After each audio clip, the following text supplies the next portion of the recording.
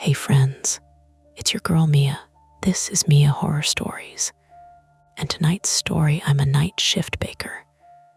And the oven door opens from the inside is told in darkness. The screen will stay black, so you can simply listen, imagine, and feel every moment without distraction. Trust me, the build-up matters, and the ending is where the real chill hides. So don't look away, and don't leave early.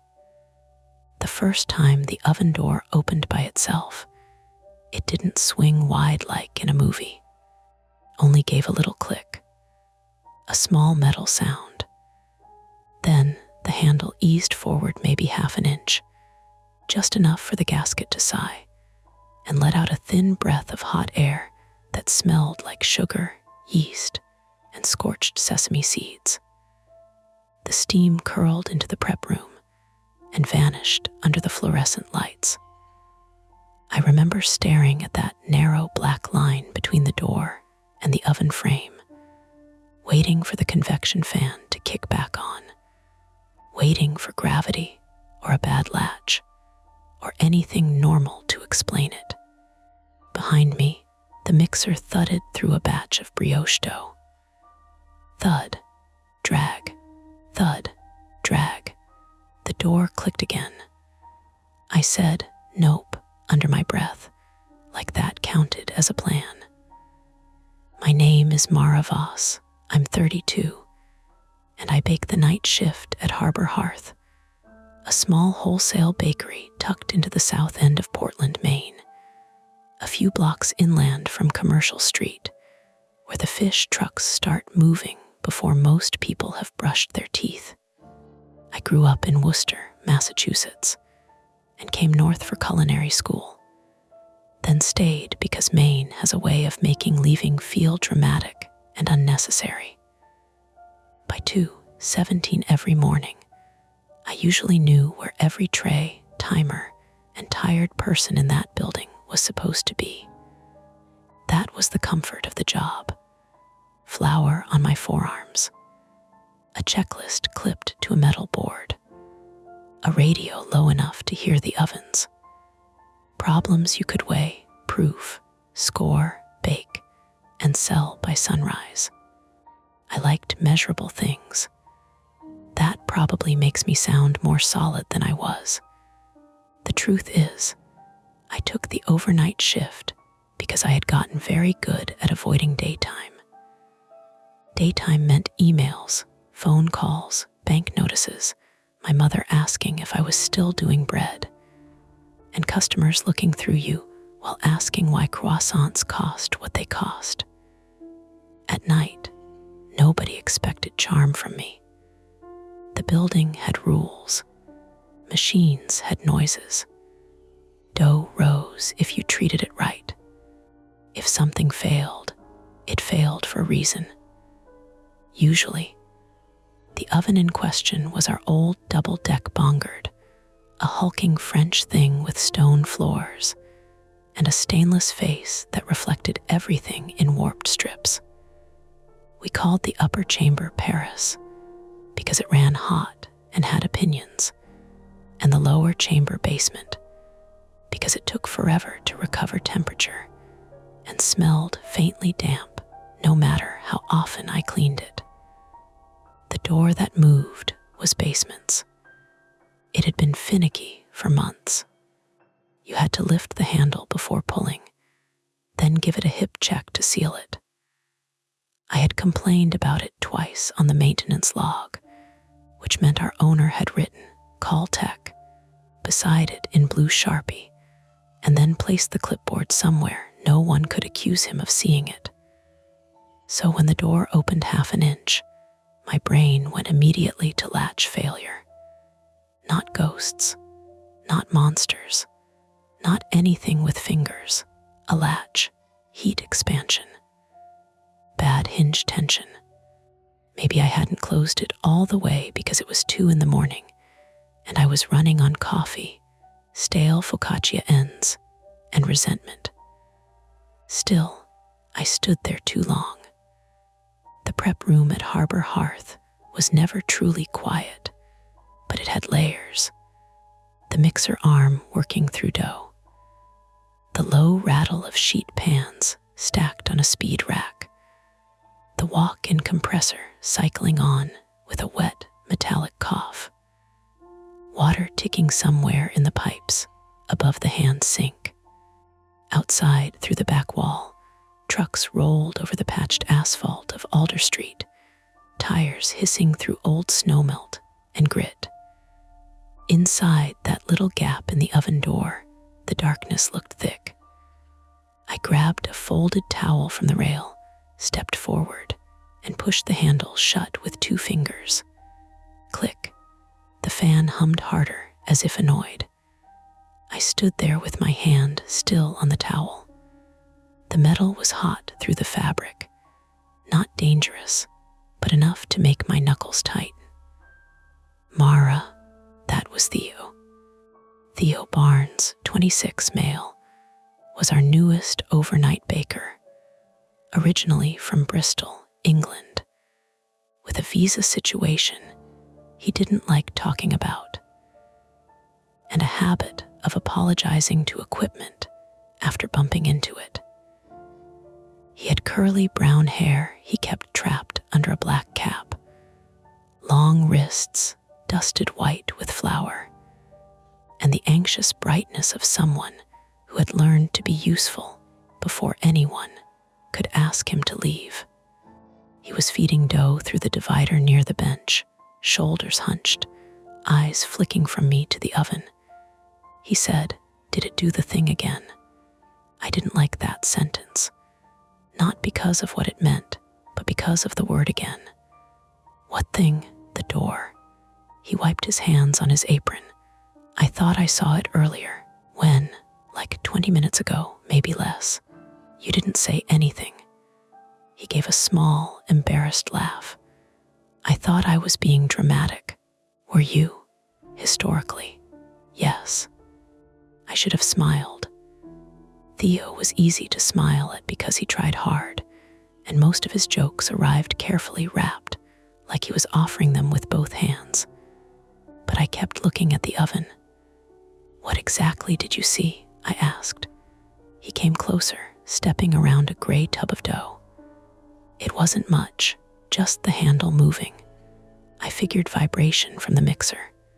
The mixer's been running all night, right? And the oven's been closed all night. Also right. We both listened. The door stayed shut. Inside the upper deck, baguettes browned under steam. The smell was good, ridiculously good.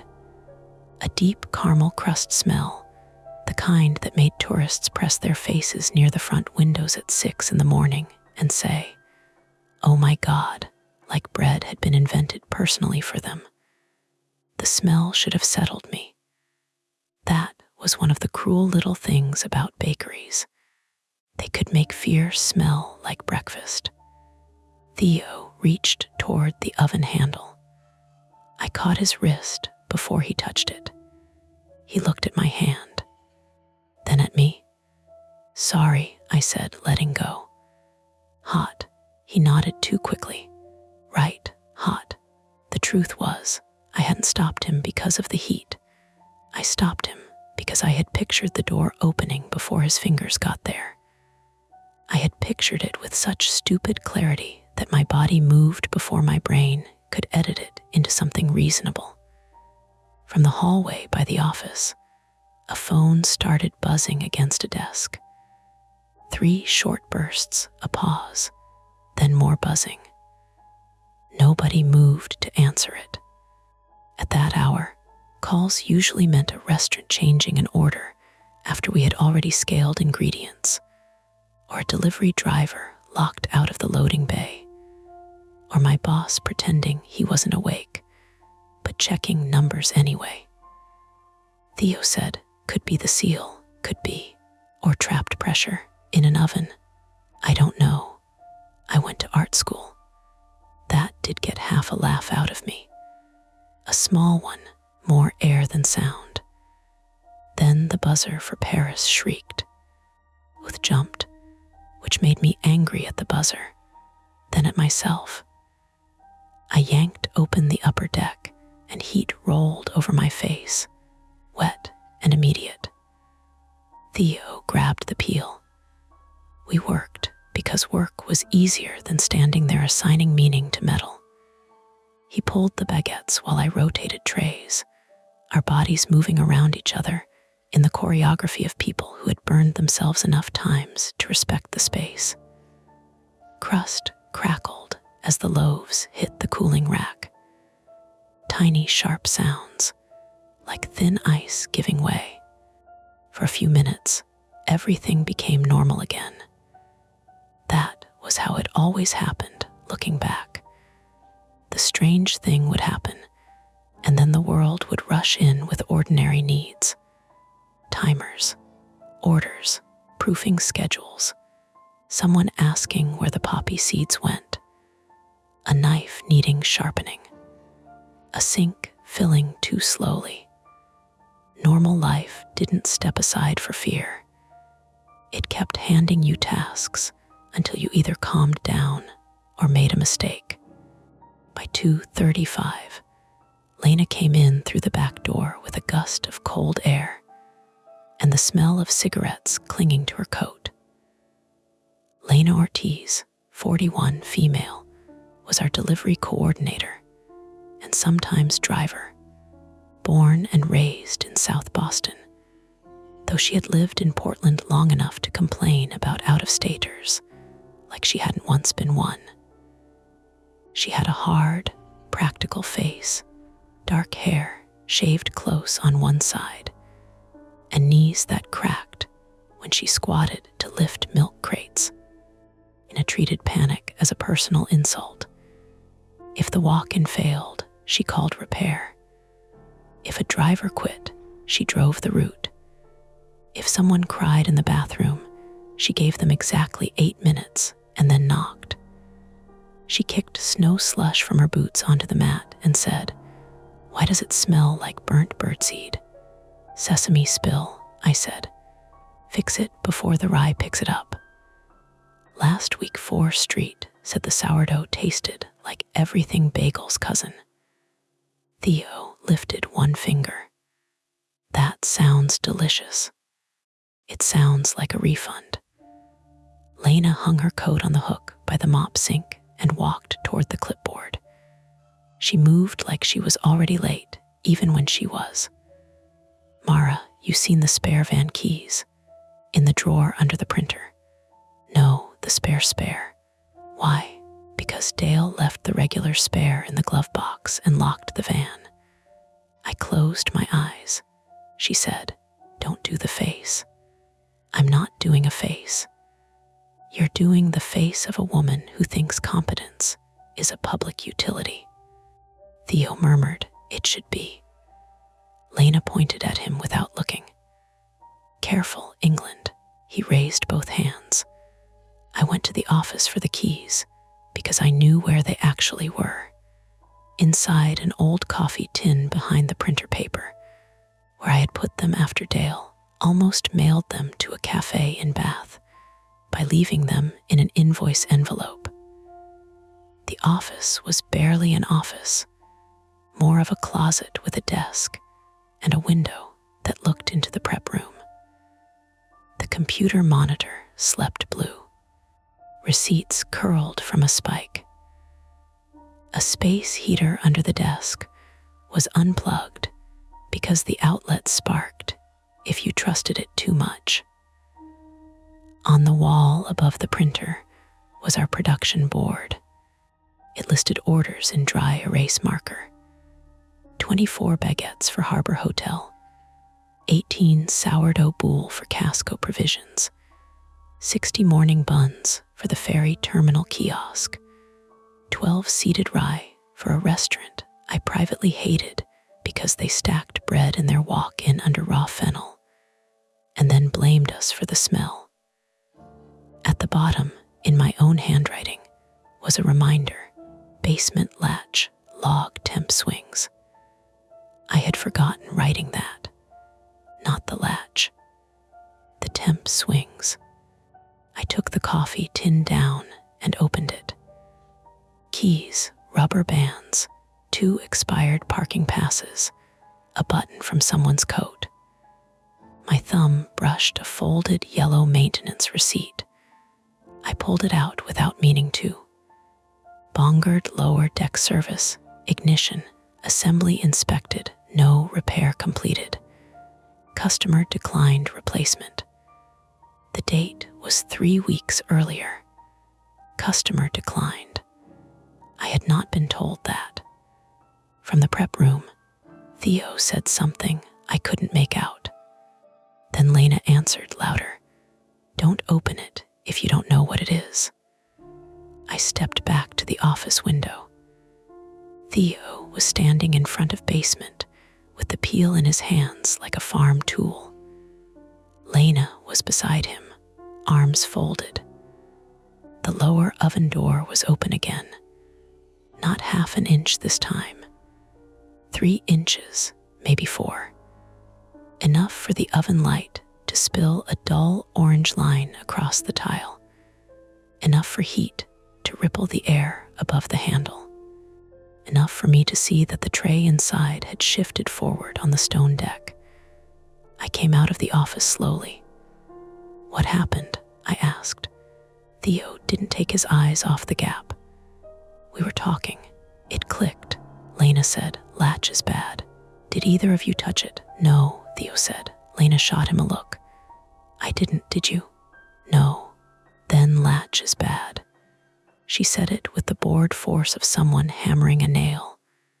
Not because she was certain, because certainty was faster. I handed her the van keys. She didn't take them. Instead, she crouched, squinting at the oven door. "What's in there?" "Seeded rye," I said. "Second stage. About 9 minutes left." "Why's the pan crooked?" I didn't answer. The pan had been straight. I knew it because I loaded it myself. 6 loaves on parchment. Centered on the stone because basement's back left corner ran hotter. Now the sheet pan sat at an angle, one front corner close enough to the lip that the parchment had browned darker there. Yo whispered, "Could convection move a tray?" "No," Lena and I said together. The mixer stopped. That sudden absence made the room feel larger in the wrong way.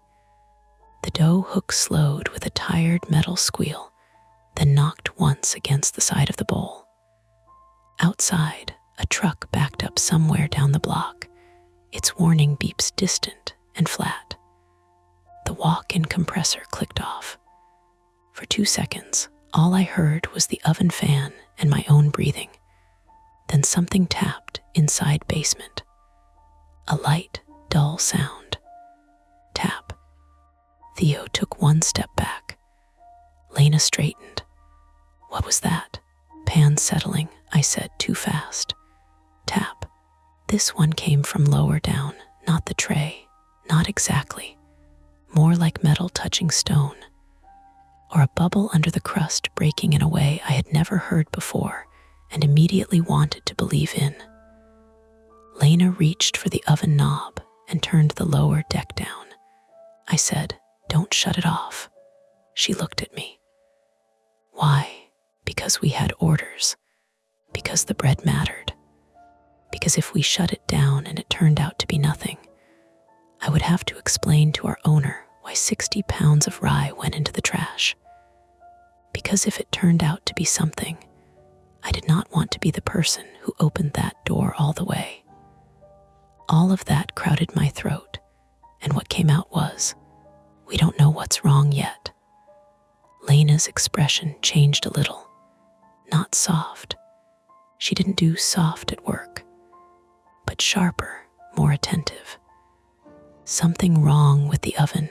You shut it off," she said. "It's the rule." "I know the rule. You wrote half the rules." Theo glanced between us. "Could there be like an animal in the oven?" Lena said. "I didn't say it was a clever animal." I almost snapped at him, then saw his face. Pale under the flour. trying to be funny because if he didn't make a joke, he might have to say what we were all pretending not to think. A bakery has pests. Every food business does, no matter how clean. Mice near dumpsters, rats by the waterfront, birds in vents.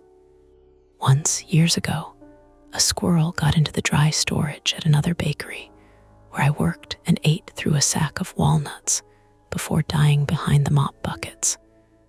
It was awful. It was also explainable. A living thing could get where it wasn't supposed to be. A living thing could panic. A living thing could push. But basement had been preheated to 430 degrees. Nothing alive was pushing that door from inside, unless it had gotten in after.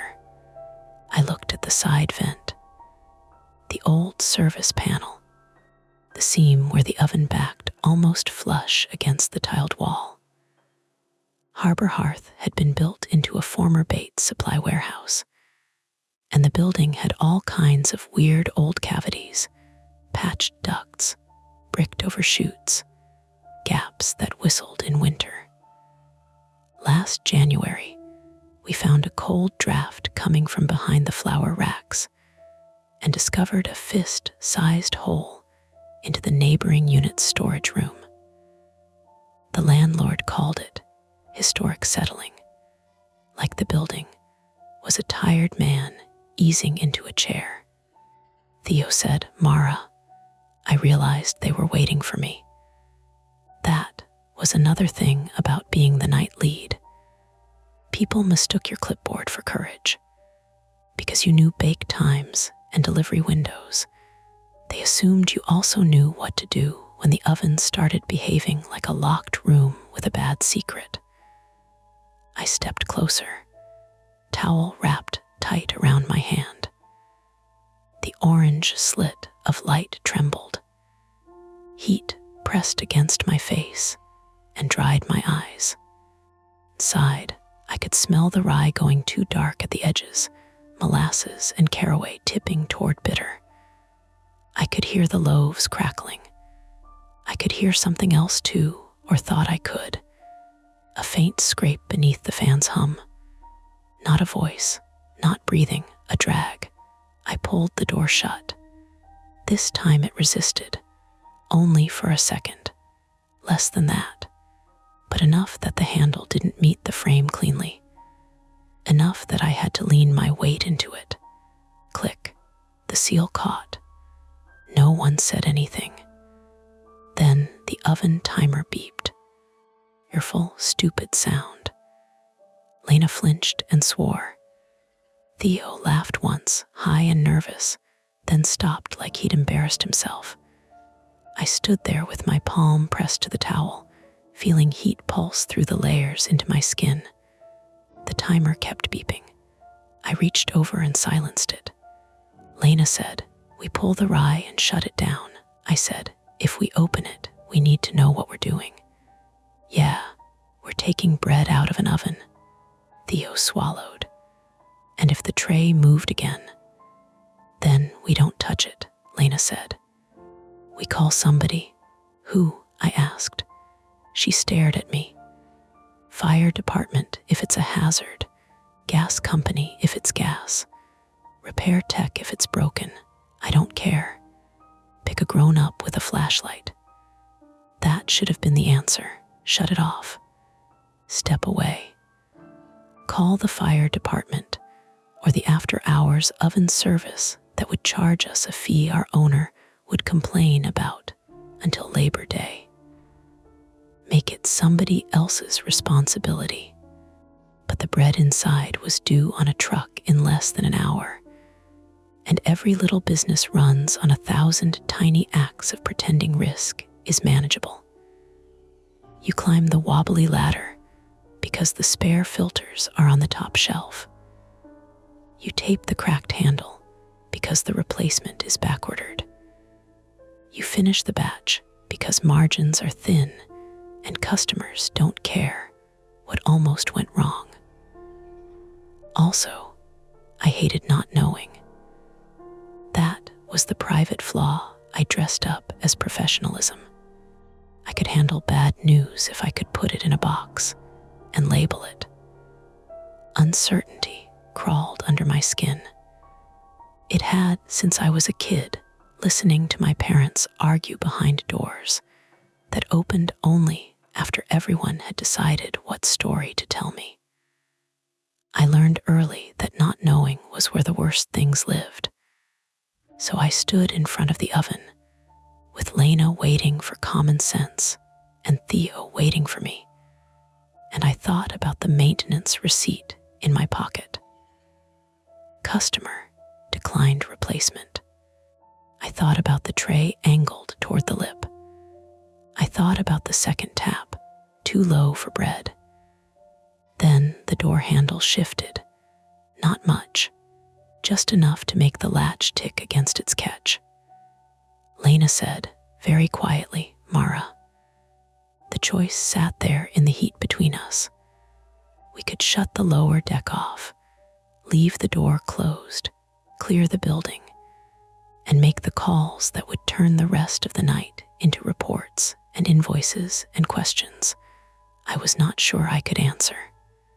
Or we could open it now together, while the three of us were standing there, with towels and peels and the overhead lights buzzing, and see whether this was only a broken latch, a warped pan, a trapped animal, bad maintenance, bad luck, something ordinary enough to name.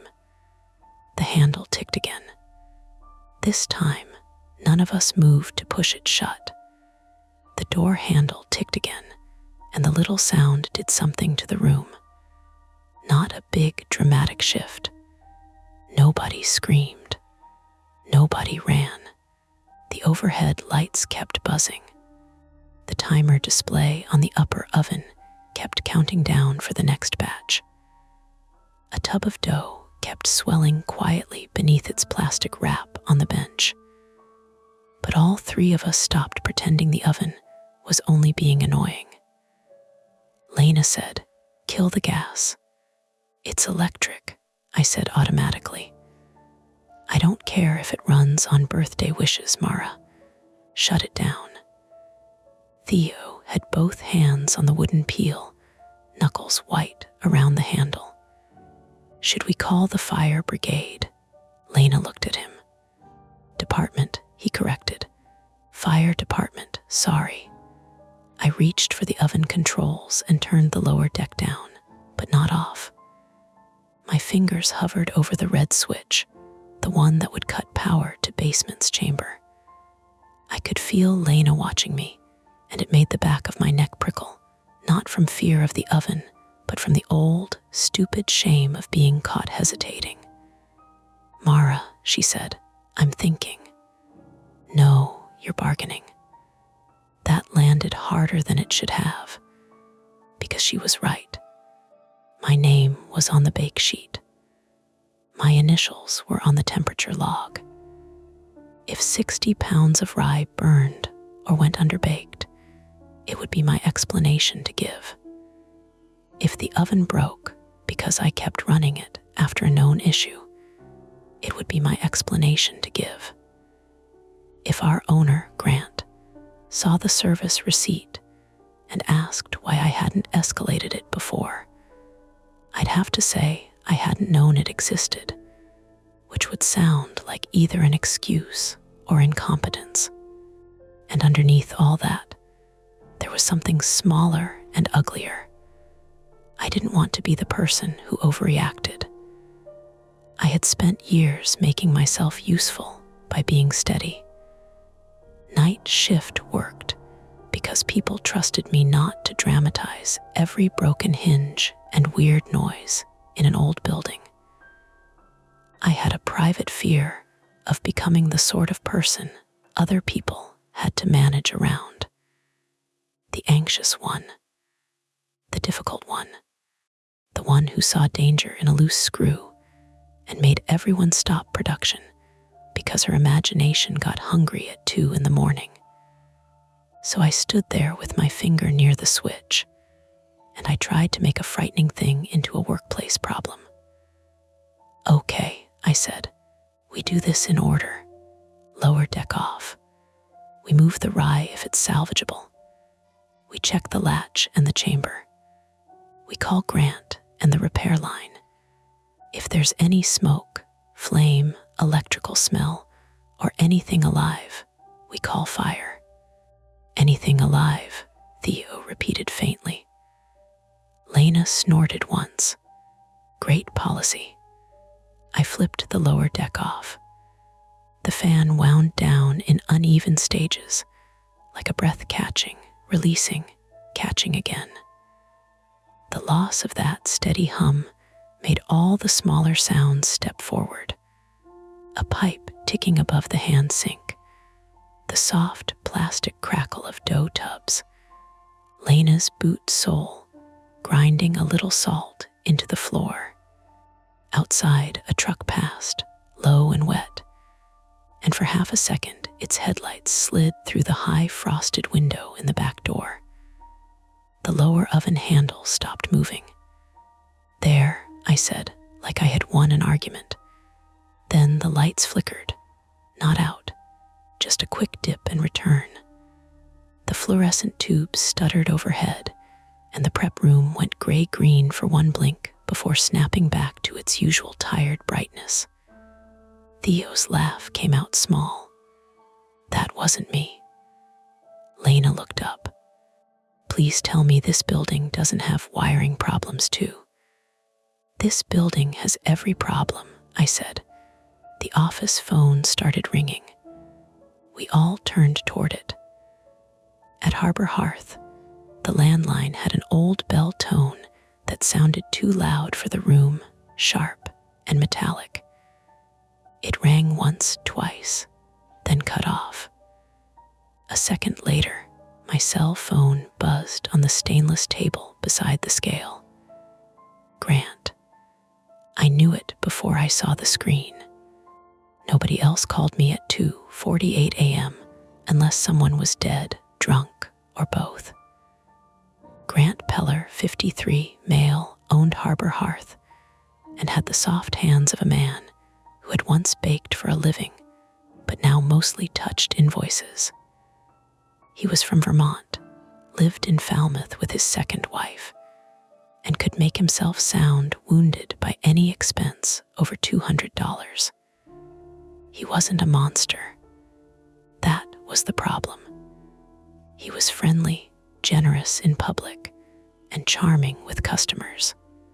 But he had a way of making every safety issue feel like a test of loyalty. I put the phone on speaker because Lena was already glaring like she could hear him through the glass. Grant, I said.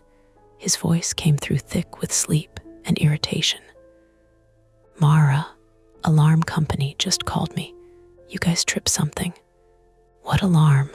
Back door or service panel? I don't know. They said a sensor flagged at the bakery. I told them it was probably staff. Lena mouthed, service panel. I looked toward the oven's side panel. The little rectangular access cover sat low on the right side, 2 screws at the top, one missing at the bottom. It looked exactly as it always did, greasy, dented. Not important until it was. We didn't open the back door, except Lena coming in, I said. Grant sighed. I could picture him sitting up in bed, rubbing his face. Is there a reason my phone is getting security calls before 3 in the morning? Yes, I said. Basement's door is opening on its own. The latch is worse. The tray shifted, and we're hearing tapping inside the lower chamber. There was a pause. Then he said, tapping. That's what I said. Is product burning? Lena closed her eyes and tilted her head back. I said, the lower deck is off. Off as in off. Yes. We have ferry kiosk at 5:30. I know. And 4th Street. They called yesterday, remember? They need the extra rye. I know. Grant breathed out through his nose, too close to the phone mic. Mara, listen. That oven's old. It pops, the latch expands. If the door isn't sealed properly, pressure can. Pressure doesn't drag a sheet pan forward. Did it drag or did it slide? I don't know. That matters. Theo whispered, does it? Lena said loudly, Grant, did you decline replacement on the ignition assembly? Another pause. The kind with shape. Grant said, who is that? It's Lena. Why are we discussing invoices right now? Because I found the receipt, I said. It says customer declined replacement. It was an estimate. The tech said it could wait. Did the tech say the latch could wait too? The latch is separate. Grant. His voice hardened, not much, but enough. Do not open the oven if you think it's unsafe, but do not turn this into a shutdown unless there is actual smoke, actual fire, or actual injury.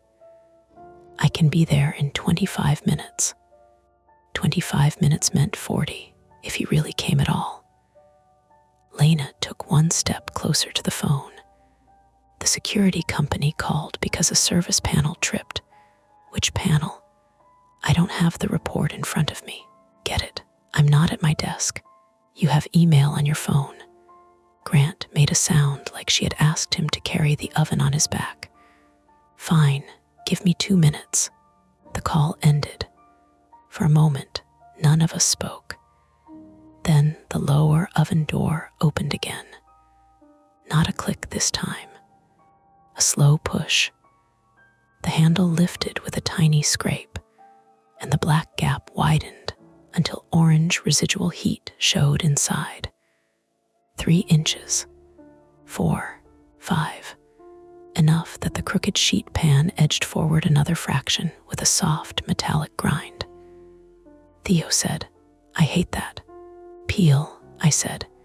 He handed it to me too quickly, almost dropping it. I slid the peel under the front lip of the pan, trying not to jolt it.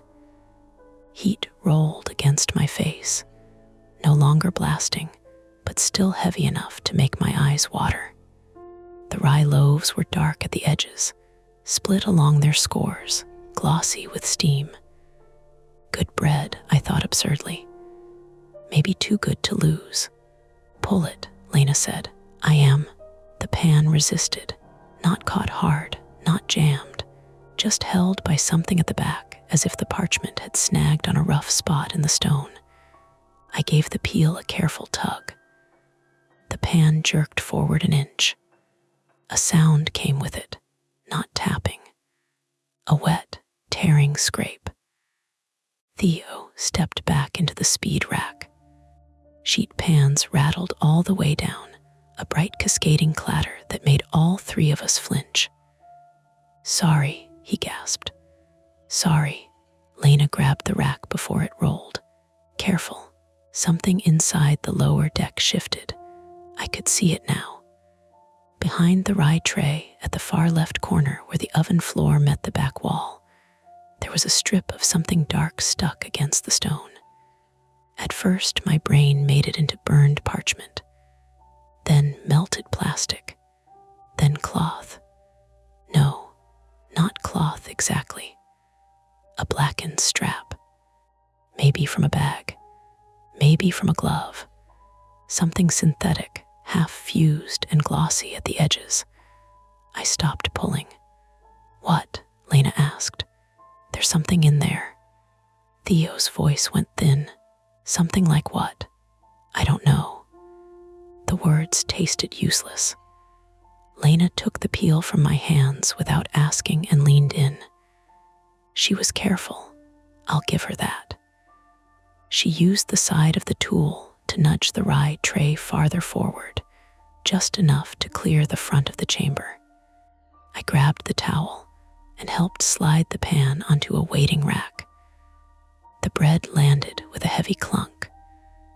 One loaf split wider and exhaled steam. Without the pan blocking the view, the back of basement was visible. Not fully. The oven light was old and filmed with grease, and the chamber's stone floor was stained from years of spilled seeds, flour, and burnt cornmeal. But the dark strip was there, a strap or belt. Beside it, near the left wall, were 3 small pale bits scattered like broken chalk. Theo leaned around me, then instantly looked away. "Are those bones?" he whispered. Lena said, "No, you didn't even look." I looked enough. I forced myself to look again. The pale bits could have been anything: hardened dough, chunks of salt, ceramic from a cracked baking stone. Bones belonged to animals or people, and my brain understood both options as doors it did not want to open. The oven gave another faint scrape. From the right side this time, from behind the inner wall. Lena stepped back. "Service panel." "What?" "The sensor, the alarm. If something moving behind the panel, not inside the chamber. Nothing should be moving behind the panel," I said. "Congratulations, that's why we're scared." Theo had gone to the hand sink and was gripping the edge with both hands. His shoulders rose and fell too quickly. Maybe someone in the building. That made Lena and me both turn. He looked embarrassed, then angry because of it. "I'm serious. Back door sensor. Service panel alarm. Oven door opening. What if somebody got in? Where would they be?" Lena asked. He pointed with the peel hand shaking. "In the wall, behind the oven. In one of those gaps Mara mentioned. This place is like Swiss cheese." I wanted to dismiss it. I badly wanted to, but he was not wrong. The building had been renovated in stages by people who believed drywall could solve moral and structural problems. There was a crawl space beneath the back storage room, a sealed loading chute behind the flour racks, and a narrow alley between our unit and the empty storefront next door, blocked at both ends by chain link gates. The oven sat against an interior wall that had once been exterior brick. There were vents and patches and access spaces I had never cared about because caring would mean asking the landlord questions and receiving answers involving rent increases. A human threat, I thought, and felt my mind seize on it with relief. A person was terrible. A person was also possible. Lena pulled her phone. "I'm calling police." Before she could tap, the back of the bakery went dark. This time the lights didn't flicker. They died from the office backward, one row of fluorescents snapping off, then another. The mixers fell silent. The digital scale display blinked out. The walk-in compressor groaned down. The only remaining light came from the upper oven, the lower oven's dull orange interior, and the green exit sign over the back door. Then the emergency light above the mop sink clicked on and threw a hard white beam across the prep table. "Power outage," Theo said. The ovens were still hot, but their control panels were dark. Lena held up her phone. No signal bars. "Of course. We have Wi-Fi calling," Theo said, pulling his own phone out. "If the router needs power," Lena said. "Oh, that. I'm panicking, not stupid." I crossed to the office and grabbed the flashlight from the bottom drawer. It was where it always was, under batteries that were somehow all dead, except the ones already inside it. When I switched it on, the beam wavered yellow but held. The landline was dead too. Of course it was. Voice over internet. Grant had switched it last year to save money and told us landline was more of a concept now. Lena tried her phone again near the back door. 1 bar, maybe. Text 911. Theo asked. We're not texting 911 because an oven made noises. Because someone may be in the wall, he said. We don't know that. Right, sorry, let's wait until they introduce themselves. Both of you, I said. They stopped. The authority in my voice surprised me. It surprised them too.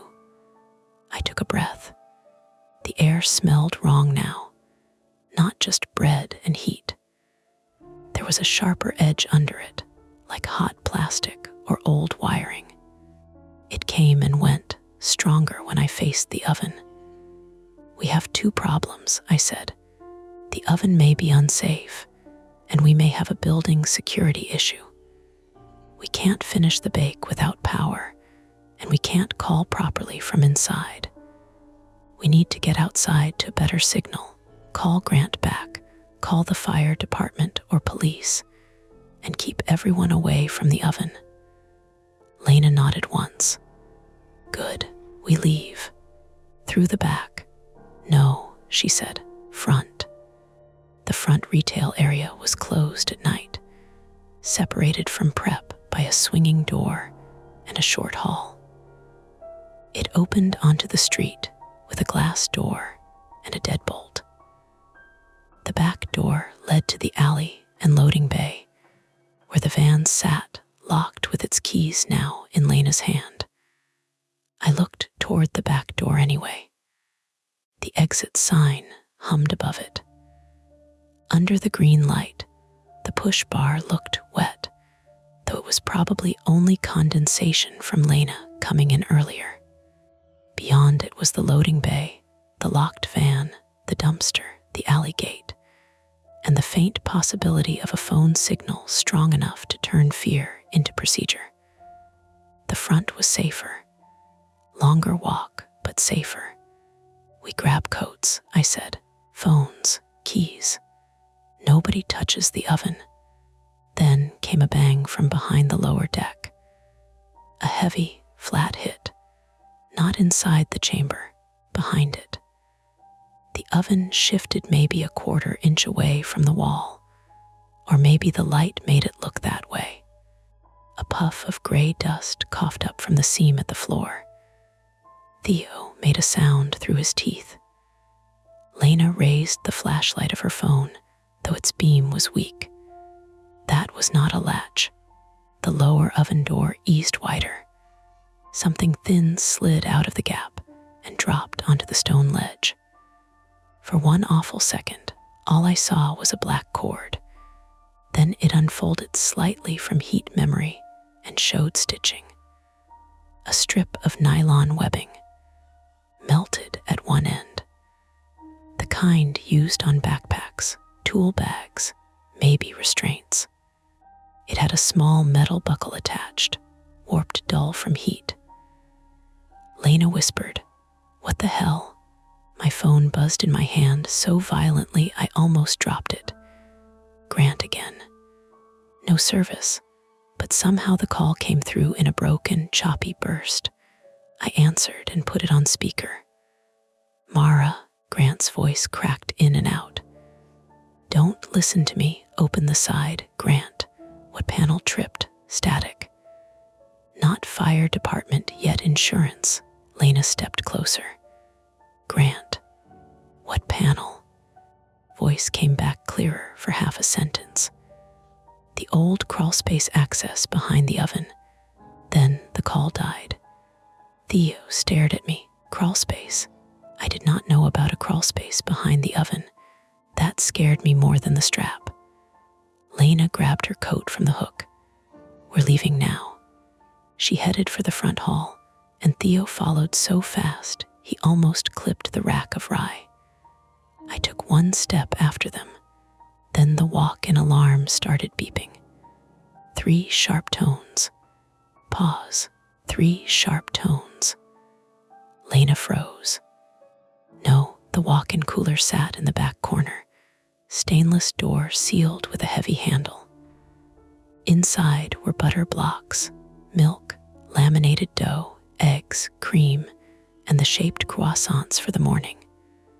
Without power, It should have held temperature for hours if left closed. The alarm shouldn't have sounded immediately unless the door was ajar or the internal temperature sensor had faulted. 3 tones. Pause. 3 tones. Theo looked sick. Did anyone go in there? No, I said. Lena shone her phone toward the cooler door. The handle was down, not fully open, not closed either. A dark inch of space showed along the seal. Cold air spilled out over the floor, low and white in the emergency light, carrying the smell of butter, metal shelving, and something else. Something earthy. Wet cardboard, old dirt, rust. Lena said someone opened it. The front hallway was 10 steps away. The cooler alarm kept beeping. Inside that open inch, something scraped lightly against a metal rack. And from behind us, deep in the wall behind the dead oven, came a second heavy bang. Closer this time. We had a choice again, but it was a worse one. Leave through the front and risk whoever or whatever ordinary human problem had access to the bakery staying inside with the walk-in open, the oven hot, and thousands of dollars of product spoiling while Grant told himself it was manageable. Or shut the cooler door, grab what we needed, and get out clean. The alarm beeped again. Lena looked at me with furious, frightened eyes. Mara, decide. I hated her for making it mine. I hated more that she was right. And before I could answer, Theo said, very quietly, my phone's in the walk-in. We both turned to him. He swallowed. I left it on the butter case when I was counting croissants. The cooler door shifted outward another inch. Not much, just enough for the alarm to stop beeping. And in the sudden quiet, from somewhere inside the cold room, Theo's phone began to ring. Theo's phone rang from inside the walk-in cooler with the cheerful little marimba tone he used for everyone. And for 1 second, the sound was so normal it made the room worse. It wasn't a scream. It wasn't a threat. It was the noise of missed calls from dentists and delivery apps and mothers asking if you'd eaten. It rang twice, then stopped. Theo whispered, "That's my sister's ringtone." Nobody moved. The prep room had become a map I didn't like knowing by heart. Behind us was basement, the lower oven, its door hanging open with the dead orange glow fading inside. To our left was the office, useless phone on the desk, flashlight drawer open, production board still promising a morning that no longer seemed likely. Ahead, past the stainless tables and the rack of cooling rye, was the short hallway to the front retail space and the glass door to Alder Street. To our right, in the back corner, was the walk-in cooler. Its stainless door open 2 inches, cold air spilling over the floor like low fog. Beyond that, the back door led to the loading bay, the locked van, the alley gate, the dumpster, the street we couldn't quite reach by phone. I could see all of it. That didn't make it controllable. Lena said, "We leave." "My phone's in there," Theo said. "You have legs. Use them. It's my sister. She can call back." "No, she doesn't call me at this hour unless..." "Unless what?" Lena snapped. "Unless she knows you left your phone in a haunted refrigerator." "It's not haunted," I said. Both of them looked at me. I hated that I'd said it.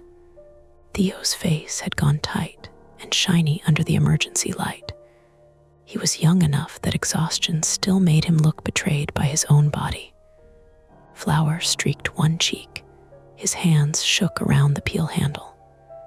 5 seconds, he said. I grab it and we go. No, Lena said. He looked at me instead. That was the problem with being in charge. People didn't just ask you what to do. They gave you the version of themselves they wanted permission to be. I pointed the flashlight at the walk-in door. Lena holds the outer handle. Theo, you stand back. I open it just wide enough to see the butter case. If the phone is reachable, I take it. If anything looks wrong, we close it and leave. Nobody steps inside. Lena gave me a look that had whole paragraphs in it. Mara. I said nobody steps inside. That's still opening the door. It's already open. And something opened it. The phone rang again. Theo flinched like he'd been hit. That decided me, which was exactly why I should have distrusted it. We moved toward the walk-in. The floor was slicker near the cooler, thin condensation forming where cold air hit warm tile. I could feel the temperature drop against my shins. The smell coming from inside had layers: butter, yeast, cardboard, damp concrete, and that earthy rot that didn't belong in any kitchen. Lena took the handle with a towel and planted one boot against the wall beside the door. One look, I said. Theo stood near the prep table, gripping the peel like a spear he didn't know how to use. I pulled the walk-in door open. The alarm didn't restart. The emergency light didn't reach far inside, so my flashlight beam hid in fragments: wire racks, white buckets of leaven, stacked butter cases, trays of croissants under plastic, a bucket of egg wash with blue tape across the lid. The fan inside the unit was dead without power, and the cold hung still. Theo's phone was on the butter case exactly where he said, face up, screen glowing. Incoming call. Mom. I almost laughed from relief. Not because it was funny, because fear had made the ringtone into a message from inside the room. And now it was just a mother in England forgetting the time difference or panicking about something unrelated. There, I said. It's just something brushed my ankle. I kicked backward, slammed into the cooler door, and my elbow struck the metal frame hard enough to send pain flashing down my forearm. The flashlight beam whipped across the floor. Theo made a strangled sound. Lena yanked the door wider because I was half in its path, and for one stupid second, we were all tangled in each other's panic. Then the thing at my foot squeaked. A mouse. A gray mouse shot from under the flour dunnage rack by the cooler, skidded on the damp tile, and disappeared behind the mop bucket. Theo bent over, hands on knees, laughing without any joy. Oh, good, great, perfect, normal vermin. Lena pressed her palm to her chest. I hate all of you. My elbow throbbed. I swallowed hard and forced myself to breathe through my nose. The misdirection should have helped. It should have proven that not every noise had teeth. Instead, it made the real problem feel more patient, as if it had waited while we embarrassed ourselves. I grabbed Theo's phone. At the same time, my light caught something behind the bottom shelf. Not inside the cooler exactly. Behind it. The walk-in's rear interior wall, the one that should have been a flat, insulated panel, had a service hatch near the floor. I had seen it before and never cared. A square metal plate with 4 screws, used by refrigeration techs to access drain lines or wiring. Only now the lower left corner was bent outward. Wedged in the gap was a strip of brown paper, bakery paper, I leaned closer. Mara, Lena said, warning. The paper had writing on it, not printed, marker. Black, smeared by moisture. I pulled it free. Only 3 words were readable, not the front. Theo came closer despite himself. What does that mean? Lena snatched the phone from my hand and shoved it against his chest. It means we are not staying to read notes left by whoever crawls around refrigeration equipment. Could be old, I said. It's wet. Condensation. It's marker, Mara. It hasn't been there since the Roosevelt administration. A bang came from behind the oven again.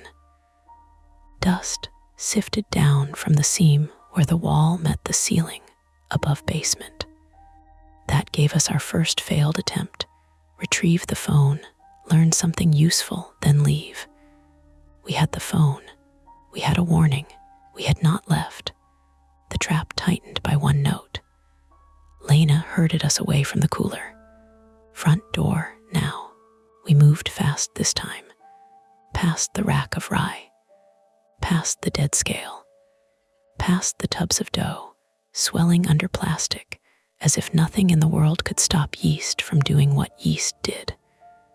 My elbow pulsed with each step. Theo kept checking his phone, but there was no signal. The screen showed his mother's missed calls, and 1 text preview that read, "Are you awake?" Need to ask, before the rest disappeared behind the lock screen. The front hallway was narrow and painted a cheerful yellow chosen by someone who did not work nights. On the right was the tiny employee bathroom. On the left were shelves of paper bags, coffee cups, twine, labels. At the end, the swinging door opened into the retail space, dark except for the streetlights outside and the emergency exit sign over the customer entrance. Harbor Hearth's front room always looked fake to me after hours. In daytime, it had chalkboard menus, baskets of bread, jars of jam, little cards describing farms and grains. At night, with the pastry case empty and chairs flipped on tables, it felt like a stage set after everyone had gone home. The glass front door faced Alder Street. Beyond it, the sidewalk shone damp under sodium light. Across the street, a closed marine supply shop had lobster buoys hanging in its window like severed ornaments. Lena reached the door first and grabbed the deadbolt. It didn't turn. She tried again. Metal clicked inside, but stopped short. "No," she said. "What?" Theo asked. "It's jammed." I pointed the flashlight at the lock. The thumb turn sat at an angle, not fully vertical, not fully horizontal. Lena worked it harder. "Don't break it," I said. She gave me a look. "That's your concern. If you snap it, we're not opening it from this side. We're not opening it now." Theo peered through the glass. "Can we break it?" "With what?" I asked. "Chair. It's laminated security glass." "How secure?" "Apparently very."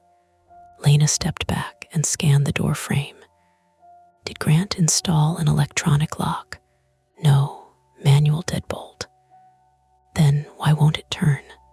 I crouched and shone the flashlight along the bottom. Something was wedged in the strike plate, a thin sliver of metal jammed where the bolt entered the frame. At first, I thought it was part of a broken key. Then I saw the flattened, rounded end, a butter knife, one of ours. It had been forced into the gap from the outside or inside. I couldn't tell, and bent off flush enough that the bolt couldn't retract. Theo said, "Someone locked us in." No one corrected him. That was the second failed attempt. Leave through the front. It revealed a new fact. The front door hadn't failed. It had been disabled. Lena took a breath through her teeth. Back door. The note said not the front, Theo said. The note can mind its business. I looked through the front glass at the street. It was right there. Empty, wet, ordinary. A world where people slept in heated apartments and dogs twitched in dreams, and nobody stood in a dark bakery while an oven opened by itself. A delivery truck passed at the far end of the block. I slapped the glass with my palm. "Hey," I shouted. The truck didn't slow. Theo joined me, banging with the peel handle. The sound was dull and pathetic against the thick glass.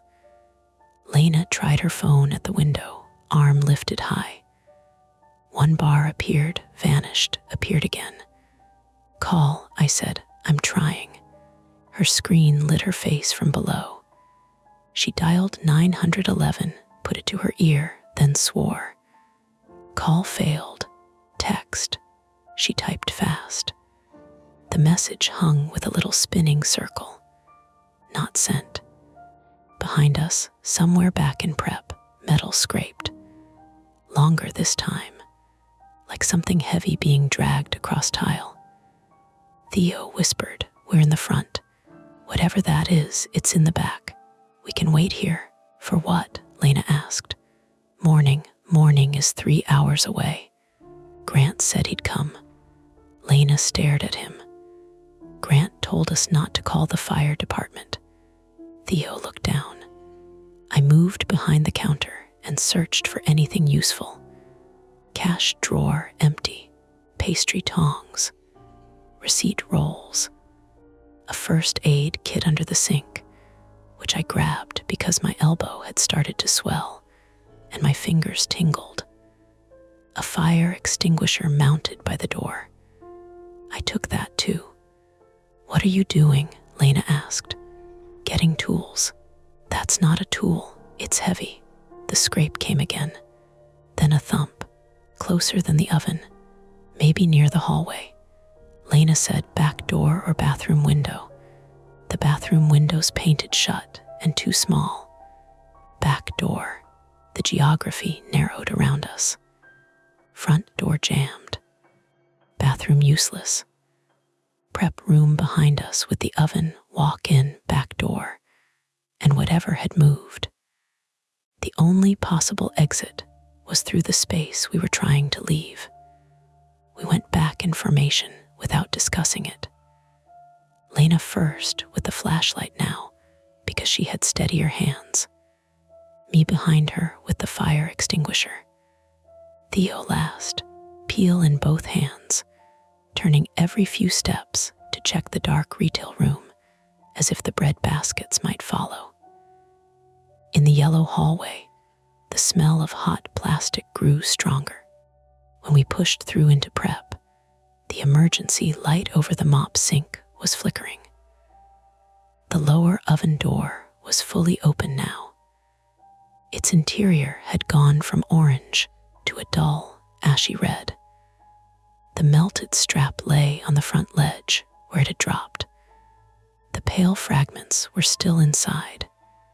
The scrape had not come from the oven. It came from the back door. The heavy prep table that usually sat 6 feet away had been dragged halfway across the tile. One leg leaving a black rubber streak. It now blocked the back door at an angle, not perfectly, but enough that the door could not open inward more than a few inches. None of us had moved it. Lena's voice went flat. "No," Theo said. "How did we not hear that?" "We did hear it," I said. "We were at the front." "Exactly. Something had dragged a table while we were at the front door. Something with enough strength to move stainless steel. A person, I told myself. A person using leverage. A person behind the door. No, the table was inside. A person already inside. Lena went to the table and shoved. It moved an inch, squealing. "Help," Theo and I rushed over. The three of us pushed, shoulders down, shoes sliding on condensation and flour dust. My elbow screamed when I put weight through it. I bit the inside of my cheek and pushed harder. The table shifted another few inches, then caught on a floor drain. "Lift," Lena said. "We can't lift this," Theo said. "Then don't. Tip the leg over the drain." We tried. The fire extinguisher rolled from my hand and clanged against the door. The sound rang through the bakery, too loud. Somewhere above us, in the old ceiling, something answered with a skitter. Theo looked up. "Please be mice." "Probably mice," I said. Another skitter. Then a patter. Then a dry, rustling cascade across the ceiling tiles toward the office. Lena muttered, "That is not our priority." We got the table leg free and shoved again. The back door was almost clear when Theo slipped. His foot went out from under him on the cold slick near the walk-in, and he grabbed the table edge, pulling it sideways. The corner clipped Lena's thigh. She hissed and doubled over. "Sorry," Theo said immediately. I'm sorry. Stop apologizing and stand up." Blood. No, not blood. A tear in her work pants and a red scrape blooming beneath. Pain made her face gray for a second. The back door was now clear enough to open. Lena grabbed the push bar. The door opened 3 inches and stopped. Chain. A chain had been looped around the outside handle and through the loading bay rail. I saw it through the gap, silver links under green exit light. The padlock hung on the far side. Lena slammed the door with her palm. Once, twice. "Hey," she shouted through the gap. "Open this." No answer. Cold night air slipped through, carrying salt, diesel, and the sour smell of the dumpster. I shone the flashlight through the opening. The loading bay was visible in slices. The van parked crooked, driver's side door shut, the dumpster lid down, the alley gate beyond, the chain around our door handle. On the concrete, just outside the threshold, lay a black backpack.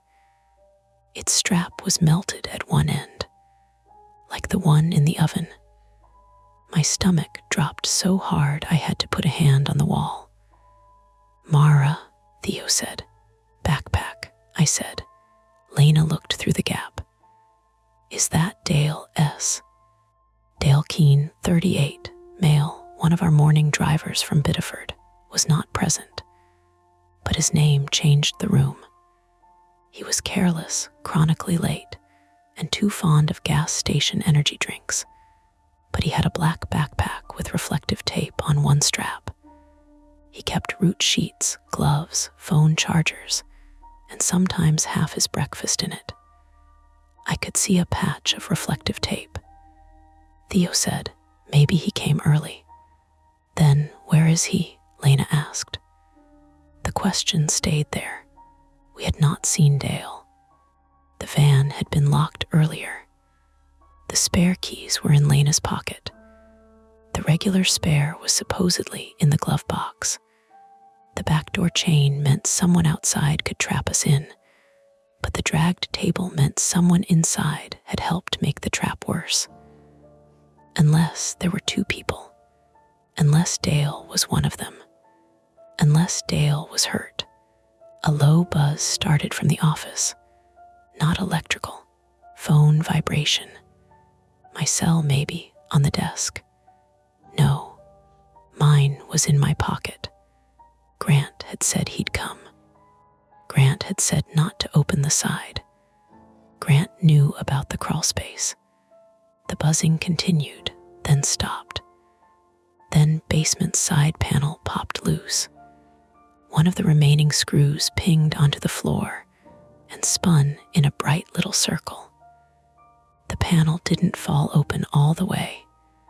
It gaped at the bottom, dark behind it, dust breathing out in slow puffs from the hidden space beside the oven. The smell of hot plastic became stronger, joined by something coppery and stale. Theo backed toward the walk-in. No, absolutely not. Lena grabbed my arm.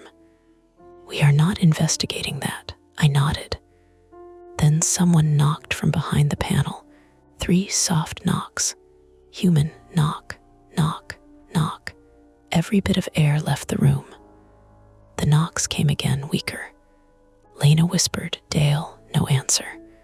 I stepped forward before I knew I had decided to. Lena's grip tightened, nails digging through my sleeve.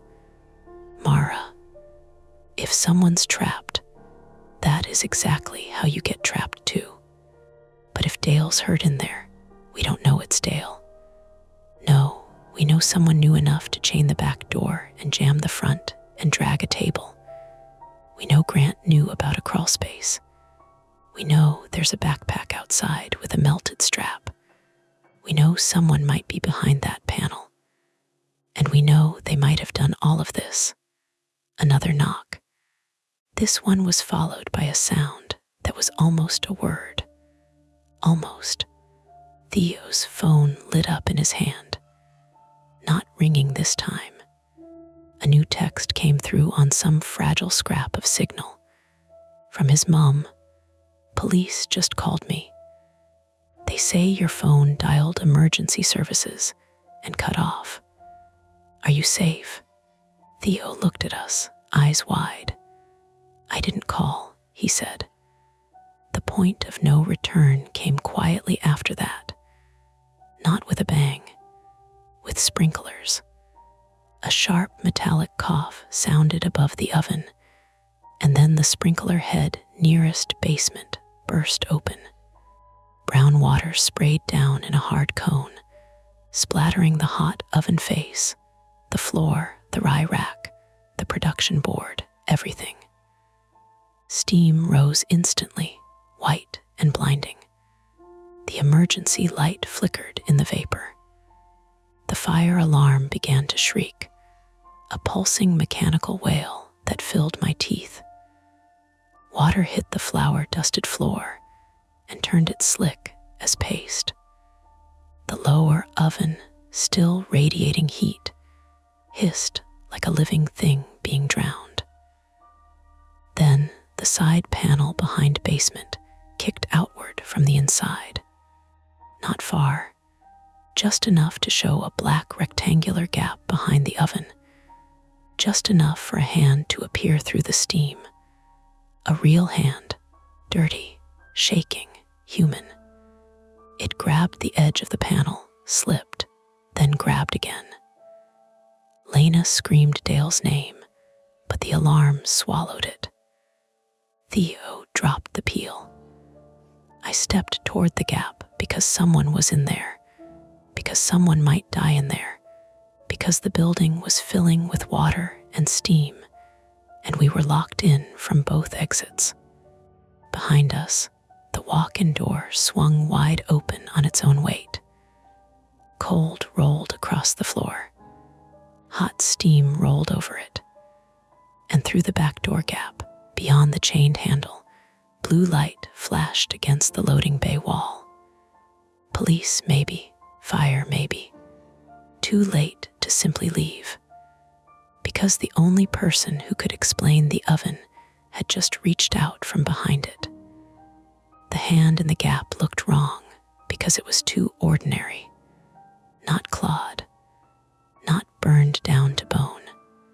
Just a human hand, filthy to the wrist. Nails split. Fingers shaking so hard they kept losing their grip on the bent service panel. The sprinklers hammered down. The fire alarm screamed. Steam boiled off the face of the lower oven and rolled across the prep room in dirty white sheets. It swallowed the rack of rye, the flour bins, the mop sink, the office window. The emergency light turned everything hard-edged and blinking, like the room was being photographed over and over. Lena grabbed my shoulder. Mara, back. The hand slipped. A voice came through the gap.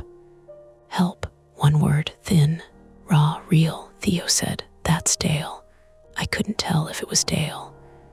The alarm chopped the sound apart. Water ran down my face and into my mouth. It tasted like rust and old pennies. The hand grabbed again. Lena moved first. That surprised me later, but not in the moment. In the moment, there was no room for surprise. She shoved past me, snatched the fire extinguisher off the floor, and jammed its metal base into the bent side panel. Hold the oven door shut, she shouted. What? Steam's killing us. Shut it. Theo lunged for the lower oven door with a towel. I saw the fear in his face before he touched it. He expected resistance. He expected something inside to push back. This time, nothing did. He slammed basement's door closed, and the steam thinned by a fraction. The sprinkler still poured down, but the oven face stopped hissing so violently. My eyes stopped burning enough that I could see the panel again. Lena wedged the extinguisher deeper into the gap and pulled. The panel bent outward another inch with a shriek of metal. The hand vanished. No, no, no, Theo said. Then a face appeared in the darkness. Dale Keene, not all of him. One eye swollen shut. Gray hair stuck to his forehead. Blood matted into the stubble under his jaw. His mouth worked like he was chewing words before he could get them out. Dale, 38, male, our morning driver from Biddeford, was careless with keys, bad with time, and famous for saying I'm 2 minutes out, while still in a Cumberland Farms parking lot 15 minutes away. I had been annoyed at him every morning for 6 months. Now he was wedged behind our oven like something the building had tried to digest. Don't pull, Dale rasped. Lena froze. What? Wire, he said. Around my leg. Theo looked like he might vomit. I dropped to my knees, ignoring the hot water spreading under me.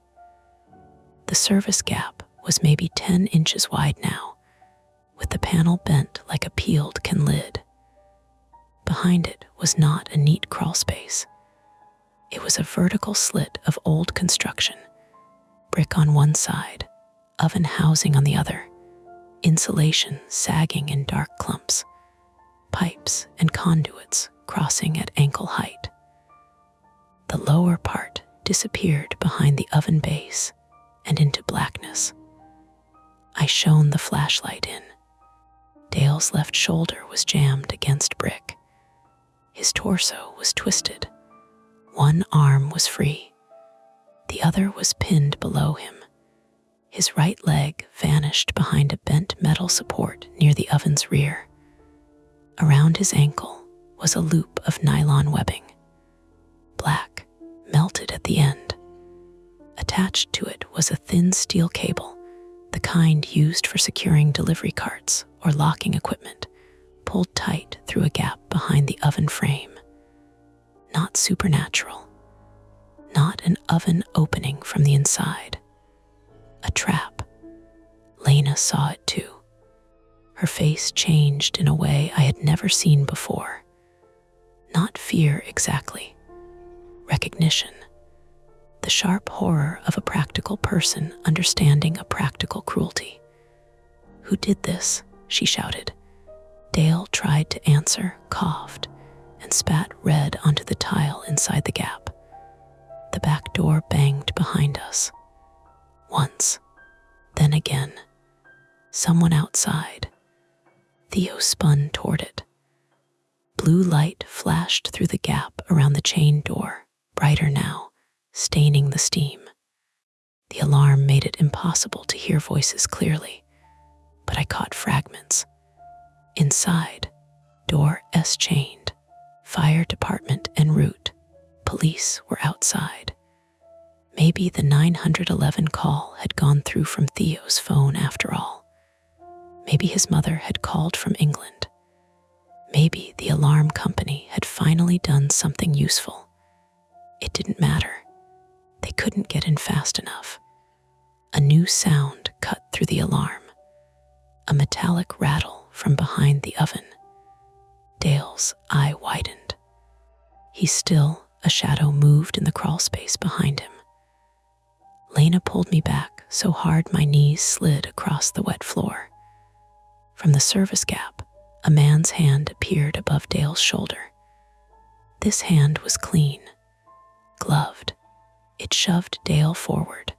Dale screamed. The cable around his ankle snapped tighter, and his body jerked halfway through the gap, then stopped dead. His forehead struck the edge of the panel with a wet crack. Theo shouted and grabbed his free arm, pulling without thinking. "Stop," I yelled. "You'll rip his leg open." Theo let go like Dale had burned him.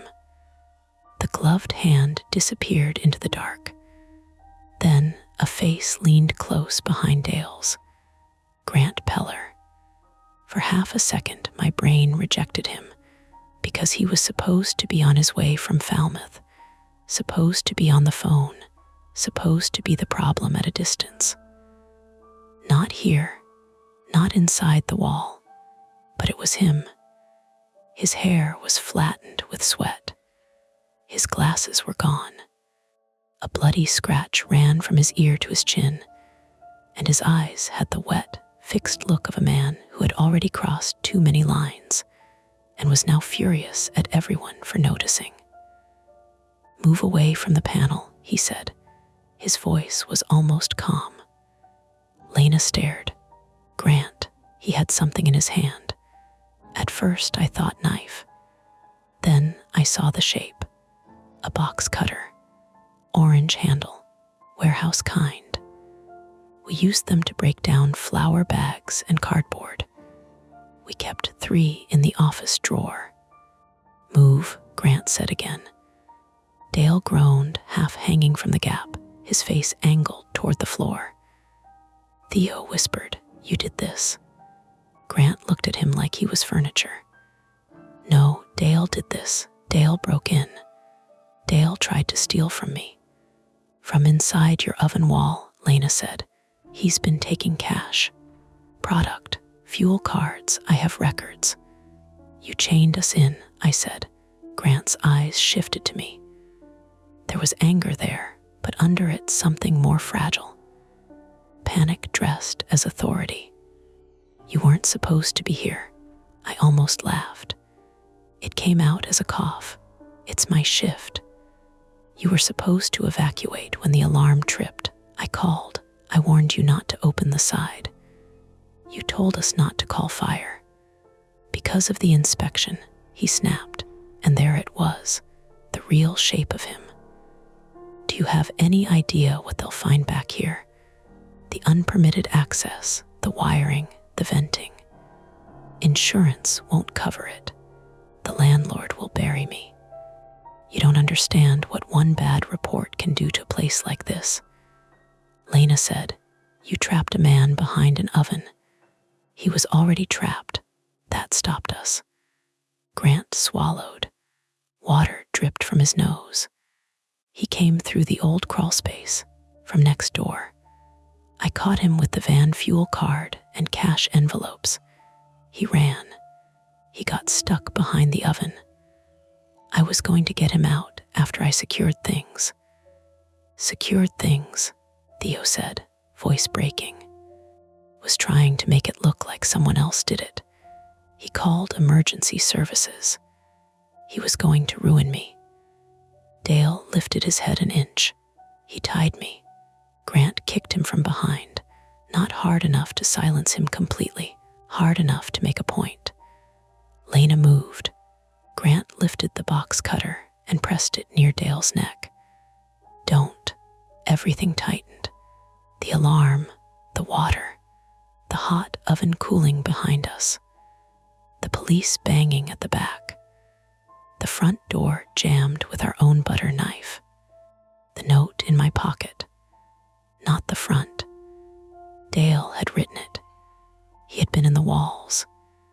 He had gotten into the walk-in through the bent service hatch, maybe to hide, maybe to reach Theo's phone, maybe to warn us away from the front because Grant had jammed it. Or because Grant was waiting there earlier. The phone had dialed emergency services from inside the cooler because Dale had found it and tried to call with wet, shaking hands before losing it or retreating. The oven door opening from inside wasn't a ghost. It was Dale, trapped behind the lower deck, pushing anything he could reach.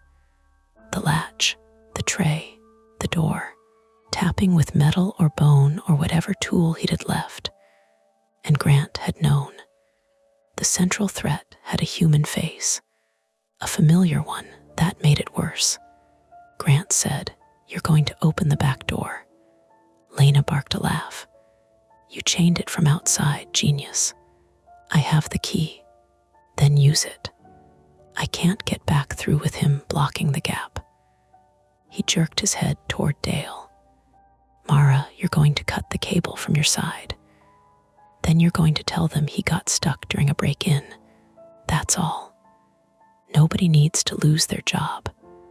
Theo said, "You're insane." Grant's eyes snapped to him. "You've been here 3 weeks. Long enough." The box cutter pressed closer. Dale made a small animal sound, clipped seconds. Water on steel. Alarm in my skull. Lena's hand near the fire extinguisher. Theo barefoot. No, shoes. Slipping. My elbow useless. Grant half hidden behind Dale, using him like a door. I forced my voice steady. "Grant, if you cut him now, they'll see it. Police are outside. Fire's coming. There's water everywhere. Cameras might still have backup." He flinched at cameras. Not much enough. The camera. The tiny one over the office door, installed after Cash went missing. It had a battery backup for short outages. Grant had bragged about it because it was cheap and cloud-based, as if saying cloud made wiring irrelevant. I looked toward the office window, then back at him. He followed my eyes. Lena understood before I finished understanding. She grabbed the fire extinguisher. Grant shouted and shoved Dale forward again. Dale screamed. The cable snapped tighter. The service panel edge cut into his side, and blood ran down his shirt into the sprinkler water. Lena pulled the pin. White chemical fog blasted through the gap. Grant roared. Dale choked. Theo grabbed Dale under the arms and pulled him back just enough to keep his face clear of the spray. I dropped flat and reached for the cable around Dale's ankle. Bad idea. Necessary idea. The cable was taut and slick, disappearing behind a hot metal bracket. My fingers touched the nylon loop around his ankle. Wet, warm, sticky. Dale's sock was soaked with blood where the webbing had cut through skin. "Mara," Lena shouted. Grant's arm came through the gap blind, box cutter slashing. Blade caught my forearm. At first it felt like being slapped with ice. Then heat opened along the cut. I yanked back, saw red spread fast under the sprinkler water, and had no time to be afraid of it. Theo swung the peel. He didn't do it gracefully. He didn't look heroic. He made a short, desperate noise and drove the flat wooden blade into Grant's wrist through the service gap. Grant screamed and dropped the box cutter. It skittered across the wet tile toward basement's door. I lunged for it. So did Grant's hand. My cut arm slipped. My shoulder hit the oven face. Heat burned through my sleeve, instant and nauseating. I grabbed the box cutter with my good hand and kicked backward blindly. My heel connected with fingers. Grant cursed and withdrew. "Mara, cut it," Lena yelled, the cable. I crawled back to Dale's leg. The box cutter was wet. My hand shook so hard I almost dropped it. The nylon webbing had partly melted and hardened where it had dragged near the oven, fused around the cable in a black lump. I saw it at the softer part near Dale's ankle. The blade snagged. Dale was sobbing now.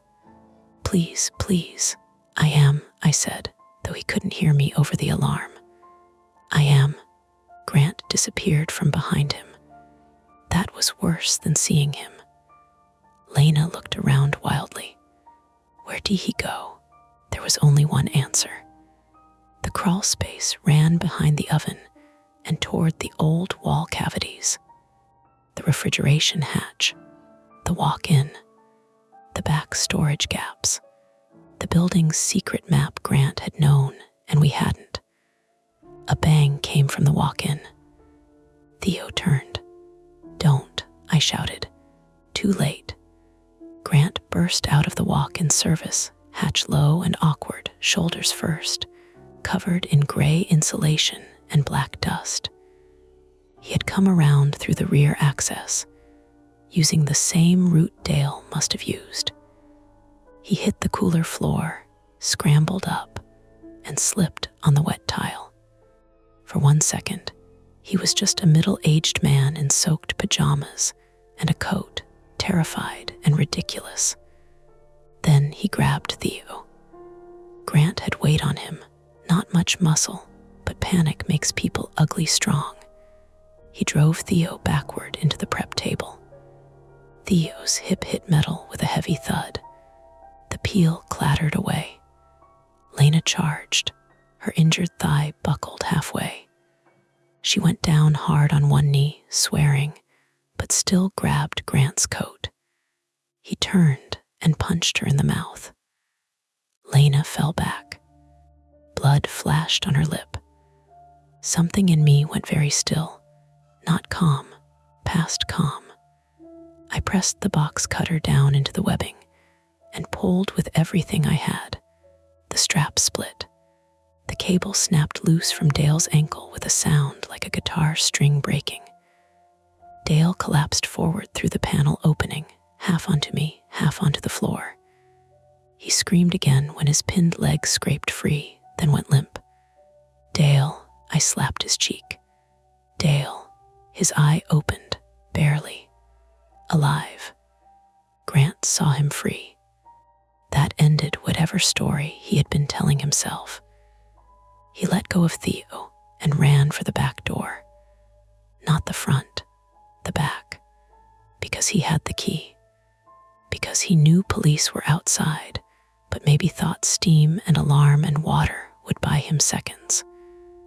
Because people like Grant always believed exits belonged to them. He slipped once, caught the rack of rye, and sent 2 loaves tumbling into the water. He reached the chained back door, fumbled in his pocket, and pulled out a key ring. Lena tried to stand and couldn't. Theo was folded against the prep table, gasping, one hand pressed to his ribs. Dale was bleeding on my lap, so I went after Grant. My right forearm burned. My left shoulder screamed from the oven burn.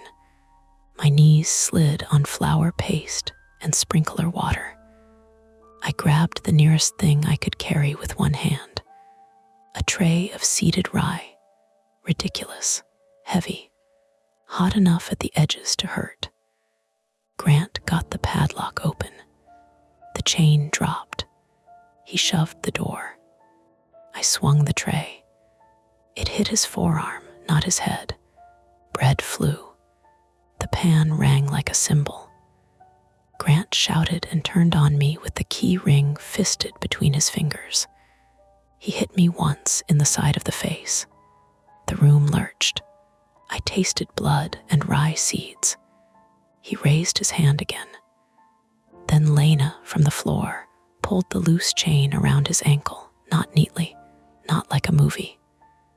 She flung it, caught one loop, and yanked with both hands. Grant went down in the doorway. His chin hit the metal threshold. His teeth clicked loud enough for me to hear through the alarm. The back door burst inward as far as his body allowed. A police officer's voice shouted, "Move away from the door." Blue-white light flooded the room. Grant kicked, trying to crawl through the opening. I dropped onto his back. I wasn't strong enough to hold him alone. Not even close. He bucked and twisted, and my burned shoulder lit up so sharply I nearly blacked out. Theo came then.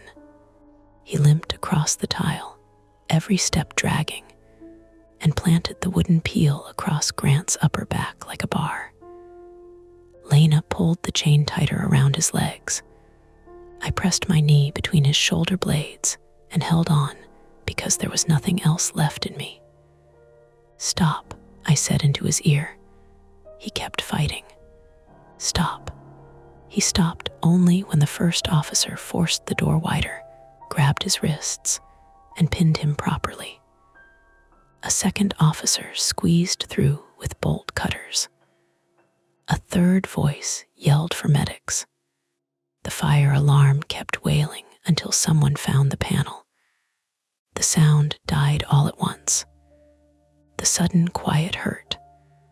Water still fell from the sprinkler head in a thinning spray. The prep room dripped. The ovens ticked as they cooled. Somewhere, a rack wheel spun slowly and clicked against a floor tile. I rolled off Grant and sat in the water. For a few seconds, nobody asked me anything. That was the lull. A small one, long enough to hear Theo crying through his teeth as a firefighter helped him sit down.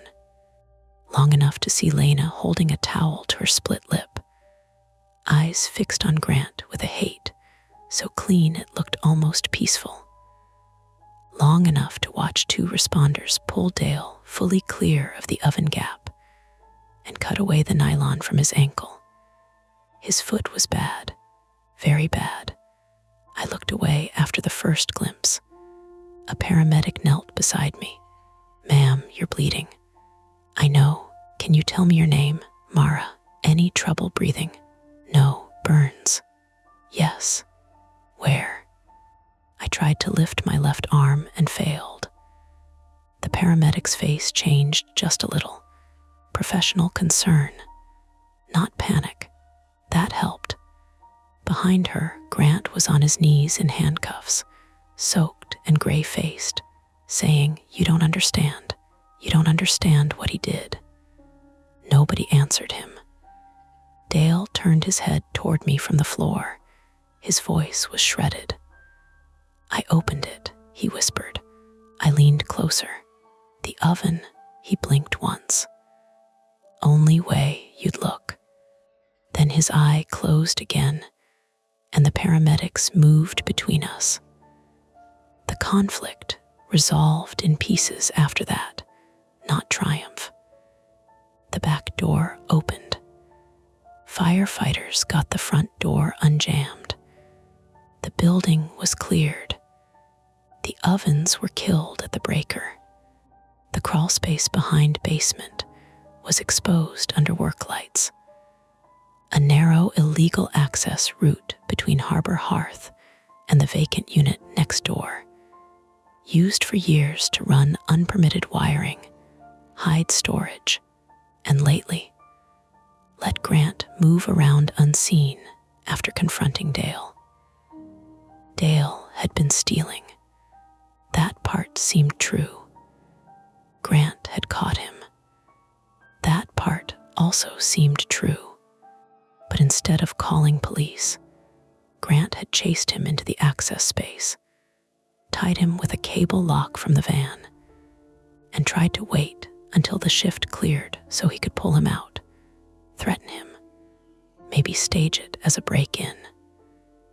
Dale, trapped behind the oven as it heated, had used the only things he could reach: the latch, the tray, the side panel, the walk-in service hatch, Theo's abandoned phone to make us notice. The oven door had opened from the inside, just not from inside the oven, from inside the wall. By 3:42 a.m., I was sitting on the loading bay step wrapped in a foil blanket, watching firefighters carry out wet racks and hoses, while police photographed the chain, the butter knife, the backpack, the melted strap, the note from the walk-in. My forearm was bandaged. My shoulder was blistering beneath a temporary dressing. My cheek had swollen enough that the world looked slightly narrowed on one side. Lena sat beside me, silent, one hand on her bruised thigh. Theo was in the ambulance with Dale, refusing to let go of his phone, even while a medic taped his ribs.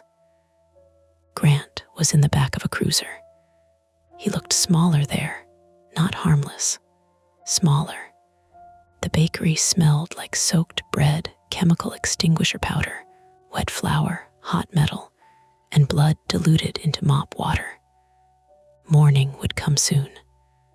Trucks would pass. People would walk by and see yellow tape across the front door of Harbor Hearth and wonder if there had been a fire. That would be the simple version, the one you could say while buying coffee. But I knew I would never again hear an oven latch click without thinking of Dale's hand in the gap, of the decision to keep baking, of all the little warnings I had filed under later. The lower oven stood behind us, dark now, its door shut at last. Every few minutes, as it cooled, the metal ticked. Just heat leaving steel. Nothing more. Still, none of us looked back when it did. By sunrise, Harbor Hearth looked less like a bakery than a room someone had tried to wash away. The front windows were fogged from the inside. Yellow tape crossed the customer door at waist height, fluttering whenever a truck rolled past on Alder Street. A firefighter had propped the back door open with a wet flour bucket, and every few minutes, brown sprinkler water ran in thin streams down the loading bay step and into the gutter. Rye loaves floated in it. Not whole loaves, exactly. Pieces. Dark crusts, swollen pale centers, seeds scattered like grit. I sat in the ambulance with a blanket over my shoulders and watched two gulls fight over one of them.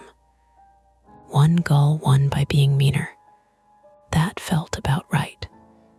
My name is Mara Voss, and by 6:10 that morning, I had been asked to spell it 4 times. Police, fire, EMT. Another police officer with a softer voice and a body camera clipped to his chest. Each time I said it carefully, like the name belonged to someone else, and I was trying not to damage it. Mara, Voss, V as in Victor. The paramedic cleaned the cut on my forearm while I stared past him at the bakery. The box cutter had opened me from wrist to mid-forearm in a curved line that looked too neat for what it was. He told me I'd need stitches. He told me the burn on my shoulder was partial thickness, which sounded less frightening than it felt. He told me my cheek might look worse tomorrow. Tomorrow's ambitious, I said. He smiled because people doing medical work at dawn learn to accept jokes as proof you are still participating. Across the loading bay, Lena sat on an overturned milk crate with an ice pack against her mouth. and another wrapped around her thigh. She refused the ambulance twice, then accepted only after one firefighter squatted in front of her and said, "I can't make you go, but I can make you keep listening to me ask, and I am very annoying." Lena looked at him for a long second through swollen lips. Then she said, "Fine, but I'm not lying down." So she didn't. Theo did. He was in the other ambulance, parked nose out toward Commercial Street, wrapped in a blanket up to his chin, while a medic checked his ribs. Nothing broken, they thought. Bruised badly, maybe cracked. He kept asking where his phone was, even though it was in his hand. He had called his mother back from the ambulance and spent most of the call saying, "I'm all right," in a voice that made it obvious he was. Dale was already gone by then. They took him first. The paramedics moved fast with Dale, faster than they moved with any of us. His ankle was cut deep where the cable had cinched down, and his skin had blistered where heat from the oven wall had trapped around him. He was conscious when they loaded him, but only barely. His one good eye found mine as they lifted the stretcher. "I didn't mean," he said. "That was all." I didn't know whether he meant stealing or getting trapped or opening the oven or making us look. I said, "I know." I didn't know that either. The police put Grant in a cruiser before the sun cleared the roofline of the marine supply shop across the street. He had stopped shouting by then. That was worse, somehow. He sat behind the glass with his wet hair stuck to his head and his hands cuffed in front because one shoulder had been injured when he fell. He looked like a man waiting to speak to a manager about the end of his life. At one point, while an officer photographed the chain and padlock on the back door, Grant leaned toward the cruiser window and caught my eye. He mouthed something, maybe my name, maybe please, maybe nothing at all. I looked away first. That was one of the few things I did that morning that felt like a choice. The official story did not become official all at once. It came in pieces, gathered under work lights, and written into notebooks. Dale had been stealing. Cash envelopes from wholesale deliveries, fuel cards, a few cases of butter that he sold to a restaurant owner he knew in Biddeford. Or that was what a detective told me later in the hospital waiting room, like he was mentioning weather. Grant had noticed missing money and product weeks earlier, but hadn't reported it because reporting it would mean opening records he had been keeping badly, or creatively, or illegally. The difference mattered to lawyers more than to me. The vacant unit next door had once shared utility access with our building. Years back, before I worked at Harbor Hearth, Grant had expanded storage into parts of the wall cavity and crawl space without permits. Wires ran where they shouldn't. A vent line had been patched with foil tape. A service hatch behind the oven connected to a narrow space that ran behind the walk-in and into the old loading area. It was ugly, but not mysterious. That was the part I kept coming back to. Not mysterious, just hidden.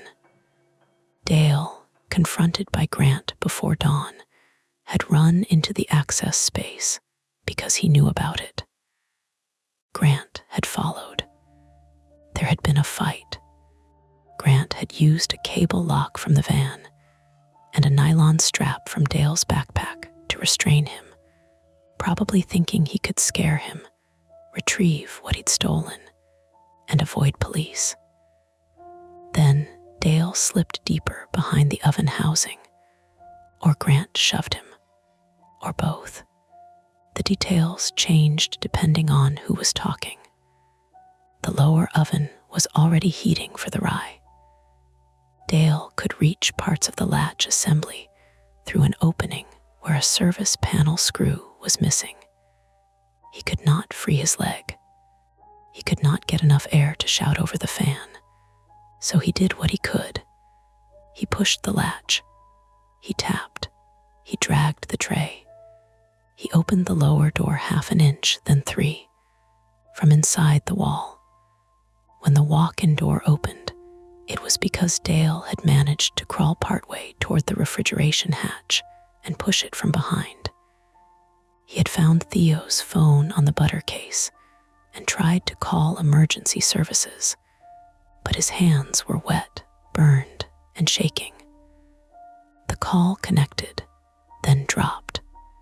He used bakery paper to write the warning because he had heard Grant near the front at some point and thought that exit was being watched, or blocked, or both, not the front. I kept the paper in an evidence bag for maybe 10 seconds before an officer took it from me. I was glad when she did.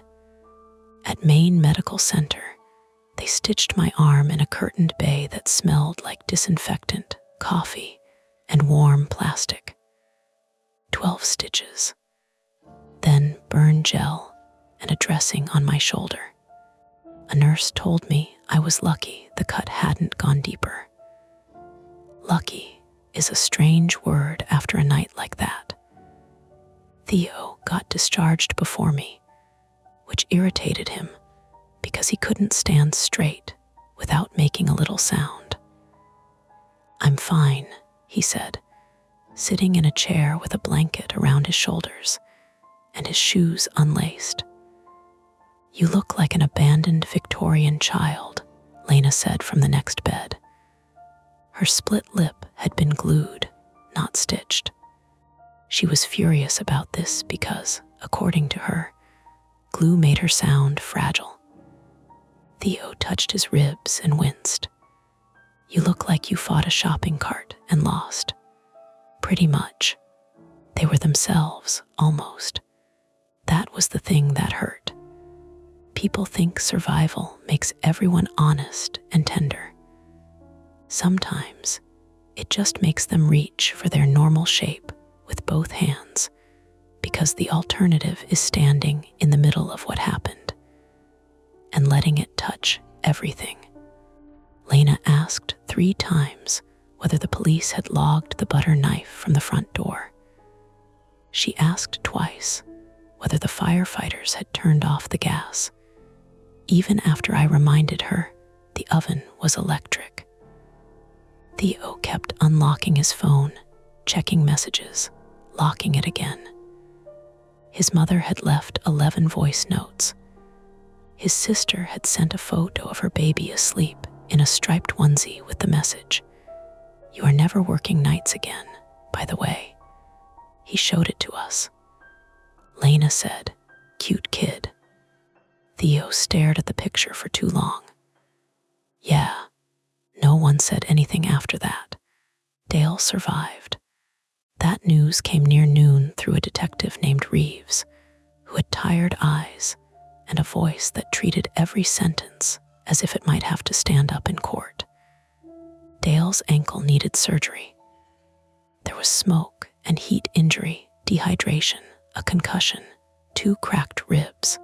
He would live. He might walk normally again eventually. Nobody wanted to promise anything. "Did he ask about us?" Theo said. Detective Reeves looked at him. He asked if the oven was off. Lena closed her eyes. I laughed once, then cried without warning. Not a lot, just enough to embarrass me. Nobody made it worse by comforting me too hard. Grant was charged with a list I couldn't hold in my head: assault, unlawful restraint, reckless conduct, tampering, obstruction, and other words that sounded too clean for a man pressing a blade near another man's throat behind an oven. His lawyer would probably have opinions. Grant always knew people with opinions. But there were photos, injuries, emergency calls, video from the little office camera, and 3 witnesses who smelled like wet flour and fear. The office camera caught more than I expected. Not everything. The angle was bad. Steam blurred the image once the sprinklers went off, but it caught Grant entering through the office side at 2:41 before his phone called to me. It caught him moving toward the front hall. It caught the prep table sliding across the floor while we were in the front retail room.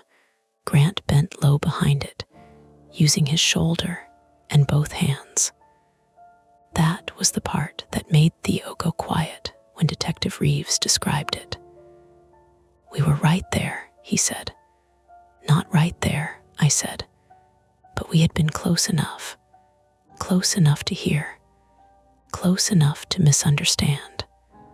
Harbor Hearth did not reopen the next day or the next week. By then, bakery owner arrested after employee found trapped in wall had become a headline on 2 local news sites and 1 Boston station that called us a beloved Portland bread shop, which was generous given that half their readers had never heard of us. Customers left flowers near the front door, then stopped when rain turned the paper sleeves soft. Someone taped a note to the glass. "We love your sourdough. Please come back." I stood outside and read it 3 days after the hospital, my arm in a sling, my shoulder dressed beneath my coat, my face yellowing at the bruise. Theo stood beside me. He had flown home to England for 2 weeks, then come back because his apartment, bills, and stubbornness were still in Maine. He said he was looking for daytime work, maybe cafes, maybe not food at all. He had started sleeping with his phone across the room because if it rang near him in the dark, he sat up before he knew where he was. Lena joined us late because she refused to be the first one there. Her limp was less visible than she thought. She carried 3 coffees in a cardboard tray and handed them out without comment. The bakery windows had been cleaned, but the inside still looked wrong. Empty racks, tarps, a dehumidifier hose running across the floor. The Bongard oven had been pulled away from the wall, leaving a dark rectangular stain on the tile and brick behind it. Without the oven there, the room seemed smaller, more fragile, like a set with the main piece of scenery removed. Through the glass, I could see the service gap, boarded now, marked with spray paint. I turned my coffee cup in my hands and listened to the city doing normal city things. Tires on wet pavement, a dog barking from an apartment window, someone laughing too loudly near the corner, a delivery truck backing up with soft beeps that made all 3 of us go still for half a breath. Then Lena said, "I hate that sound." Theo said, "Same." I said, "Same." That was almost funny. Almost. Grant's wife sold the business assets while the legal case moved forward. The building owner made statements about unauthorized modifications and full cooperation, which were printed without anyone laughing. The oven was hauled away on a flatbed in April, wrapped in plastic sheeting, its lower door strapped shut for transport. I watched from across the street. I didn't plan to. I told myself I happened to be nearby, but that was a lie with coffee in its hand. The men moving it didn't know what it had meant to us. To them, it was equipment. Heavy, awkward, expensive to dispose of. One of them cursed when the dolly wheel caught in a crack. Another slapped the stainless side and said, "Old beast, huh?" The lower door clicked. Just once. Probably from the strap shifting. Probably from metal cooling in the morning air. Probably from the same loose latch that had started everything and almost failed to save Dale in time. One of the movers didn't notice. The other did. He looked at the oven, then at his coworker.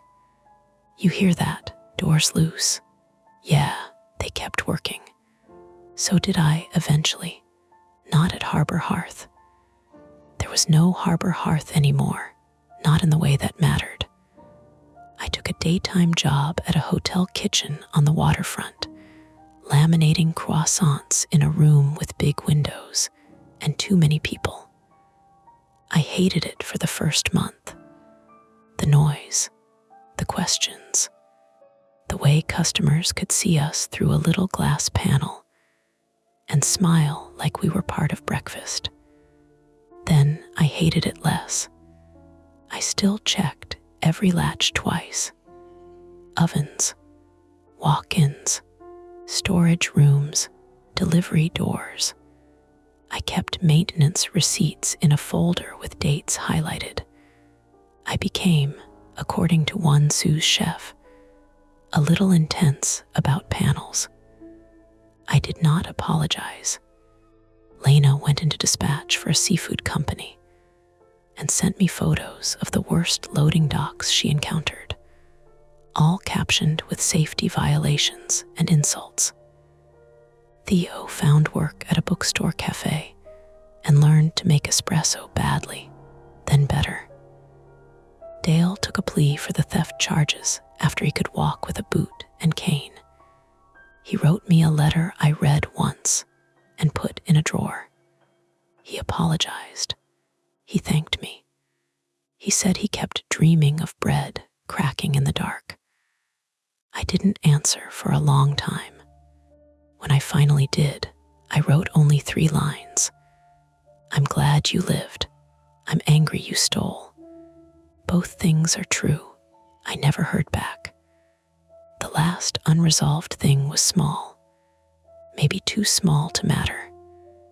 During the investigation, they found the cable, the backpack, the butter knife, the note, Grant's keys, the illegal wiring, the bent walk-in hatch, the missing panel screw. They found almost everything. They never found the other end of the nylon strap. The piece that had dropped onto the lower oven ledge, melted black at one end, the first thing we saw before we knew Dale was trapped. It was logged in an officer's notes. Lena remembered seeing it. Theo remembered stepping around it. I remembered it so clearly that even now I can see the little warped buckle and the way the stitching had curled from heat. But it didn't appear in the evidence photos. It wasn't in the fire report. It wasn't in the inventory Detective Reeves showed us later. "Probably washed under equipment," he said. By then, the oven had been moved. The floors had been stripped. The drains had been cleared. Probably he was right. Probably it slid somewhere in the sprinkler water and got scooped up with soaked rye and gloves and ruined parchment. Probably a firefighter kicked it aside without noticing. Probably it was nothing more than a missing scrap in a room full of ruined things. Still, at the hotel kitchen, when something small and black turns up near an oven, a twist tie, a scorched label, a bit of melted plastic from packaging, I pick it up with tongs and throw it away outside. Not in the kitchen trash, outside, every time. I don't tell anyone why. Most mornings now, I finish work just as the sun comes up over the harbor. The light hits the water first, then the windows, then the steel counters. Bread comes out of the ovens in orderly batches. Timers beep. Doors open because hands pull them open. Doors close because latches catch.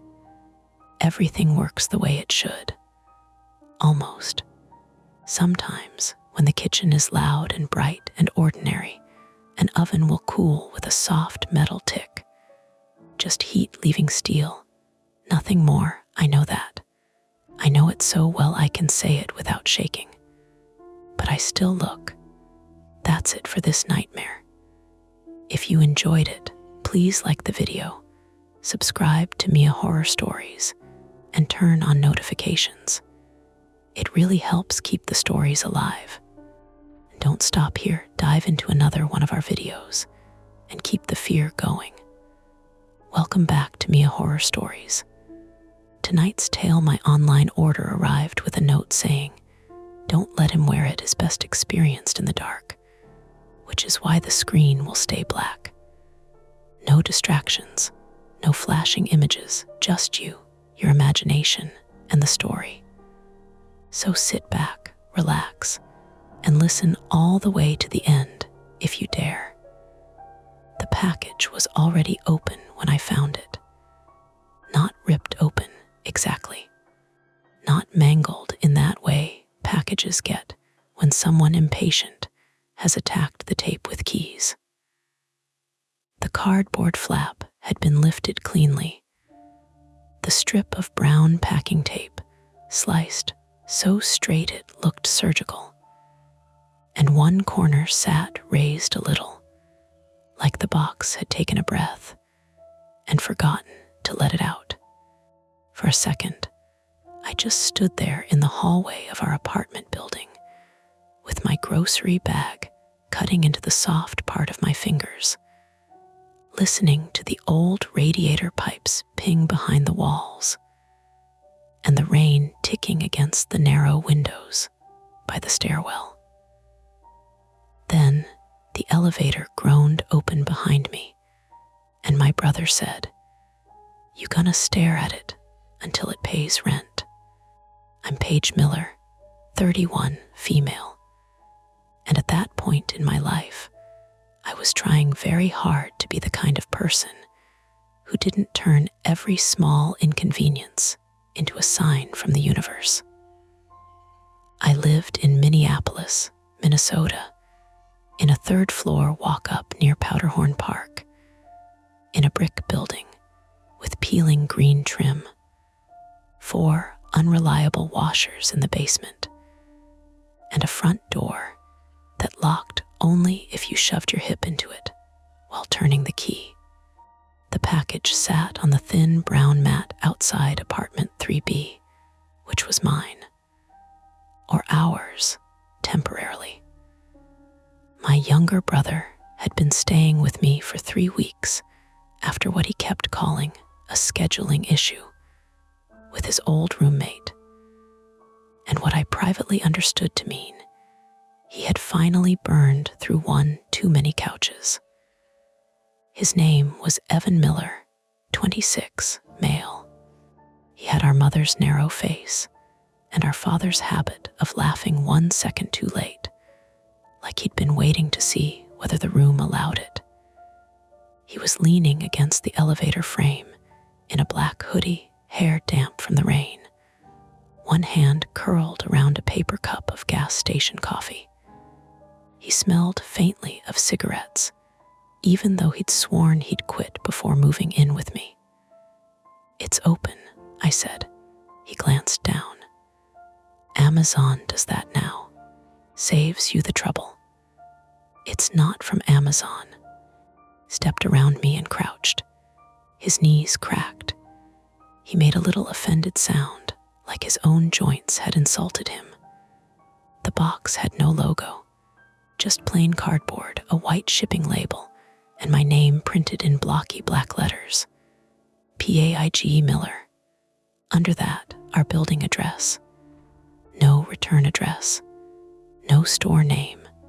The label had been slapped on crooked, and the ink had blurred at the edges where rain had touched it. Evan hooked a finger under the flap. "Don't," I said, sharper than I meant to. He looked up at me, eyebrows raised. "Okay," weird tone. I just mean I shifted the grocery bag to my other hand. The plastic handle squeaked. Let me get my phone first. For what? To take a picture. He smiled like he was trying not to. Of the box. Yes, Evan, of the box. Big night for evidence. That tape was cut. He stood, slower now, and looked down the hallway. Apartment 3A's door was closed. A blue scarf stuffed along the bottom to block the draft. Farther down, 3C had its usual smell of fried onions and lemon cleaner leaking out around the frame. From somewhere below us came the muffled thump of a bass line. Not music exactly, more like a car idling inside a wall. Maybe the delivery guy checked it, Evan said. They don't do that. Maybe somebody thought it was theirs. Then why leave it open? He took a sip of coffee. His mouth tightened. Because people are weird. That was his answer for most things. People are weird. Landlords are weird. Jobs are weird. The body is weird. It was a way of shrugging without moving his shoulders. I put the grocery bag down against the door and unlocked the apartment, keeping one eye on the package as if it might slide away on its own. Inside, the place smelled like stale heat, wet wool, and the tomato sauce I'd burned a little the night before. I flipped on the entryway light. It buzzed twice before catching. Our apartment was small, but stubbornly cheerful in the way rental apartments become when you've spent years trying to make them forgive themselves. A yellow lamp by the couch. A second-hand rug with one corner permanently curling up. Books stacked sideways because the shelves were full. Evan's duffel bag slumped beside the coat rack like a tired animal. I grabbed my phone from the kitchen counter. 2% battery. Of course, I muttered. Evan had followed me in and was towing off his wet sneakers by the door, not untying them, just crushing the heels down with his socks. Use mine, he said. Yours has the cracked camera. It gives everything character. I plugged my phone into the charger and waited for the dead little battery icon to wake up. Rain tapped at the kitchen window above the sink. Outside, the alley light flickered on, washing the glass in a dull orange rectangle. I had ordered something that week. That part wasn't strange. Evan had a job interview the next morning at a catering company in St. Paul, one of those places that did weddings in barns and tech events in converted warehouses. He had a decent shirt, but no decent jacket, and he had insisted he could make it work with his hoodie, which was exactly the kind of sentence that had followed him through every bad decision since he was 16. So I bought him one online. Dark navy bomber jacket. Nothing fancy. Marked down because the listing said the inner lining had minor cosmetic irregularities, which sounded harmless enough when I clicked purchase at 1 a.m. with a glass of wine beside my laptop and my brother snoring on my couch. That was my flaw, if I'm being honest. I tried to fix things quietly. I hated confrontation. I hated the moment when someone looked at me and realized I thought they needed help. So instead of saying, Evan, you cannot wear a hoodie to an interview again, I bought a jacket and planned to slide it into his life like it had appeared by weather. Paige, Evan called from the hallway. Your evidence is escaping. I'm coming. When I stepped back out, Mrs. Alvarez from 3A had opened her door the length of the chain. Her name was Rosa Alvarez, 68, female, and she had lived in the building longer than anyone except the landlord's neglect. She wore quilted slippers and a pale blue robe, and her gray hair was wrapped in a scarf. Her apartment always smelled like coffee, laundry soap, and something herbal she boiled in a pot whenever one of her grandchildren was sick. "You okay, honey?" she asked me. "Yeah," I said, "just got a package." She squinted at it. "That one was there when I came back from the store." "What time? Maybe 4:30. Her eyes moved to Evan. "You expecting something?" "No, ma'am," he said automatically, which was one of the things I loved about him and hated about myself for noticing only when I was angry with him. He still had manners tucked in places the rest of him couldn't reach. "I think it was opened," I said. Mrs. Alvarez clicked her tongue softly. "People steal now, even from inside. Landlord should fix the front lock." "He should fix a lot of things," Evan said. She looked at the package again. "Anything missing?" "Haven't checked yet." "Then check inside," she said, very practical.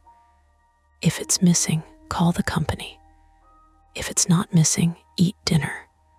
Worrying doesn't put tape back." Evan gave me a look that said he had just found his legal representation. I took photos anyway. One of the box on the mat. One close-up of the clean cut through the tape. One of the label, though the ink smearing made it hard to read the tracking number. My phone complained about low battery and saved them with a tiny lag between each shot. "Happy?" Evan asked. "No." Relieved. "No." Emotionally enriched by documentation. "Pick up the groceries." He grinned and obeyed. Inside, I carried the box to the kitchen table because the entryway felt too exposed. The apartment door clicked shut behind us. I slid the chain into place. Evan noticed, but didn't comment. The box was lighter than I expected. Not empty, but light enough that it shifted when I set it down. The cardboard had gone soft at one corner from the rain. There was a dent along the side, the kind made by a thumb pressing in. Evan dropped into the chair across from me, coffee cup between both hands. The kitchen light was too bright, showing the old scratches in the tabletop, the crumb trail from his toast that morning, the chipped blue nail polish on my thumb. "Want me to do it?" he asked. "No. I ask because you're holding those scissors like you're about to negotiate with them." I looked down. I had picked up the kitchen scissors without realizing. The handles were orange plastic, one blade nicked near the tip from cutting open frozen pizza boxes. My hand had tightened around them hard enough to leave an oval mark. I put them down and used my fingers. The flap lifted easily. Inside was crumpled brown paper, not the neat inflatable pouches online stores used, but old-fashioned paper, rough and heavily creased. It smelled faintly of cardboard dust and damp cloth. The jacket was folded beneath it. At first glance, it looked exactly like the listing. Dark navy, almost black in the dimmer corners, ribbed cuffs, silver zipper, a plain thing normal enough that I felt a brief and stupid wash of embarrassment. There it was, a jacket. I had photographed a jacket like it was a dead bird on the doorstep. "See," Evan said, reaching in. "Mystery solved. I have been chosen by fashion." "Wait, what now?" "Just let me look." I lifted the jacket out. It unfolded with a soft nylon rustle. A small paper tag dangled from the collar, blank on one side, barcode on the other.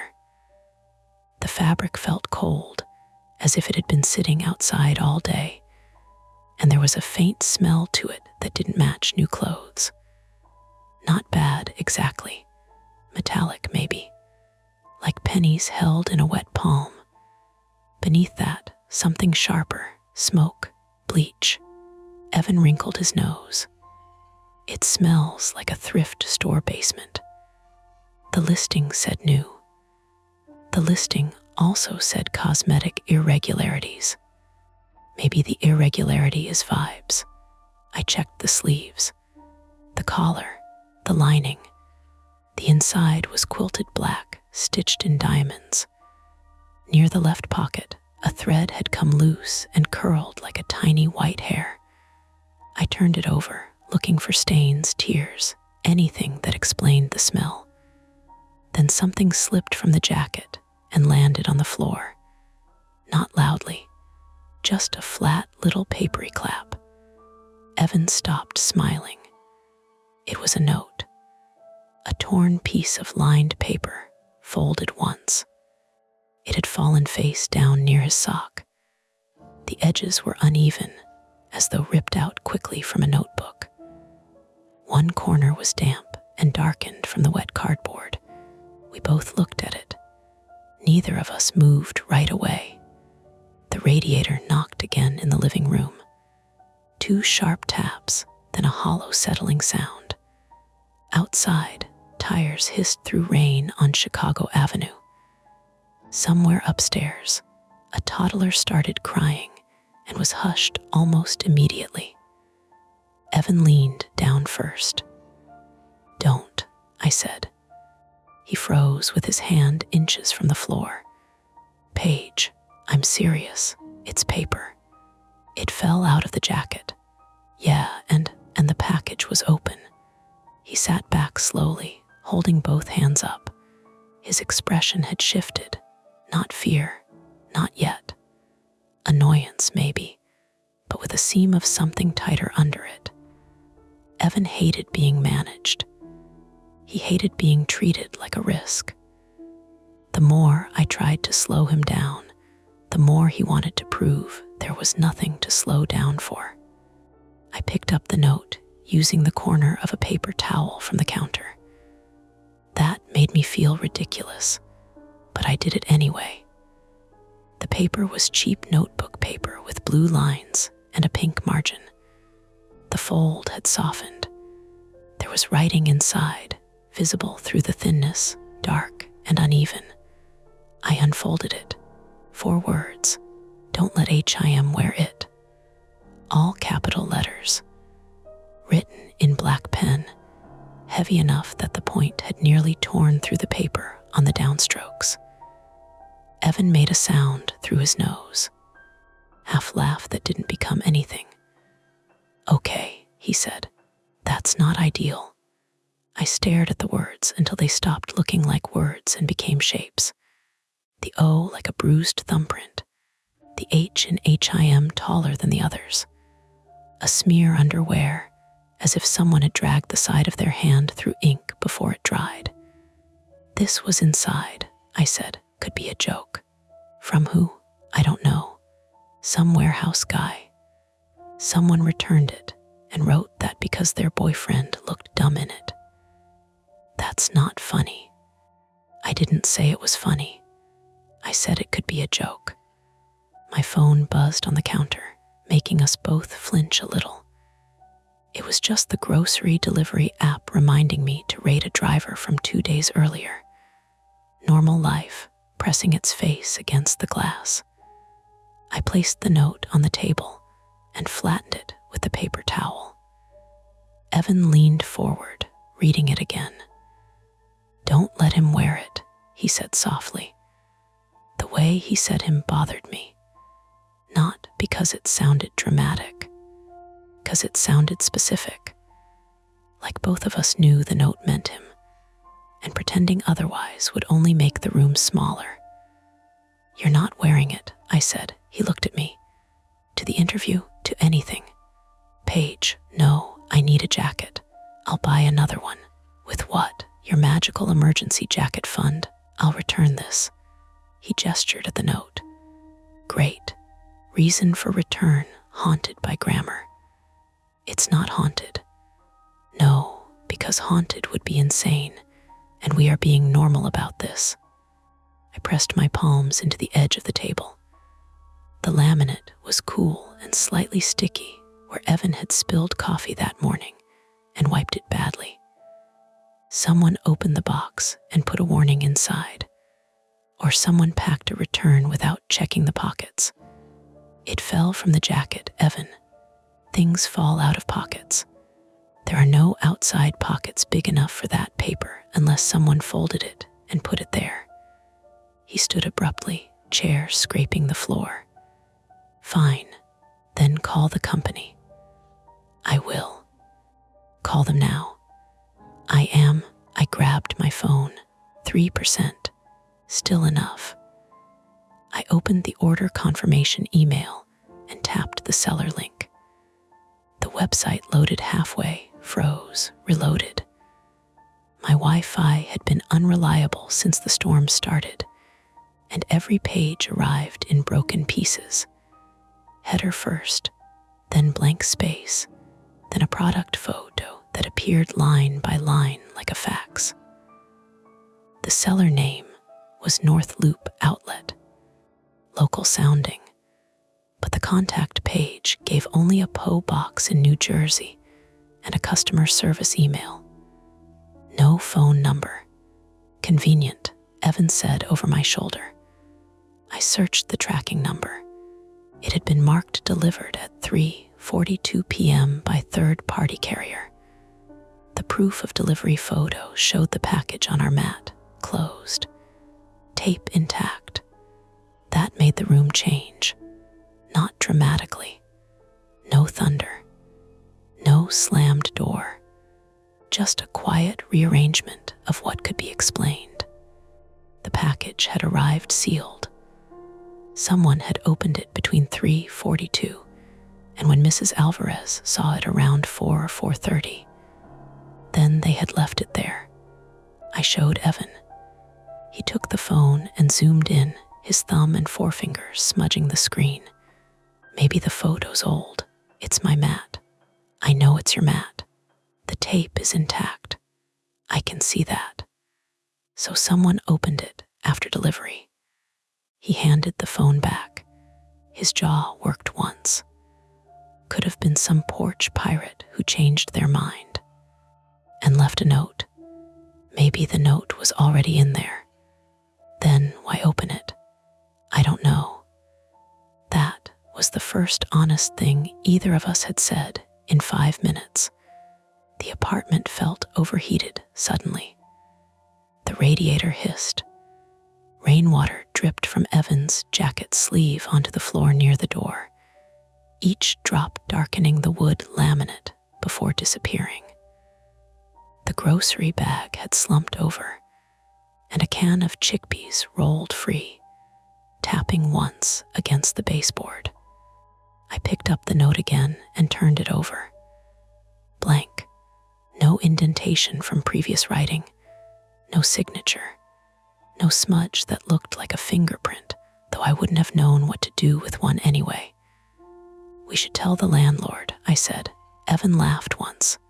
Dennis. He'll say to put in a maintenance request. Then the police. For a note. For tampering with a package. His expression hardened. And what do you think they'll do? I knew what he meant. Not in a political way, not exactly. In the practical way of two adults who had dealt with systems before. Police did not rush over because a woman in a drafty apartment received a weird note. They did not dust cardboard. They did not assemble around your kitchen table and take your sense of unease seriously just because it had teeth. They might make a report, I said. Sure. After they ask whether I wrote it. I don't think you wrote it. You sure? Maybe I'm trying to get out of an interview by creating an elaborate jacket-based threat. Don't joke. I'm not joking. I'm making a point. His voice had gone too loud. He heard it too, because he looked away toward the window. Evan's flaw was pride, but not the loud, clean kind. His was bruised pride, the kind that made help feel like a trap and concern feel like an accusation. He had spent years being the person people expected to mess up, and when you live inside that expectation long enough, even kindness starts to sound like a verdict. I lowered my voice. I just don't want you wearing it. I got that. Then why are you fighting me? Because tomorrow matters. I stopped. He looked at the jacket on the table, not touching it. I know you think I don't understand that. I know you think I'm going to show up late or say the wrong thing or leave halfway through because the guy looks at me funny. I don't think that. You do. You just buy jackets instead of saying it. That landed exactly where he meant it to. Small, accurate. Mean only because it was true. For a moment, all I could hear was the radiator, the wet traffic, the upstairs toddler now hiccuping instead of crying. Then my phone buzzed again. This time it was a text from my neighbor across the hall. Malik.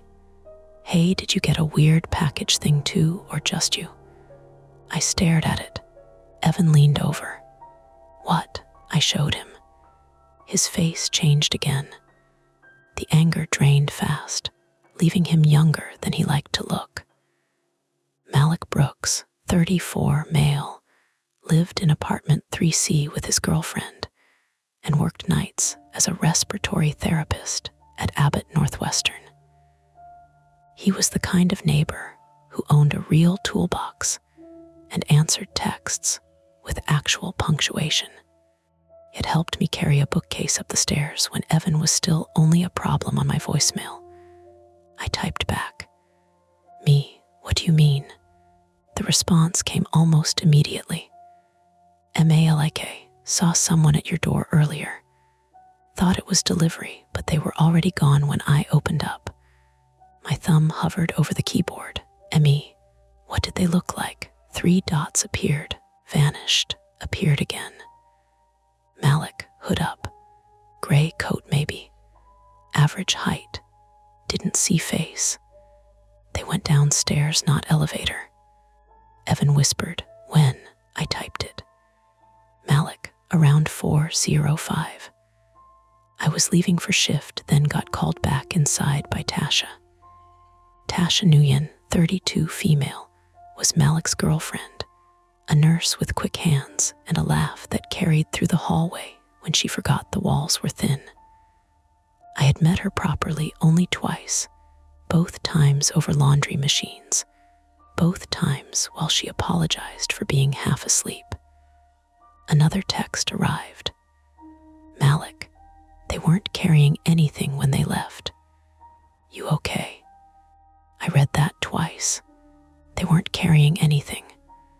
So whoever opened the package didn't steal the jacket. They opened it, put something in or found something inside, and left. I looked at Evan. He was looking at the jacket. Paige, he said, quieter now. Put it back in the box. I did, carefully. The nylon whispered against the cardboard. I folded the flaps down, but didn't tape them. What are we doing? He asked. It was a good question, too good. It sat between us with the note. We could throw the jacket in the dumpster and pretend the whole thing was some neighborhood weirdness, the kind people turned into a story later over drinks. We could email the seller and wait 3 business days for someone named support team to misunderstand us. We could call the police non-emergency line and ask for a report number, then spend the rest of the night feeling both dramatic and ignored. Or we could knock on Malik and Tasha's door, ask exactly what they saw, check whether anyone else in the building had a camera facing the stairwell, maybe even go down to the lobby and see whether the broken front lock had finally stopped pretending. Evan picked up the note by its edge. He didn't mock the paper towel this time. "I'm not wearing it," he said. Relief should have come cleanly. It didn't. It came tangled with guilt, because part of me had been waiting for him to make the sensible choice, and another part had been afraid he never would unless something scared him more than failing. "Okay," I said, "but I'm not missing that interview either. We'll figure it out." He looked toward the door. Then we asked Malik what he saw.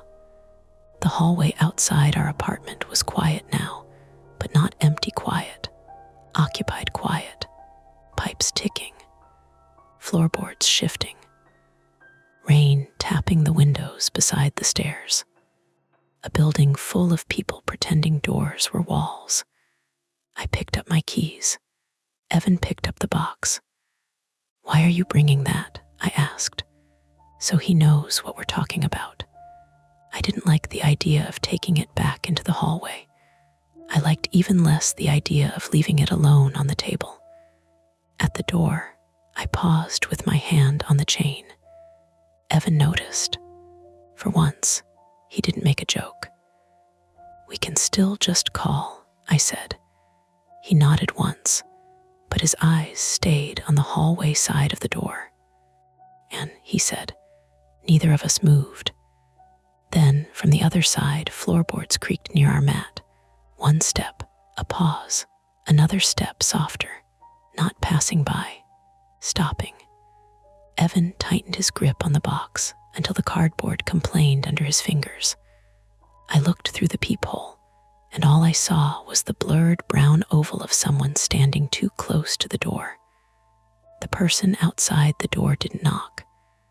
That was what made it worse. A knock would have given us a role to play. Neighbor, delivery mistake. Landlord, someone drunk on the wrong floor. A knock would have meant whoever stood there understood the basic agreement of doors. You make a sound, you wait. Someone chooses whether to let you in. This person just stood close enough to block the peephole. The hallway light behind them turned their shape into a soft brown blur. I could see fabric, maybe a sleeve, maybe the side of a coat, but no face. They were too near. Their breath didn't fog the lens or anything dramatic like that. It was just that the whole world on the other side of the door had narrowed to the color of cheap canvas and wet wool. Evan whispered, "Who is it?" "I can't see." He shifted behind me, the box still under one arm. The cardboard made a dry crackle against his hoodie. "Don't open it," he said. I wasn't going to. Another second passed. Then something touched the door. Not a fist, not a palm. More like the careful brush of fingertips along the wood, starting near the peephole and moving down. I heard the faint drag of skin or glove over old paint. The sound made my shoulders tighten in a way I hated because it was small. Almost nothing. The kind of sound you could explain away if you needed badly enough to stay calm. Paige, Evan's voice had changed. Smaller. I stepped back from the peephole. The chain was on. The deadbolt was turned. The knob lock was one of those cheap brass things Dennis, the landlord, had probably bought in a bulk pack in 1998. The door itself had a split near the lower hinge where the wood had swollen and dried too many times.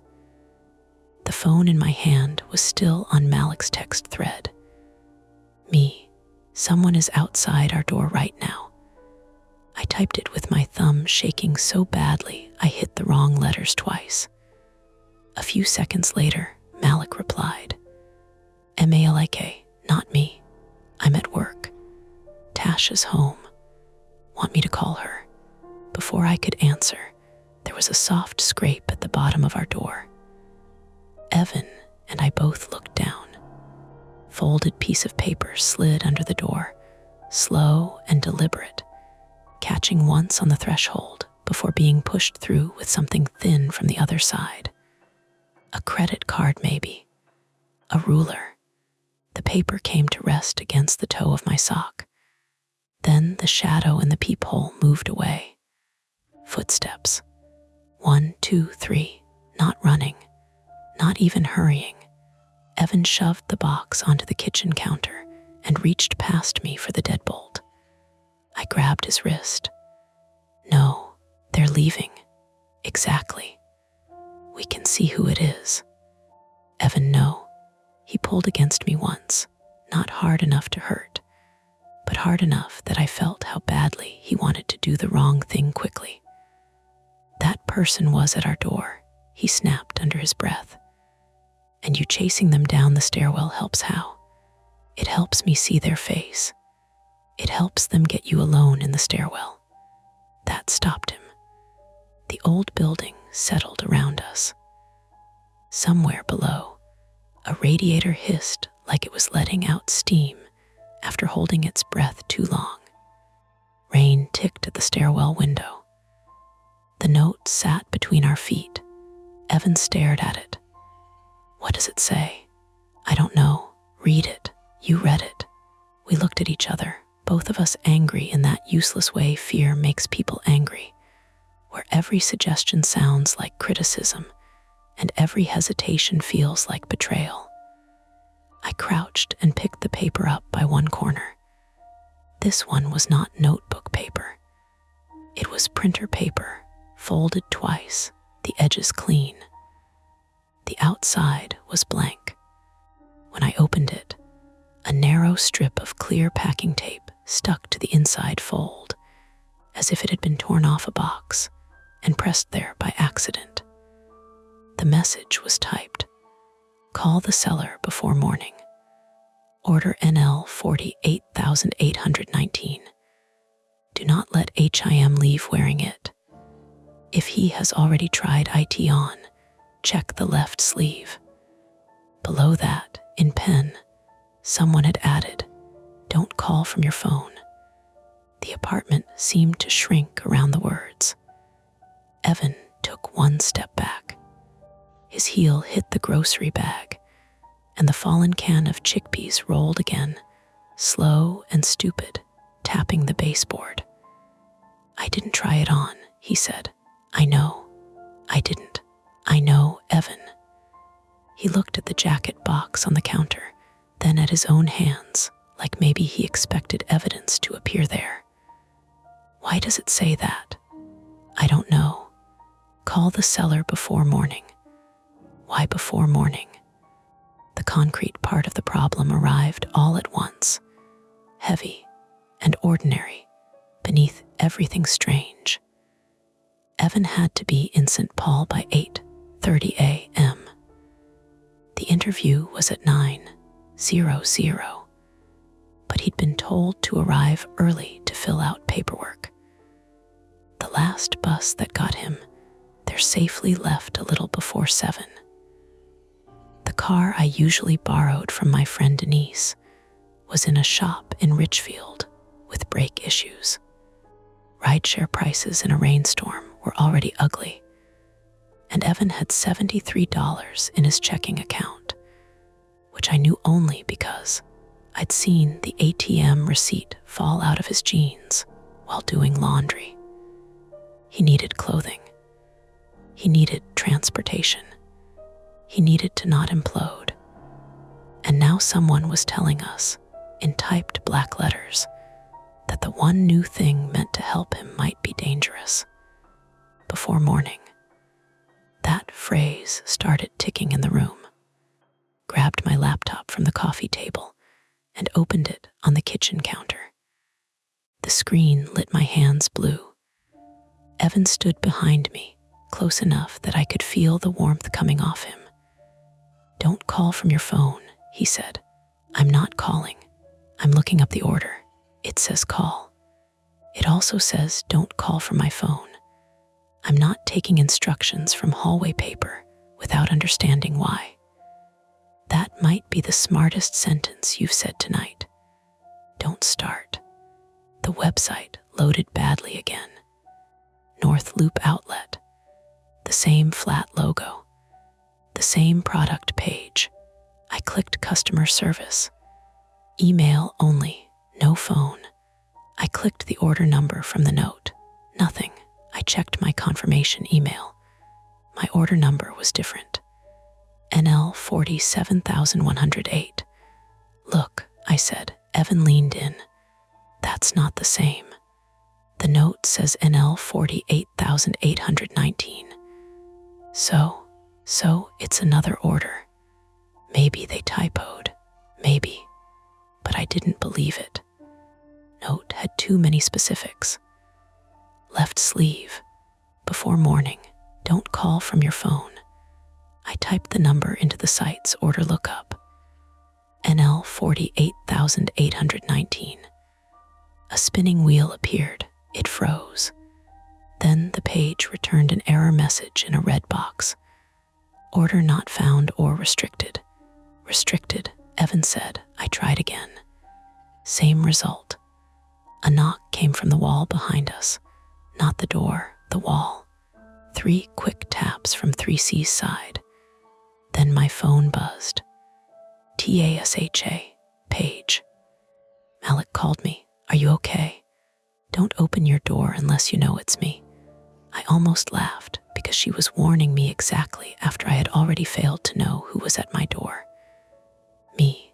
Someone slid another note under. Are you alone? TASHA, yes. I heard someone in hall. Didn't open. I can come over or you can come here. I have pepper spray. Evan read over my shoulder. She has pepper spray. You are not excited about pepper spray. I am interested in tools. Another message came. TASHA. Also, our hallway camera is dead. The one Malik stuck up. Not sure when. I read it twice. Malik had a small battery camera above his door, pointed down the hall. Not hidden, but not obvious either. He'd put it up after someone stole a pair of winter boots from outside 3A and left behind one child's mitten. I thought it was a little much at the time. Now I wanted to kiss the plastic thing. Me, dead as in battery. TASHA. App says offline since 3:58. Evan said the package was delivered at 3:42. And Malik saw someone at 4:05. Camera goes dead at 3:58. There it was. Another detail clicking into place without explaining anything. The timing was too neat. My flaw, the one Evan had named out loud 5 minutes earlier, started working against me. I wanted to manage this quietly. I wanted to avoid making a scene in the hallway, avoid sounding hysterical on a police call, avoid having Evan look at me like I was turning his life into a family emergency again. I wanted to solve it politely. Email the seller. Ask the neighbor. Tape the box shut. Sleep with a chair under the doorknob like people did in movies, and then never talk about it. But the notes had become instructions. The camera had gone offline. Someone had stood close enough to my door to erase their own face. I opened the non-emergency police page. The form loaded slowly. Evan saw it. Really? Yes. What are you putting, creepy jacket? I'm putting package tampering and harassment. They'll come tomorrow, maybe. Then at least there's a report. And if they show up while I'm supposed to leave for the interview, then we explain. He laughed, but there was no humor in it. No, you explain. I stand there looking like the brother who lives on your couch and has a weird jacket full of notes. That is not what this is. That is exactly what this looks like. Evan, no, listen, I need this job.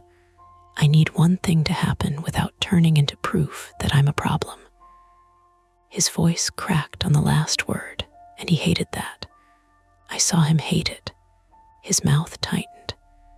He looked away from me toward the sink, where 2 bowls sat soaking in cloudy water. My anger softened and had nowhere to go. "You're not a problem," I said.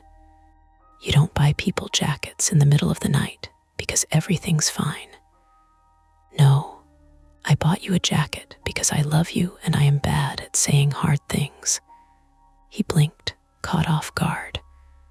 The radiator clanged in the living room, one hard metal pop that made us both jolt. Then the lights went out, not all at once in some clean movie blackout. The kitchen bulb flickered first. The laptop screen stayed bright. The fridge motor coughed and stopped. The yellow lamp in the living room blinked twice, went dim, then died. Outside the window, the alley light still glowed orange. So it wasn't the whole block. "Breaker," Evan said. "Maybe." The hallway beyond our door went dark too. I could tell from the line under the door, which had lost its dull fluorescent strip. My phone was at 5%. The laptop had maybe 40 minutes of battery if we were lucky. A second later, my phone buzzed. "TASHA, did your power go out?" Me, "Yes, TASHA. Ours too. Hall 2. Rest of building maybe. I still see lights across street." Evan walked to the kitchen drawer and pulled it open too hard. Forks rattled. "Where's your flashlight? Junk drawer." "This is the junk drawer, other junk drawer. You have categories of junk left of the stove." He found it, clicked it on, and got a weak cone of light that showed dust on the tile and the lower cabinets. The beam flickered when he moved. "Batteries are dying," he said. Of course they are. A power outage in an old building during rain should have felt ordinary. It should have been annoying, not frightening. But the timing pressed on my ribs. I texted Dennis, the landlord, "Emmy, power is out on 3rd floor and hall. Is there an outage or breaker issue?" No answer. Evan went to the window facing the street and lifted the blind. Apartments across the alley have power. Streetlights too. Could be our building. Could be the 3rd floor breaker. In the basement. We both looked toward the door. There was the challenge, suddenly stripped of all mystery and reduced to practical shape. We needed power, phone battery, and a way to contact the seller or the police before morning. We needed to know whether the outage was normal or caused. The breaker panel was in the basement laundry room beside the storage cages, 2 floors down, through a stairwell where someone had just been standing outside my door. The building had no emergency lights. Dennis had been getting quotes for those since last winter. My phone buzzed again. "Unknown number. You have the wrong order. If he wears it, they will know where he is." I nearly dropped the phone. Evan saw my face. "What?" I handed it to him. He read it. The flashlight beam shook. "Who is that?" "I don't know." "Don't call from your phone," he said. The text sat there, bright in the dark kitchen. Unknown number. No phone. No name. Just a sentence that made no sense unless someone knew exactly what had been delivered and exactly who it was meant for. I turned off Wi-Fi and tried calling the number. The call failed before it rang. I tried again. Failed. Evan grabbed his own phone from his hoodie pocket. "Mine has service. Don't call from your phone either. It said your phone." It texted mine after saying not to call from mine. That means they have my number. Or the seller has your number because you ordered the thing. He was right. didn't make me feel better. I opened my order confirmation again and checked the shipping address, billing details, anything weird. Everything normal. My name, my apartment, my email, my phone number auto-filled when I bought it. Then I noticed the delivery instructions field. I had not written anything there, but the order page showed, leave AT door, do not ring. Occupant male, 20s. The words looked small and stupid on the screen. I didn't put that, I said. Evan leaned in, the dying flashlight beam whitening the edge of his face. What? I didn't put delivery instructions. Maybe it pulled from an old order. I don't write occupant male, 20s on orders. He stepped away from the counter and looked toward the door as if it had become thinner. The laptop battery warning appeared 20%. My phone dropped to 4%. Tasha texted again. TASHA. Malik says, if you need to get out, come to me. He's calling Dennis too. Don't go basement alone. A second later, TASHA, I heard the stair door. Someone went down or up, couldn't tell. Evan dragged both hands over his face. I can't stay here all night doing nothing. We're not doing nothing. We're standing in the dark reading texts from strangers about a jacket. We need to wait for Malik or Dennis. Malik's at work. Dennis won't answer. Police won't care unless something happens. Something is happening. Not enough for them. That was what scared me most. He might be right. I tried the non-emergency number. The call connected this time, then dropped after 2 seconds. My phone flashed low battery. I plugged it into the wall out of habit, then remembered the wall was dead. We need a charged phone, I said. Tasha, I don't want to drag her into this. She's already in it. Her camera's dead. She heard someone in the hall. The idea of opening the door made my stomach tighten. The idea of staying with no power, no phone, and a stranger texting me felt worse. Evan lifted the box again. Put that down, I said. No, if we leave it here and someone comes in, no one's coming in. The front lock doesn't work right. The 3rd floor power is out. Someone knows your number and my age.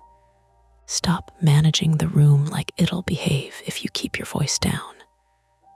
That hit harder than his earlier accusation because it wasn't mean. It was scared. It was true. I took the original handwritten note, the typed note, my keys, and my phone. Evan took the box. He tucked it under his arm like it was evidence, or like it was something that might run. At the door, I texted Tasha, Emmy, we're coming to you. It's Paige and Evan. Don't open until you hear me say your name. Her reply came fast. TASHA, okay. I'll stand by door. I unhooked the chain. The sound was too loud in the dark. Evan stood beside me with the flashlight. The beam trembled across the floor, over the rug, up the door, back down to the knob. Ready? He asked. No, good enough. I opened the door. The hallway smelled different without the lights on. Damp carpet, hot metal from the radiators, someone's old cooking oil. The air felt colder, moving faintly from the stairwell. Evan aimed the flashlight toward 3C empty hall. 3 doors, 3 mats. The stairwell door at the far end shut, its small safety glass window black. Then the beam caught something on our mat, a small metal piece, shiny and wet. I crouched before Evan could stop me. It was the broken tip of a utility knife blade, the kind that snapped off in segments. There was a smear on the mat beside it, dark in the flashlight. Not enough to be dramatic, just a thin crescent, like someone had pressed a cut finger there while picking something up. Evan whispered, "Is that blood?" "I don't know. Don't touch it. I'm not." From behind 3C's door, Tasha said, "Paige." Her voice was low, controlled, close to the wood. "It's me," I said. "Paige. Evan's with me. Step closer so I can see you." We moved down the hall. Evan kept the flashlight angled low. Every board seemed to complain beneath our feet. Tasha opened her door with the chain still on. Her face appeared in the gap, pale in the weak beam, hair pulled into a messy knot, one hand visible with a small black pepper spray canister. She looked from me to Evan to the box under his arm. "Get inside," she said. She closed the door to undo the chain. That was when the stairwell door opened, not slowly. It bumped inward with a hollow metal sound, and someone on the other side inhaled sharply, like they hadn't expected us to be in the hall. Evan swung the flashlight up.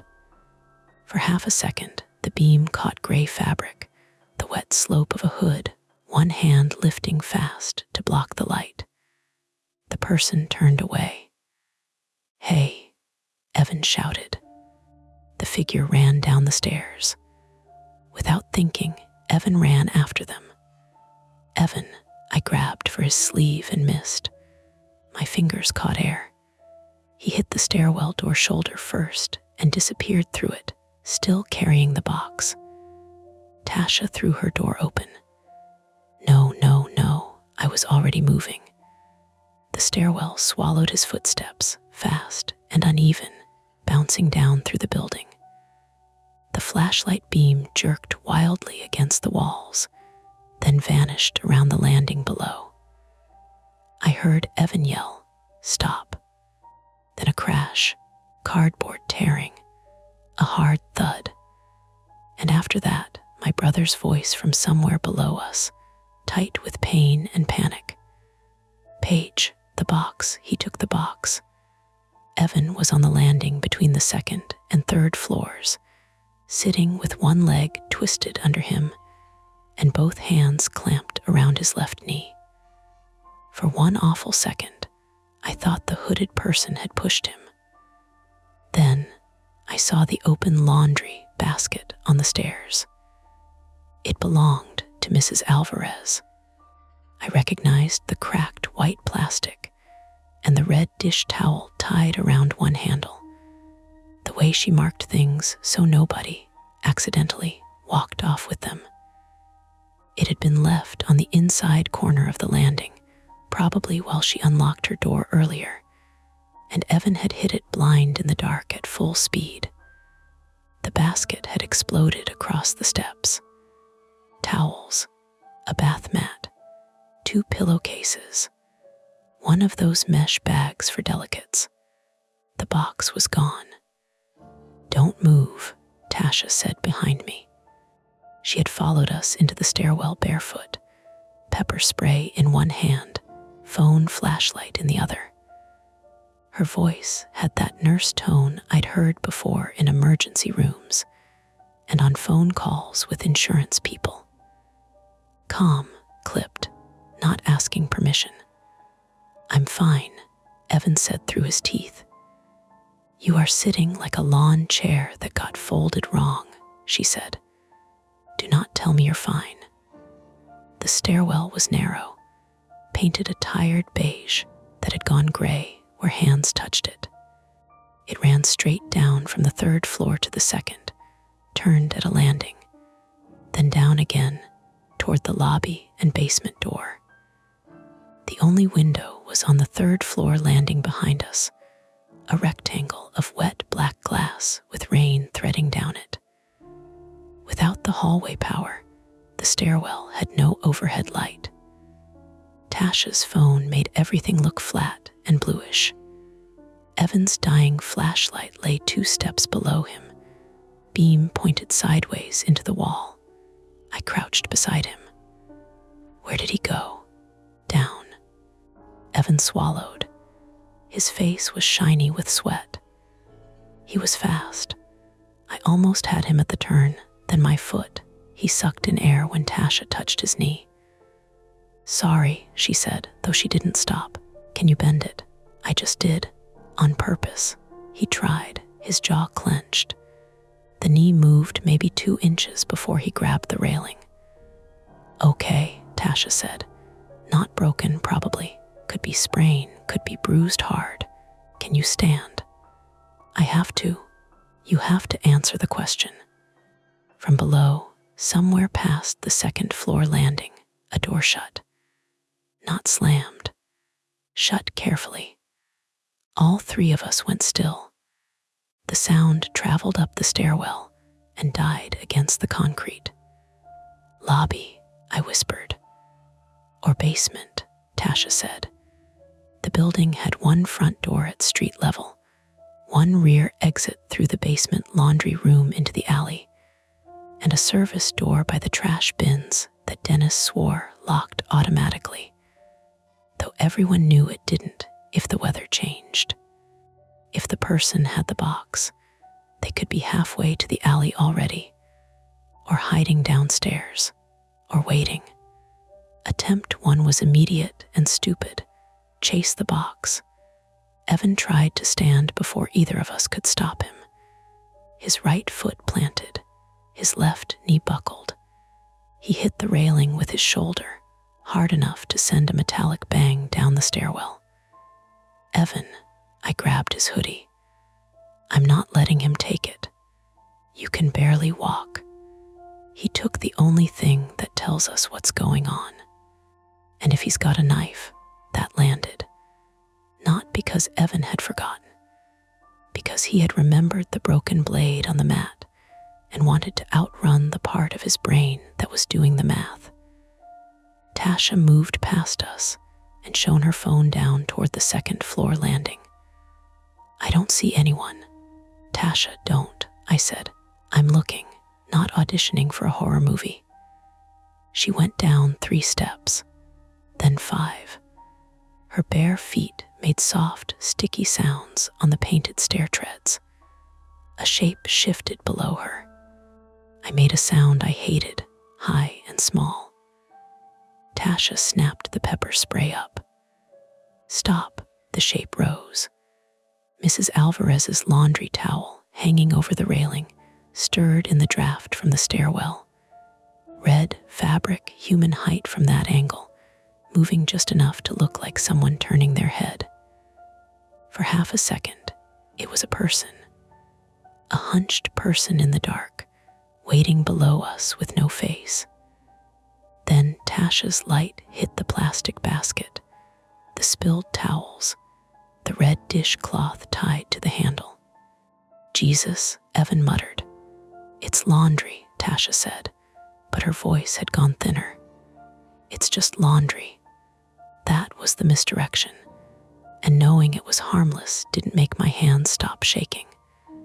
My body had already spent the fear. We got Evan upright by putting one of his arms over my shoulders and the other on the railing. He hated every second of it. I could feel him trying to hold weight off me, which only made him wobble more. "We need to get to my apartment," Tasha said. "Charge phones if the power comes back. Malik has a battery pack in the junk bowl." "What about the box?" Evan asked. "We need people and working phones more than we need cardboard. It's not just cardboard." "No," Tasha said, looking down the stairs once more. "That's why we stop acting like whoever took it wants us healthy." We climbed back to the 3rd floor. It took less than a minute, but it felt like moving furniture through a burning house. Evan hissed each time his left foot touched down. I had his sweat and rain smell against my cheek, the sharp old coffee on his breath. My own throat felt raw from breathing too fast. The 3rd floor hallway still had no lights. From the stairwell door, the layout was simple. Our apartment, 3B, was to the left. Malik and Tasha's 3C was across, and down a few feet to the right, Mrs. Alvarez's 3A was beside ours. The carpet runner down the middle was dark and damp in patches from everyone's shoes. The broken utility blade still glinted on my mat. Tasha opened 3C after making us say our names again through the door, even though she had just watched us climb the stairs with her. I appreciated that more than I could say. Her apartment was warmer than ours and smelled like ginger tea, rubbing alcohol, and the faint citrus cleaner she used on everything. A small table near the door held a ceramic bowl full of keys, lip balm, batteries, a tape measure, and blessedly, a black power bank with a charging cord wrapped around it. Attempt 2, call for help, and pin down the cellar. Tasha locked the door, chained it, and slid a rubber wedge under the bottom. Malik bought that after a patient's ex tried to get into the hospital unit, she said when she saw me looking.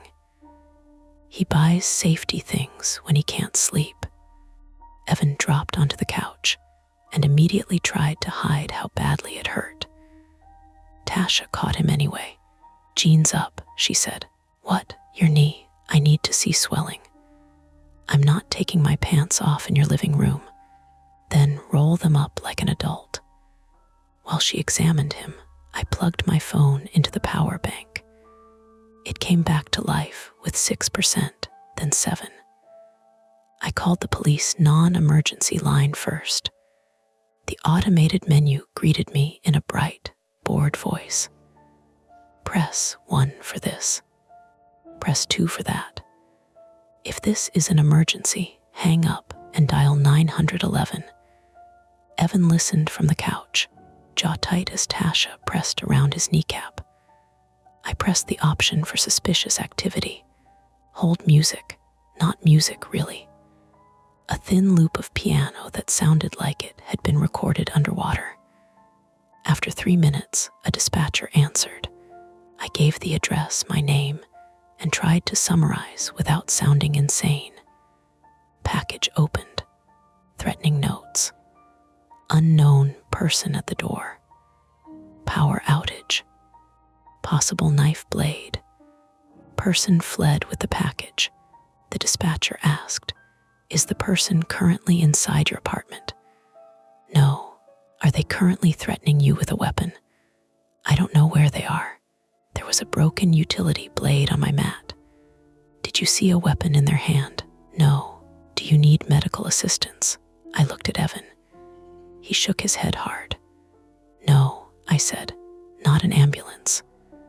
Officers can be sent when available. Due to weather and call volume, response may be delayed. Do not confront the individual. Preserve any evidence. If the person returns or attempts entry, call 911. When available, I asked. I can't give an exact time. Could someone have cut our power? UD need to contact building maintenance for utility issues. I wanted to ask her what to do if building maintenance was a man named Dennis who considered voicemail a lifestyle. But she was already confirming my number.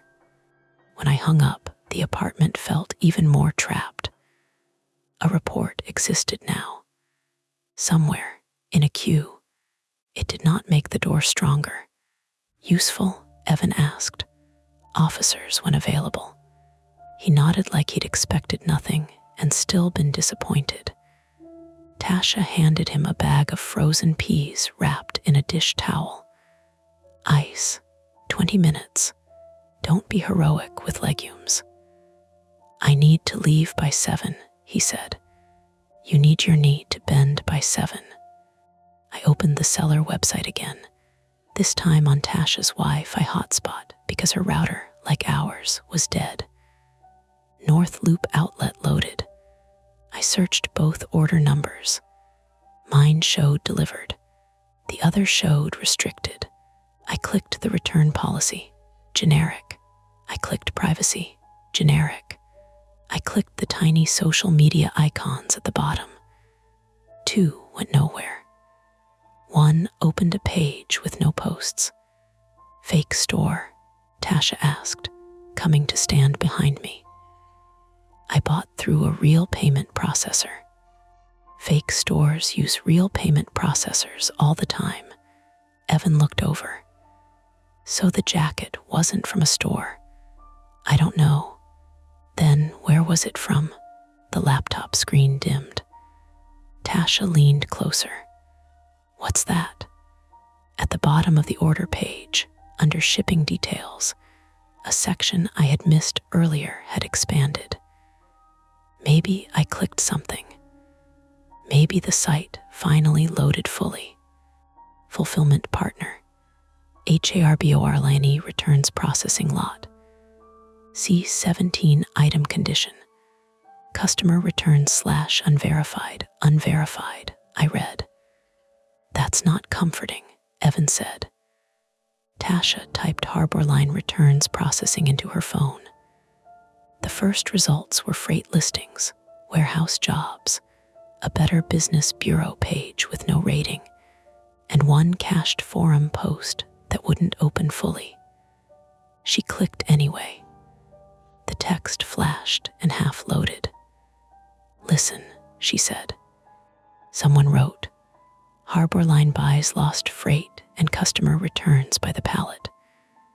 Sometimes stuff gets mixed with police auction lots. Police auction, Evan said, could be nonsense. It's a forum. Everything tonight is nonsense until it isn't, I said. We found a phone number for Harborline, not North Loop Outlet. I called from Tasha's phone because the note said not mine, and because I had become superstitious about instructions I didn't trust. A recorded voice answered after 1 ring. Harborline returns processing. Our offices are closed. Regular hours are Monday through Friday, 9 a.m. to 5 p.m. Central. For urgent shipment containment, enter your 6-digit partner code. Shipment containment. Tasha mouthed, what the hell? The order number on the note had 5 digits after NL. I tried 48,819 anyway. Invalid code. I tried my order number. Invalid code. The recording repeated. For urgent shipment containment, enter your 6-digit partner code. Evan swung his legs off the couch. Sit, Tasha said. My interview email, he said. What? The catering company. They sent forms. Maybe there's a number for wardrobe or whatever. I can reschedule. He said it like it cost him skin. That was the first partial success, in a painful way. He was willing to protect himself even if it meant risking the job. He unlocked his phone and opened his email. His screen was spiderwebbed with cracks, each line catching the glow. He found the interview message. St. Paul, 8:30 arrival, warehouse kitchen entrance off Vandalia Street. Bring ID. Wear clean dark clothing and closed-toe shoes. No reschedule number, just an HR email. He typed a message with both thumbs, then stopped. What do I say? He asked quietly. The question sat heavy. He wasn't asking about words. He was asking how to tell a stranger that his life had swerved into something ugly without sounding unreliable before they even met him. I sat beside him. Say there's a building emergency tonight, and you may need flexibility in the morning. Keep it simple. Building emergency, he repeated. True enough. He typed, deleted, typed again. Before he could send it, his phone buzzed with a new email. Not from the catering company. From North Loop Outlet Support. Subject: regarding order NL 47108. My mouth went dry. Evan opened it. The message had no greeting.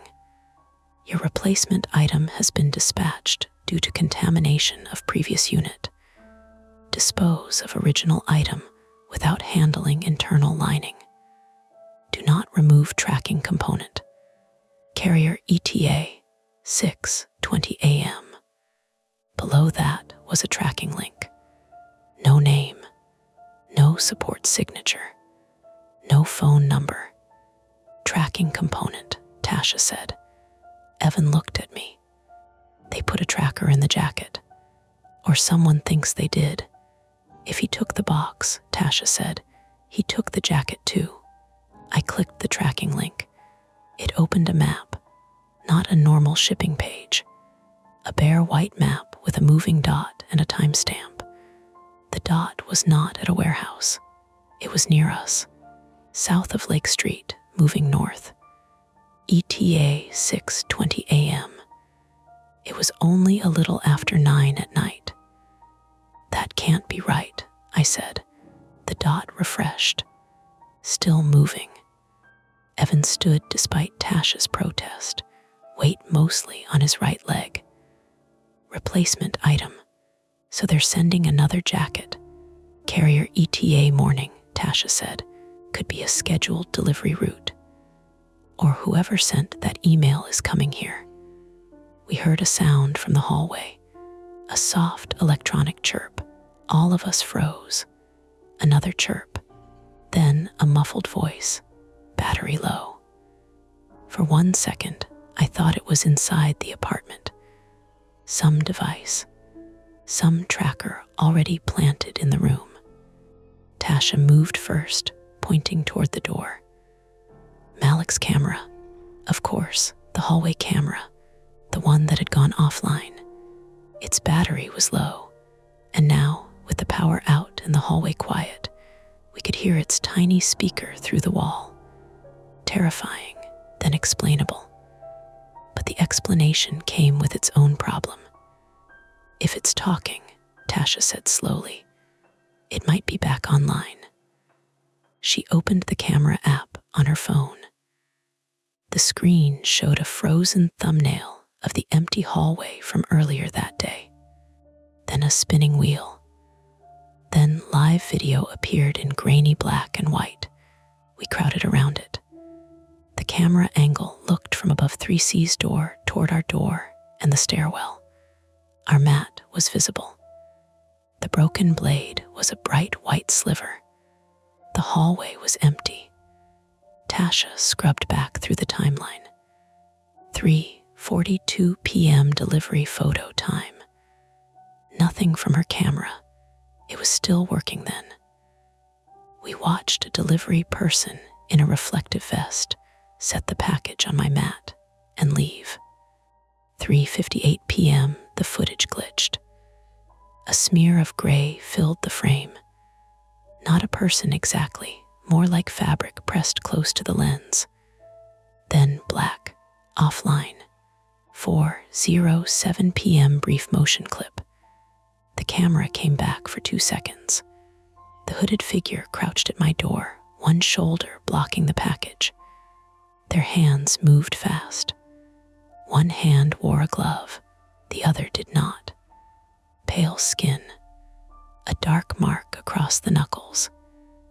They looked up once, not at the camera, but down the hall toward Malik's door. Then the clip ended. That's when they opened it, I said. Tasha scrubbed forward. Nothing until the hallway outside our door 20 minutes earlier, the figure standing too close to my peephole. Same gray coat, same hood. They slid the second note under. As they withdrew their hand, we saw something in their palm. A utility knife handle read.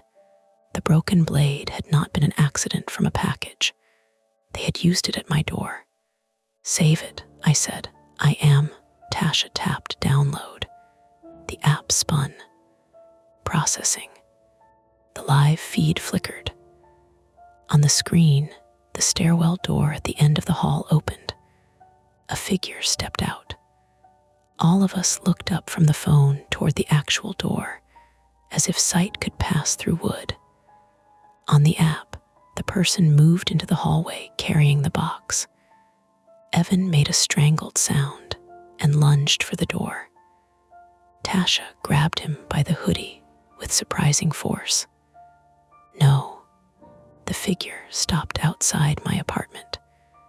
They set the box down on the mat. Then they did something none of us expected. They knocked on my door 3 times, polite, patient, like someone returning a borrowed cup of sugar. The person stood there a moment, then turned their head toward Tasha's camera. For the first time, we saw part of their face. Not enough. The hood shadowed the eyes, but the mouth was visible, and the mouth was bleeding. A thin line ran from the lower lip to the chin. Then they lifted one finger to their lips. Quiet. The camera feed cut out. Tasha whispered, "I saved the earlier clip." Not that one. Evan's breathing had gone rough. He brought it back. "Why?" I said. No one answered. My phone buzzed in my hand. "Unknown number. Don't let the police find it before you check the sleeve." A second message arrived. "Unknown number. They won't treat him like a victim if his name is attached to what's inside." Evan read it over my shoulder. All the color left his face. "What does that mean?" he asked. But I already understood the shape of the trap, even if I couldn't see the machinery. The altered delivery, note naming a male in his 20s. The jacket addressed to me, but meant for him. The warnings that sounded less like protection and more like someone deciding which version of the story we were allowed to tell. If there was something illegal in that lining, something planted, tagged, tracked, or stolen, and if Evan walked into a job interview with it on, he would not be Paige's unlucky brother.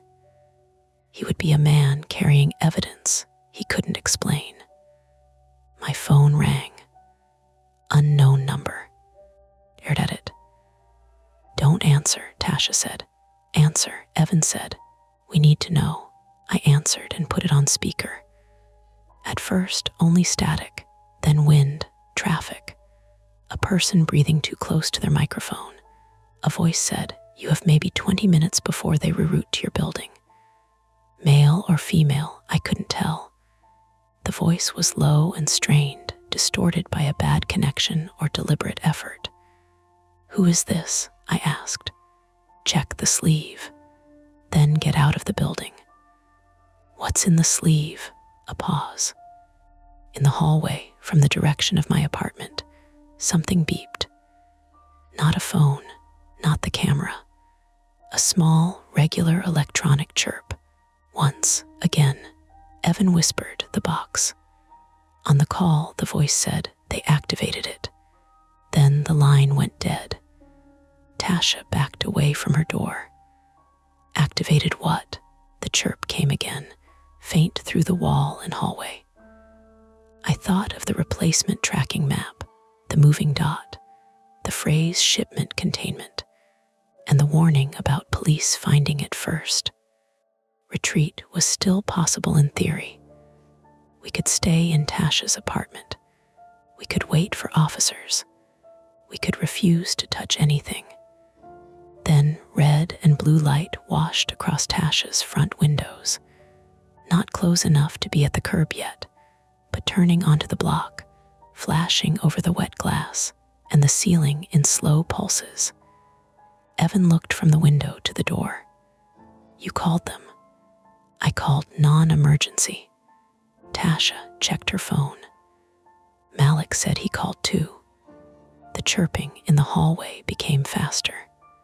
Whatever was inside the box had started announcing itself. If we opened Tasha's door, we risked the person in gray, the blade, whatever game we had been dragged into. If we stayed inside, and the police came upstairs first, they would find a tampered package on my mat, addressed to me, connected to Evan, chirping like evidence in a training video. Evan limped to the door before I could stop him. This time, he didn't argue. He didn't shout. He just looked at me with an expression I had never seen on him before. Not pride, not anger, fear, clean and undisguised. "Paige," he said, "if there's something in there, we need to know before they do." The police lights brightened across the room. Outside, a car door opened, then another. The chirping in the hallway went rapid, urgent, almost cheerful. Tasha removed the wedge from under her door, and I understood, as my hand closed around the knob, that after this, none of us would be able to pretend we had only been witnesses. We were going back into the hallway. Tasha opened her door 3 inches, chain still hooked, and the chirping from the hallway came in sharp and steady, not loud. That was the horrible part. It sounded like a smoke alarm with a dying battery, only smaller, more patient. A little electronic pulse coming from the box on my mat, regular enough that my brain started counting it without permission. Beep. 2 seconds, beep. 2 seconds, beep. Red and blue light rolled across Tasha's ceiling from the street below. The police had turned onto our block. Maybe they were stopping outside our building. Maybe they were still looking for the address in the rain. Either way, time had stopped being an idea and become footsteps climbing toward us. Evan stood beside me, weight on his good leg, one hand pressed against the wall. His left knee had already swollen under the denim. I could see the stiffness in his face, the way pain made his mouth flatten. He wasn't going to be running anywhere now. Tasha looked at him, then at me. "We touch as little as possible." "Gloves?" I asked. "Kitchen." She disappeared for 2 seconds and came back with blue nitrile gloves from a box under her sink. Nurse habits. Useful habits. Her hands shook when she handed them over, though. That made me feel worse than if she'd been panicking. "Phone recording," she said. She set her phone on the little table by the door, camera pointed outward, and started video. "Say what's happening." My voice came out wrong, too thin. "This is Paige Miller, apartment 3B. The package was returned to my mat by the person we saw on the hallway camera. It's making a sound. Police are outside. We're checking it because we received messages saying it could implicate my brother if found before we understood what was inside." "That sounded like court," Evan said. "Good," Tasha said. She unhooked the chain. The hallway looked longer than before. Our 3 apartment doors sat under the dead ceiling lights. 3A with Mrs. Alvarez's scarf still tucked along the bottom. 3B with my mat and the box. 3C behind us, warm light spilling out from Tasha's living room onto the carpet. The stairwell door at the far end was shut. The chirping came from the box. Evan started forward. I grabbed his sleeve. "No, you stay by Tasha. I'm not hiding. You can barely stand." I said I'm not hiding. "You also said you didn't want to look guilty," I snapped. "So don't be the guy limping toward a mystery box right as police arrive." That hit him hard enough to stop him. His face pinched, but he stayed back. Tasha handed me her pepper spray. "Don't point it at your own face. Thumb here, spray and move." Comforting, meant to be practical. I walked to the box. Every step felt too loud. The old floorboards clicked under the carpet. My socks slid a little where rainwater had been tracked in. I could smell damp cardboard, radiator heat, and something else from the box now that I was close. That penny metal smell again, threaded with bleach. The package sat exactly where it had before, except the flaps had been shoved closed badly. One corner was torn from the chase. The label with my name was still there, softened from rain and handling. Beep, I knelt. My knees protested against the thin carpet. Behind me, Tasha whispered slowly. I lifted one flap. The jacket was inside, but it wasn't folded anymore. It had been stuffed in, sleeve twisted upward like an arm bent at the elbow. The nylon was dark navy under the weak light from Tasha's doorway. I saw the loose white thread near the inner pocket. I saw the silver zipper. I saw near the left sleeve cuff a fresh smear of blood. Not much. A thumbprint maybe, dark red, already tacky. Evan made a sound behind me. Don't come closer, I said. I'm not. The chirping was louder with the box open. It came from inside the jacket. I pulled the left sleeve out using 2 fingers on the outer cuff. The fabric rustled. My hands felt clumsy in the gloves. The sleeve was heavier than it should have been. Feel that? Tasha asked. Yes. Don't stick your fingers in. I wasn't going to, but I had been about to. That scared me. Fear made your body stupid. It took shortcuts. I laid the sleeve on the carpet and turned it gently. The inner lining had been stitched shut in the same black diamond quilting as the rest of the jacket, but one seam near the elbow looked different. Too new. The stitches were tighter, shinier, not quite matching the rest. And there, where the thread had been left loose, something hard made a rectangular ridge beneath the lining. The chirping came from that ridge. Tasha lowered herself beside me, phone flashlight in her mouth for a second while she tied back her hair with a rubber band from her wrist. We need scissors. No knives, Evan said. His voice was hoarse. Tasha nodded toward her apartment. Kitchen shears. On the counter. Evan, get them. He hesitated.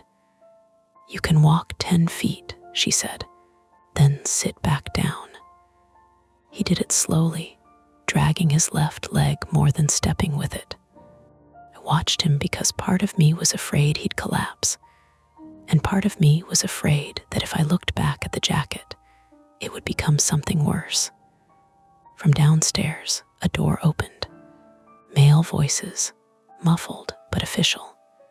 The kind that carried even when you couldn't hear the words. Police, Tasha whispered. The stairwell door stayed shut, but now there were footsteps below. Heavy ones, more than one person. Evan came back with the shears. Tasha took them. I'm cutting the thread only, not into whatever's inside. She slipped the lower blade under one stitch and snipped. The sound was tiny. Snip, snip, snip. The chirping sped up. All 3 of us froze. Beep, beep, pause, beep, beep. What did you do? Evan whispered. Nothing. I cut thread. Beep, beep, pause, beep, beep.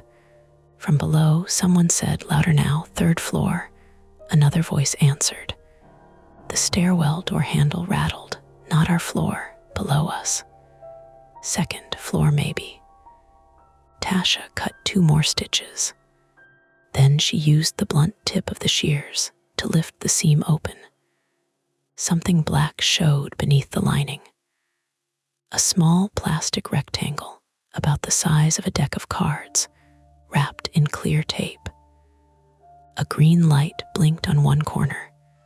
Beside it, tucked into the sleeve cavity, was a flat vacuum-sealed packet. My stomach dropped.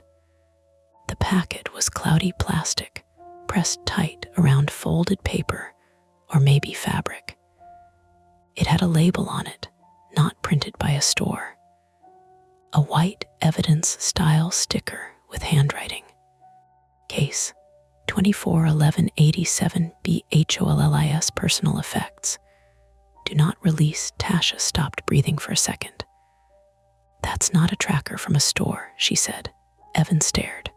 Who is B. Hollies? I don't know. The stairwell door opened. Light from a flashlight swept across the hallway wall. Minneapolis police, a man called. Anyone up here? Tasha stood, hands raised automatically, shears still in one gloved hand. Put those down, I hissed.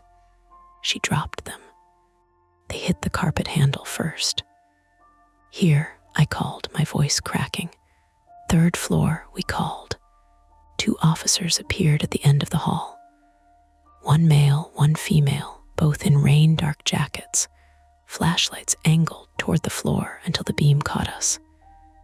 Their faces tightened at the sight. 3 civilians crouched around an open package, gloves on, a jacket cut open, something blinking inside. Not good. Not good at all. Step away from the box, the female officer said. Her name tag read KLINE. Mid-30s maybe. Pale skin, dark hair pulled tight. Her partner, Officer Dwyer, male, 40s, broader, already had one hand near his radio. I stood too fast and nearly slipped. We can explain. Step away first. We're recording, Tasha said, voice steady but strained. My phone is recording from my doorway. Ma'am, step back.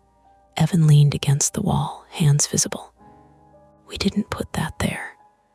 Officer Dwyer looked at him, at the box, at the jacket, at Evan again. Saw it happen. The assessment. Male, 20s, injured, nervous, package on mat, unknown contents.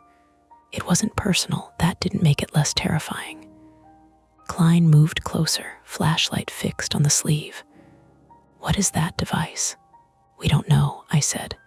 It was sewn into the left sleeve. We got messages telling us to check it. Messages from who? Unknown number. Do not touch your phone. I need to show you. Do not touch anything right now. The chirping stopped. Silence opened in its place. Then the black device emitted one long tone. A thin, continuous whine. Dwyer said, back up. Now, the stairwell door behind them slammed open. The hooded person hit Dwyer from the side. It happened so fast my brain refused to organize it. Gray coat, red utility knife, Dwyer grunting, Klein turning, Tasha shouting, Evan trying to move and failing. The person in gray wasn't big. Average height, like Malik had said. But desperation makes people strong in sudden, ugly bursts. He drove their shoulder into Dwyer's ribs and shoved past him toward the box. Klein grabbed for them. The hood tore back. For the first time, I saw their face clearly. A woman, late 20s maybe. Wet hair stuck to her forehead, split lip, one eye swelling. White skin, freckles across her nose. She looked terrified, not wild, not evil, terrified in the same exhausted way I felt. Don't let them take it, she screamed. Dwyer recovered and grabbed her arm. She slashed backward with the utility knife. The red handle flashed. Dwyer jerked away with a sharp curse, blood appearing along the back of his hand. Klein drew her taser. Drop it. The woman lunged for the box. I don't know why I moved. I didn't think I'm brave. I didn't think I can stop her. I thought of Evan's name attached to what's inside. I thought of the delivery instruction I didn't write. I thought of that cheerful little beep counting down to someone else's version of the truth. I kicked the box. Hard. It slid across the carpet and hit the baseboard beside Mrs. Alvarez's door. The jacket spilled half out. The black device whined louder. The woman changed direction instantly and scrambled after it on hands and knees. Tasha sprayed her.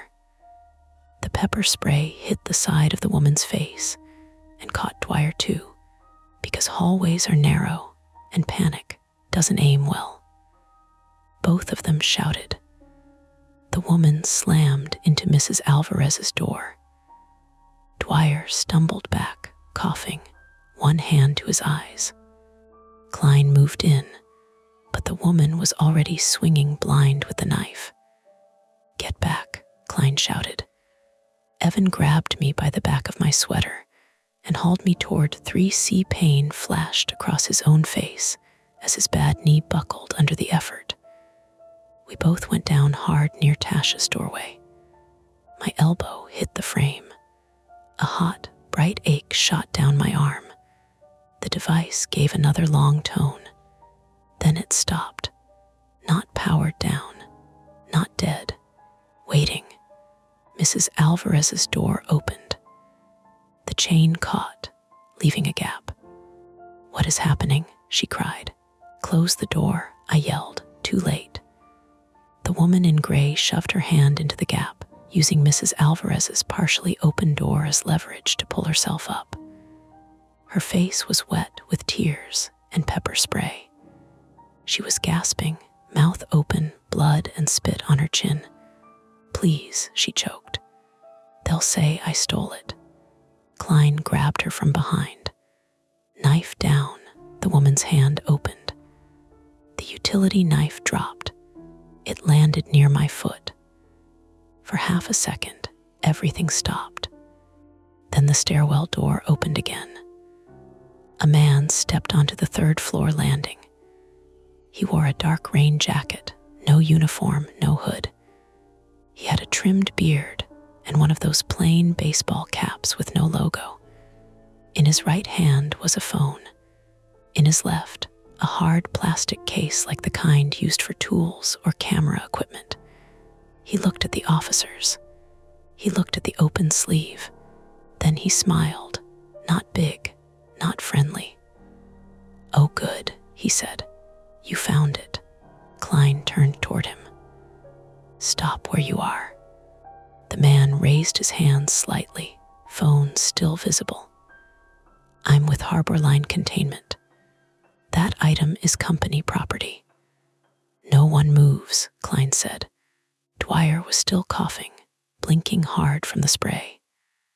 Tasha had retreated to her doorway, one hand clamped over her own mouth because some of the spray had drifted back. Evan was half on top of me, trying to push himself up and failing. The woman in gray made a raw sound. "He's not Harbor Line." The man sighed. Then his phone made the same chirp the box had made. Once, the black device in the sleeve answered. One chirp. "Pairing signal," Tasha whispered, coughing. The man's eyes flicked to her, annoyed that she had understood something. Klein pointed her taser at him now. "Put the phone down."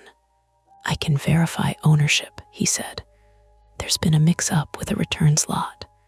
That garment is tied to an active internal investigation." "What investigation?" Klein asked. "That's above my put the phone down." He lowered it slowly toward the floor, but his thumb moved.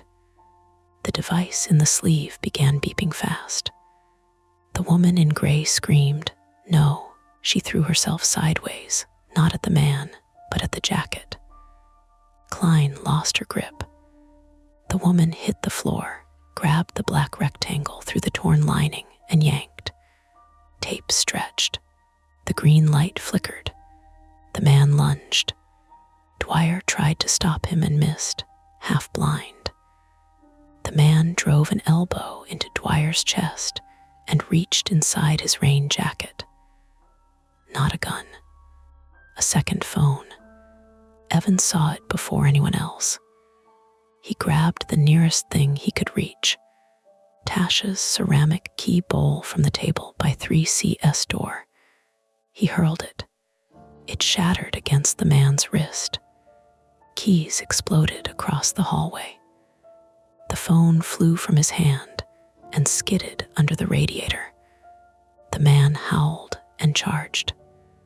At Evan, there was no heroic recovery. Evan tried to brace, but his bad knee gave out instantly. Man hit him shoulder first, and Evan's head snapped back into the doorframe with a dull crack that made my whole body go cold in a very physical, specific way, like ice water poured down my spine. Evan slid down the frame, eyes open but unfocused. I screamed his name. Klein fired the taser. The probes hit the man in the side. He stiffened, dropped, and landed hard on the carpet, one arm twitching. The hallway filled with noise. Dwyer shouting into his radio. Tasha coughing and crawling toward Evan. Mrs. Alvarez crying behind her chained door. The woman in gray sobbing around the black device she had finally torn free from the sleeve. Klein cuffing the man on the floor, knee pressed into his back. I couldn't move for 1 second. Then Tasha's voice cut through everything. Paige, look at me. Hold his head still. I crawled to Evan. His eyes found mine slowly. Did I get him? He whispered. You threw a bowl at him, idiot. Good bowl. Great bowl. Tasha pressed a clean dish towel to the back of his head. Blood spread through it fast, but not pulsing. That was something. I held his jaw gently, keeping him from turning. Stay awake, Tasha said. Evan, stay with us. I'm awake. You know where you are. Worst apartment building in Minneapolis. Tasha let out one breath that was almost a laugh and almost not. The woman in gray was on her side near the jacket, wrists being cuffed by Dwyer now. She didn't resist. The black device lay on the carpet beside her, separated from the packet. Without it, the sleeves sagged like normal fabric. Her bag, the woman said, coughing. Check his case. Check his case. Klein had already kicked the plastic case away from the man. She opened it with gloved hands after Dwyer nodded. Inside were shipping labels, a compact scanner, 2 phones, cash, a roll of evidence stickers, and several small black tracking devices identical to the one from the sleeve. The hallway changed again. Not safe, not calm, but the story had shifted. The officers saw it too. Klein looked at the man on the floor. Who are you? He said nothing. The woman in gray coughed, then spoke into the carpet. Brian Hollies is my brother, she said. He died in February. That jacket was in his effects. It wasn't supposed to go anywhere. The packet with BHOLLIS on it sat beside the torn sleeve. Why was it sent to me? I asked. She turned her swollen face toward me. Eyes were red from spray and crying. Because they needed a live carrier, she said. Male, close enough size. No record that would make anyone check too carefully. Someone they could blame if the drop went wrong. Evan's fingers twitched under mine. Drop, he whispered. Klein said, stop talking. But the woman kept going, voice breaking. I worked returns intake. I saw the order swap after it printed. I tried to pull it. He found out. I put the first note in because I couldn't stop the shipment. The man on the floor turned his head enough to look at her. His face was red, jaw clenched, still fighting the taser's aftermath. "You stupid girl," he said. Dwyer pressed his knee harder into the man's back. Quiet. From downstairs, more footsteps came up. More police. Paramedics too, judging by the radio chatter and the heavy medical bag thumping against the stair rail. I didn't feel saved. That surprised me. I felt scraped out. Furious. Sick. My elbow throbbed. My brother's blood was warm under my hand. The hallway stank of pepper spray, damp carpet, sweat, and the metallic smell that had followed the jacket from the beginning. The device lay dead now, green light gone. The jacket looked smaller without its secret, cheap, ugly, ordinary. That was the worst part. How ordinary it looked after everything it had almost done. Paramedics took over Evan, which meant I had to move away from him. I didn't want to. Tasha had to physically guide my hands back. "He's talking," she said. Her own eyes were streaming from the spray. "Head wound, possible concussion, knee injury, scary, not gone. Let them work." Evan blinked up at me from the floor while they fitted a collar around his neck. "My interview," he murmured. I laughed once, and it came out broken. "Shut up about the interview. I need pants. You have pants. Better pants." One of the paramedics smiled despite himself. Klein stood over the torn jacket and the packet, radioing for a supervisor and someone from evidence. Her voice was controlled, but her face was pale. The gray-coated woman sat cuffed against the wall, head tipped back, breathing through her mouth because of the spray. The man from containment stared at the carpet and said nothing. The immediate conflict had ended in the ugliest possible way. Not with answers neatly arranged, but with bodies on the floor and enough evidence that nobody could pretend it was just a weird package anymore. They had not taken the jacket. Evan had not worn it. The man who came for it was in cuffs. But when I looked at the torn sleeve, at the packet marked with a dead man's name, at the stack of labels in the plastic case, I understood that the jacket had never been the whole threat. It had only been the part that reached our door. And somewhere, before morning, another package might still be moving. By the time they carried Evan down the stairs, the rain had thinned to a cold mist that drifted through the open front door and made the lobby tiles slick. The paramedics had wrapped a yellow blanket around his shoulders, which would have looked ridiculous on him any other night.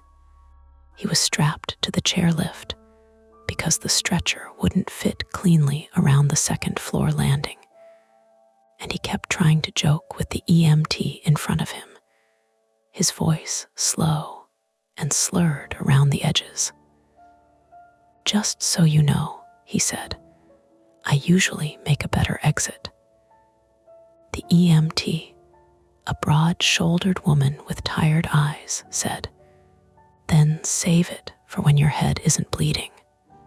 I followed 2 steps behind them, one hand on the railing, the other tucked against my ribs, because my elbow had swollen into a hot little planet of pain.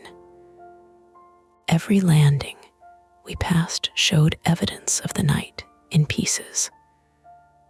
Mrs. Alvarez's towels bundled against the wall, mud on the stair treads, a streak where someone's wet sleeve had dragged along the paint. The building smelled like pepper spray, damp carpet, old heat, and that sour adrenaline smell people leave behind when too much has happened in too small a space. At the bottom, Officer Klein stood near the mailboxes with her notebook open. Her hair had loosened from its tight knot, and one side of her jacket was streaked with something dark from kneeling in the hallway. Officer Dwyer sat on the lowest stair, letting another EMT rinse his eyes with saline while he cursed quietly and apologized after each curse, as if the lobby itself had rules.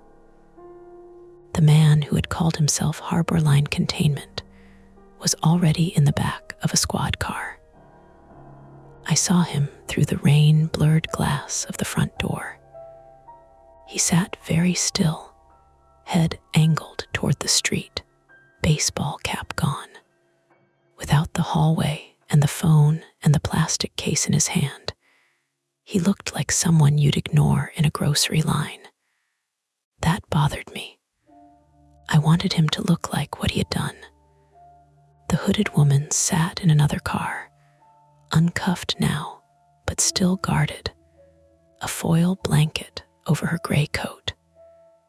Her split lip had been cleaned. She kept her hands clasped between her knees and stared down at them, rocking once in a while like she was counting silently. Name, I learned before they took Evan away, was Lee Hollies. 29, female.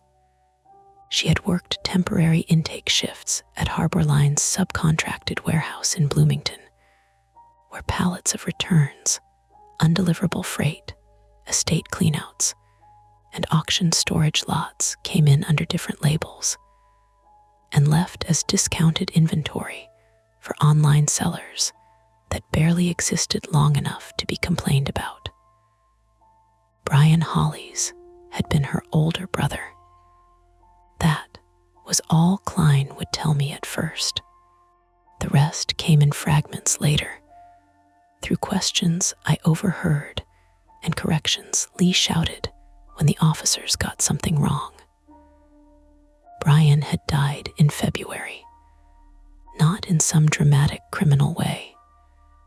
A car crash outside Duluth, black ice, a median barrier, a hospital bag of personal effects logged by an overwhelmed system. His jacket had gone missing from property storage after an evidence review.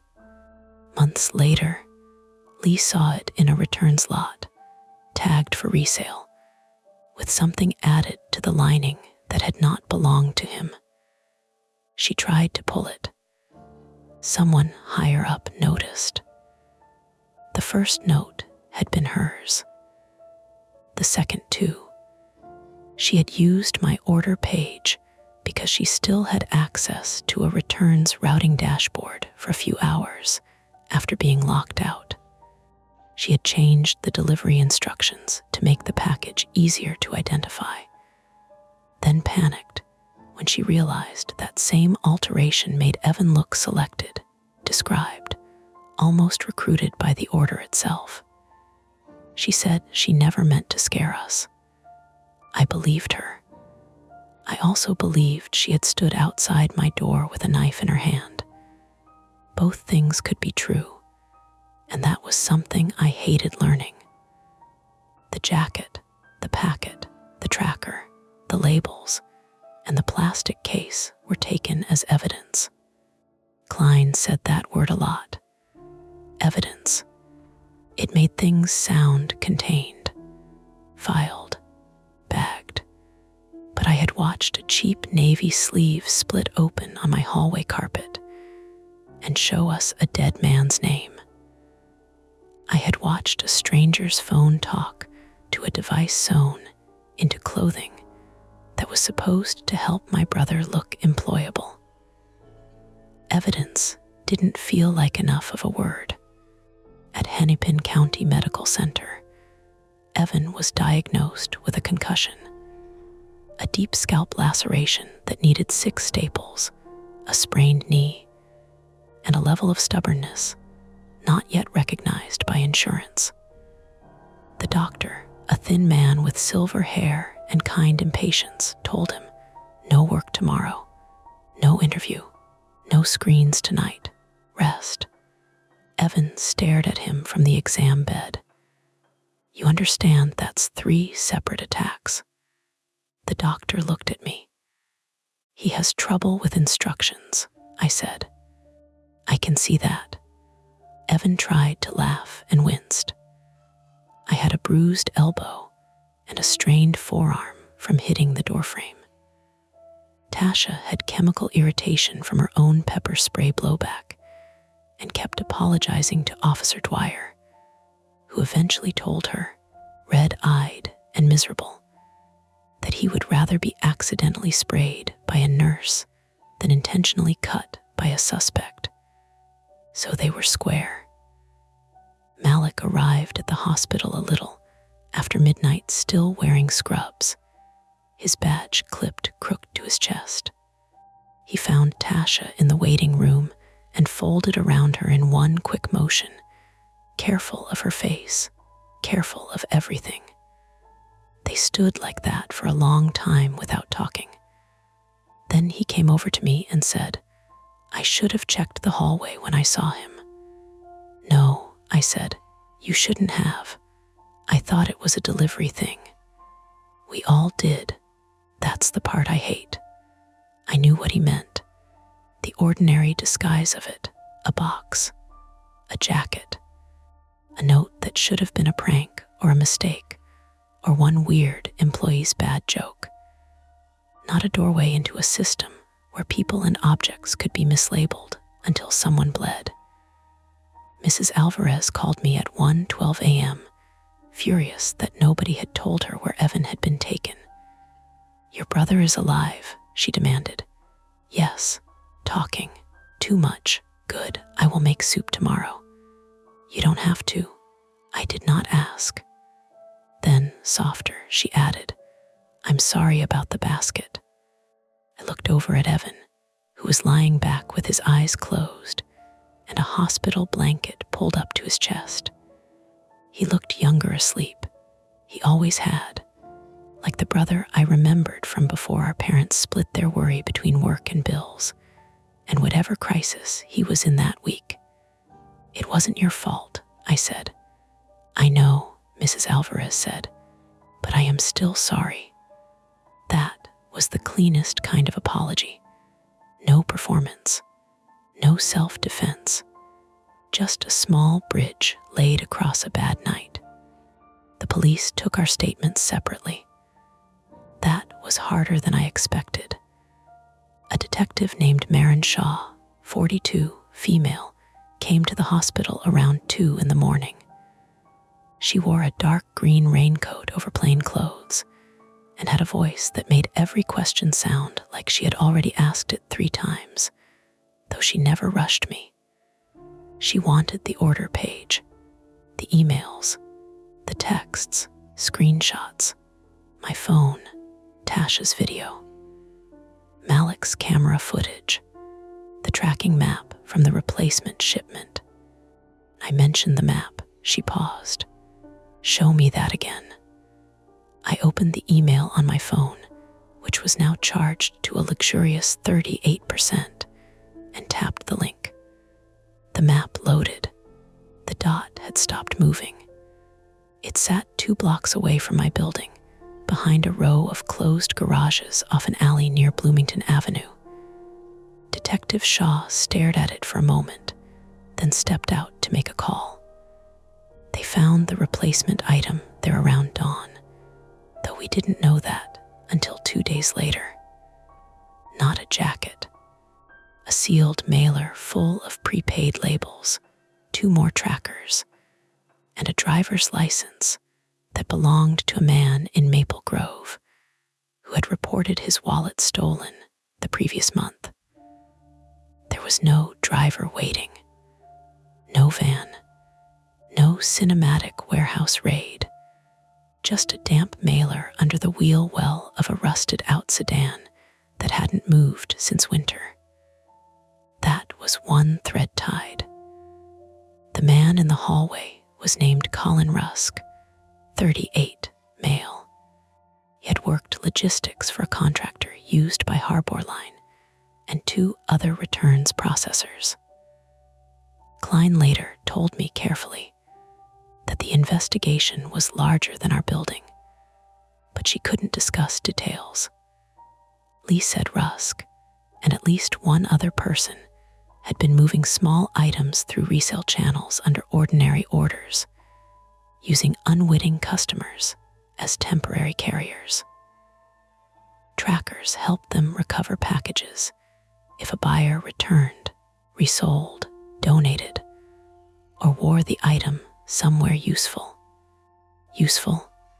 I hated that word when I read it in the affidavit weeks later. Useful meant someone like Evan, someone with a job interview across the river, walking into a warehouse kitchen entrance at a known time, wearing a jacket he couldn't explain if stopped. Someone proud enough to accept help only if it didn't look like help. Someone tired enough to put on whatever was handed to him and go.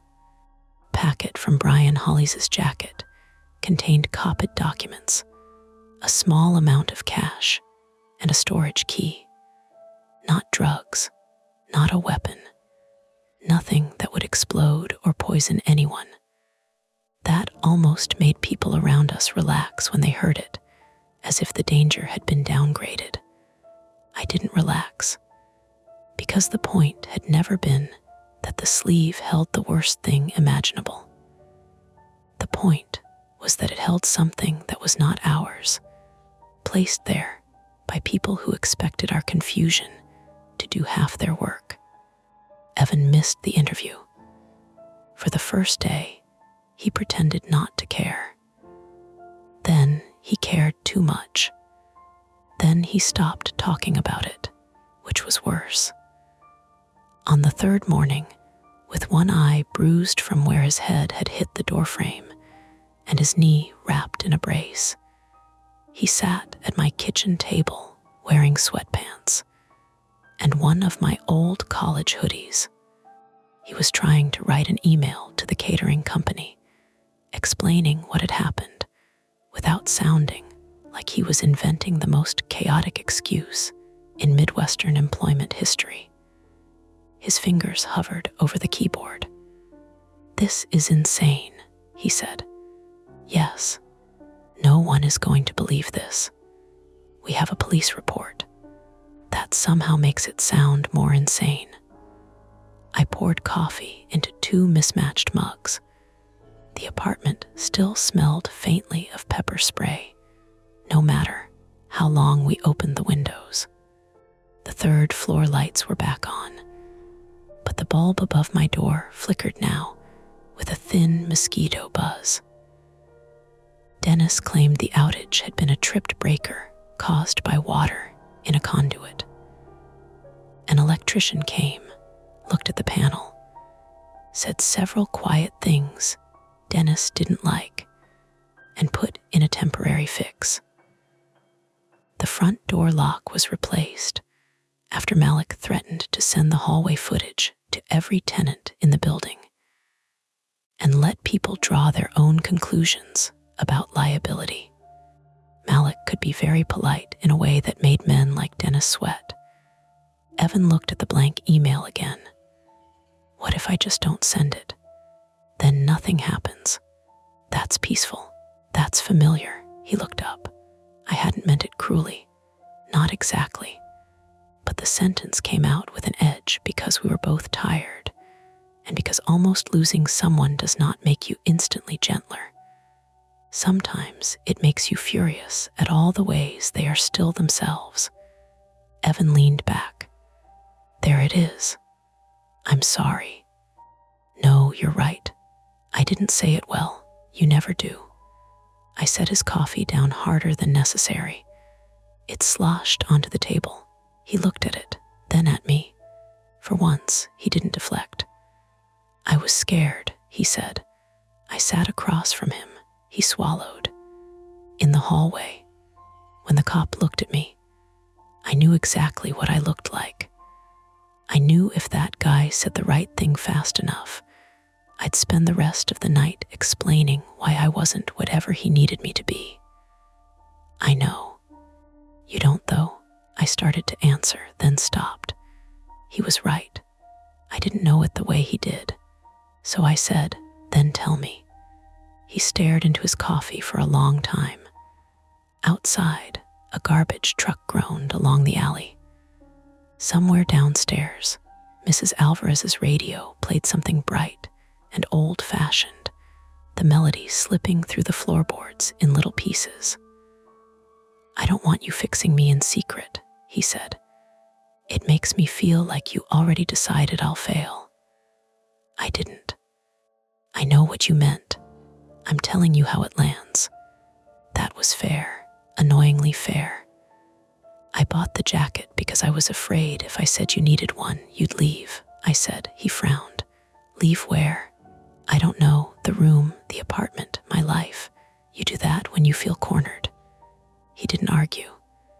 That was its own kind of apology. After a while, he turned the laptop toward me. The email was short. Hello, I'm sorry I missed the interview. There was a police incident in my apartment building overnight, and I was injured. I understand if the position has been filled, but I'd appreciate the chance to reschedule. I can provide documentation if needed. Thank you, Evan Miller, it's good, I said. It sounds fake. It sounds adult. Same thing.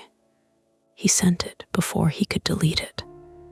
The catering company replied the next day, not with a job offer, not with a miracle, just a human resources coordinator saying they had seen the local police activity on the block listed in a community safety alert, and they could reschedule for the following week if he was medically cleared.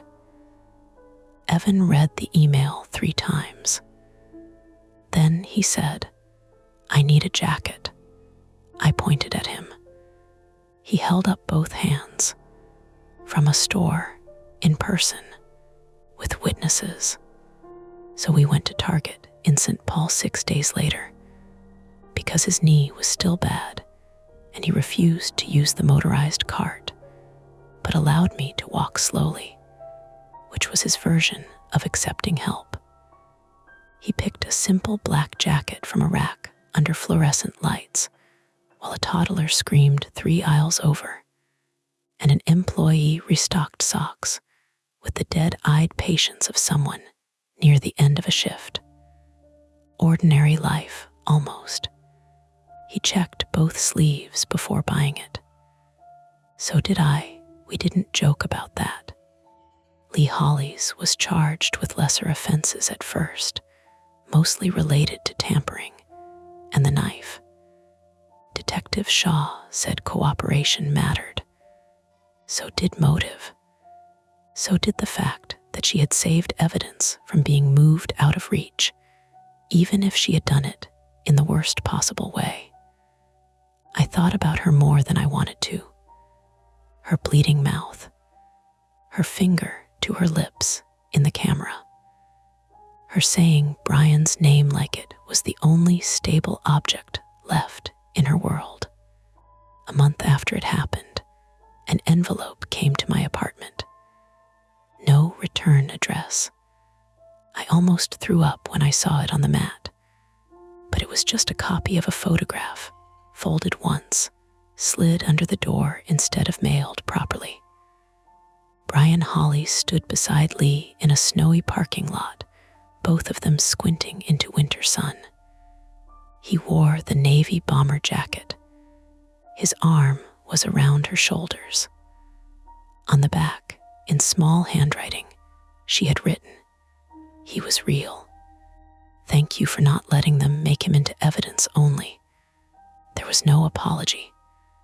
Maybe there didn't need to be. I put the photo in a drawer. Then I moved it to a box. Then, 2 weeks later, I took it out of the box and taped it inside a notebook where I keep things I don't know what to do with. The apartment building returned to itself in the way buildings do. People complained about laundry. Someone burned popcorn. A dog on the second floor barked at the mail carrier every day at noon. The new lock on the front door stuck when it rained, but it stuck locked, which everyone agreed was an improvement. Malik replaced the hallway camera with one that saved to the cloud. Tasha bought a second pepper spray canister and labeled one hall and one bag in black marker.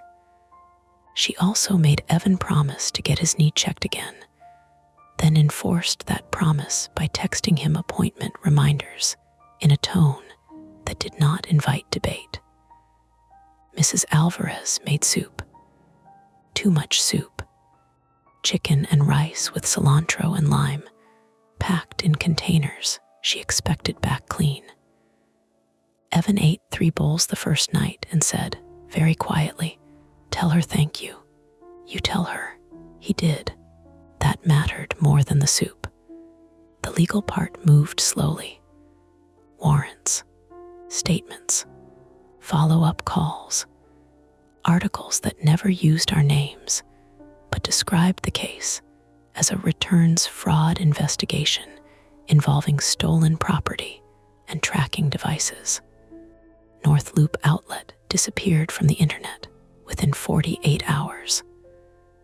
Harborline issued a statement about cooperating fully and reviewing vendor relationships.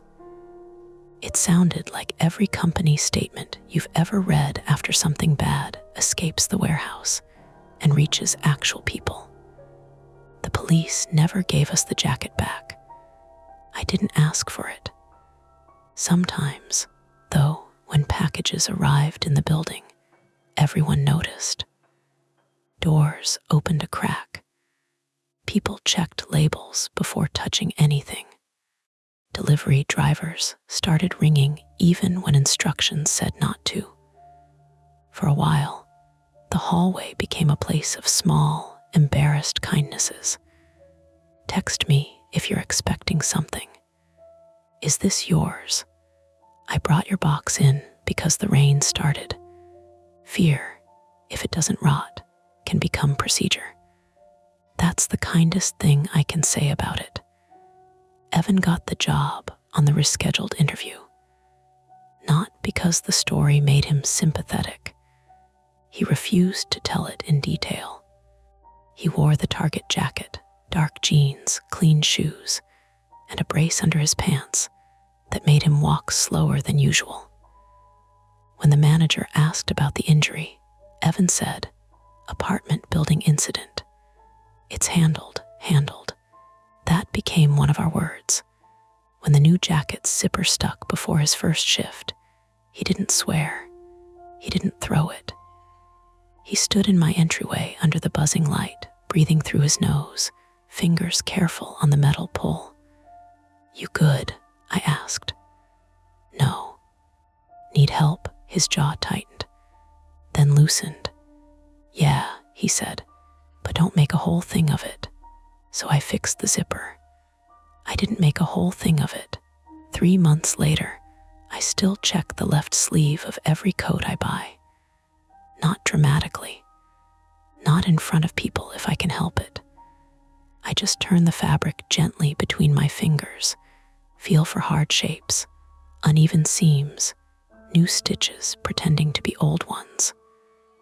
I check order numbers against confirmation emails. I take photos of packages before opening them. I keep my phone charged. Most days, this feels reasonable. Some days, it feels like the jacket won. The only part nobody ever explained was the final text. I got it at 6:20 a.m. the morning after the hospital, right when the replacement carrier had supposedly been due. Unknown number. Wrong one recovered. Stop ordering discounted returns. Detective Shaw took a screenshot and logged it. The number traced nowhere useful, or at least nowhere she could tell me. Colin Rusk denied sending it. Lee said she didn't know anything about it.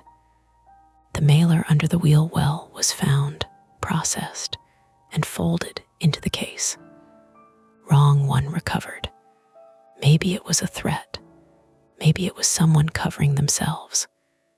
Maybe it was one last shove from a person who wanted us afraid enough to stop asking questions. I did stop ordering discounted returns. That's not brave. It's just true. The last package I received was a book from a real shop in Duluth. New, sealed, boring. The delivery driver rang the bell and waited until I opened the door. He was young, maybe 19, soaked through his baseball cap, holding the padded envelope out like a peace offering. "Paige Miller?" he asked. "Yes. Have a good one." The hallway smelled like Mrs. Alvarez's soup and rain on wool coats. Malik's camera blinked green above 3C. Tasha laughed at something inside their apartment. Evan was at work, sending me occasional photos of badly chopped vegetables with captions like professional knife skills. I shut the door, locked it, chained it. Then I opened the envelope at the kitchen table, slowly, with the lights on. And that's the end of today's chilling tale. If you enjoyed this story and want more nights full of suspense, don't forget to hit that like button, subscribe to Mia Horror Stories, and turn on the bell so you never miss a scare. I've got plenty more stories waiting for you, so stick around and check out the other videos on the channel. Thanks for watching, and until next time, stay safe and don't look behind you.